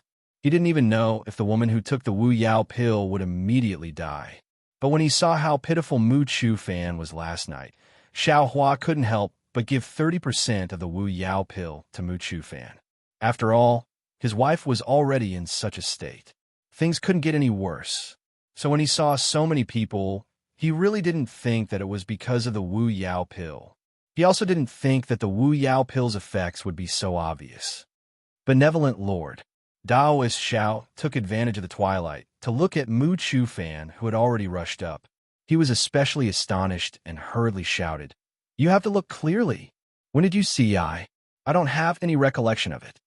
As he said that, Xiao Daoist winked at Yuanya. It looked like he wanted Yuanya to take him and escape down the mountain from the outside. When Yuanya saw Daoist Zhao's gaze, he immediately understood. It seemed that this wasn't the first time they had cooperated like this. He had already taken a step and was about to jump out of the mountain. However, Mu Chufan rolled and crawled to Daoist Zhao's feet. Without waiting for Daoist Xiao to say anything, he knelt down in front of Daoist Xiao with a put-on sound. He kowtowed and shouted, "This little one thanks Daoist Xiao for his great kindness. My wife took the immortal pill bestowed by Daoist Xiao last night and had abdominal pain for the entire night.